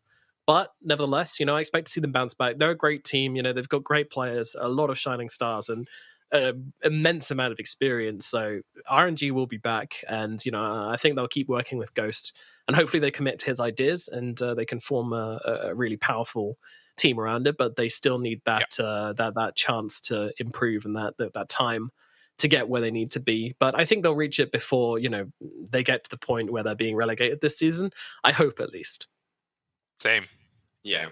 I don't think they're in too much of a risk of relegation. I do think like this team is still definitely, I would say top 5, top 6 for sure. But I mean, Dandelion just feels very strong. And this is a team I hope keeps their momentum, because I would love to see this team like play at a high level for this whole season, and just like see this like new blood into the scene, like actually be really successful. Yeah. Well, we'll see, right? They'll be playing LGD on Sunday. So that's a good way to find out. Baptism by fire. LGD, man. Not only is LGD in trouble, but imagine you're like, all right, guys, super excited. We did super well in Division 1, in Division 2, sorry. We're going to play in Division 1. Awesome stuff. Let's go. All right, we got the schedule. What's our first matches? Okay, cool. We get to play RNG and then LGD in our first week. Cool. All right. Good stuff, guys. Thank you very much. Appreciate very that. balanced, very balanced. I mean, that's actually Baptism how by it goes a fire. lot of times with the DPC schedules. A lot of times the top ranking teams immediately play the open or the newly promoted teams. That's like because they want to make it more hype. But little That's do how they it's- know, Dandelion is the hype team right here, right now. yeah, dude, that's what I'm Well, yeah. saying. There's a couple regions right now where like these newly promoted teams are just owning, and this is kind of what I expected out of Dandelion, which I'm very excited about. Very, very exciting team. I mean, I have to ask you a question. Can they do it? Could they take down LGD in their current form after they lost to eHome? I mean, if they play as well as they did here in game 2, I think that they can definitely beat LGD. I don't think that's I mean, I casted an LGD series, and literally 99 out of 100 games, they will not lose that game 3. So LGD is still obviously a very, very strong team. And I mean, if Dandelion can do it, dude, I'm already a fan. If they can beat LGD, like, I'll be like, all right. Like, you got nothing else to TI, prove. let's go. Honestly, it could happen, right? Why not? Like, they're bringing a Early very days?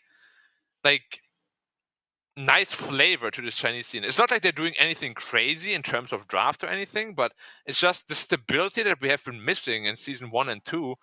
It's funny to say, but Dandelion is bringing it, whereas a lot of the other teams we expected to bring it, they're not.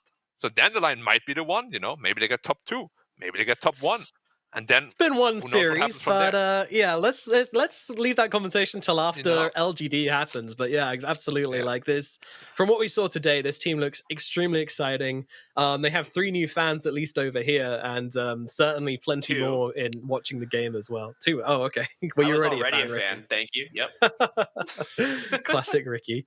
Alrighty, guys. I think we're going to leave it there, but we do have plenty more Dota coming up later in the week. That's right. We've got PSG LGD versus Dandelion battling it up in that game. That'll be on Sunday. And then we have Vici Gaming versus Extreme as both of those 2 teams make their debut here in the China DPC. Who will come out on top? You'll have to join us to wait and see. But from today, we are all done. Thank you so much for watching, and we'll see you next time.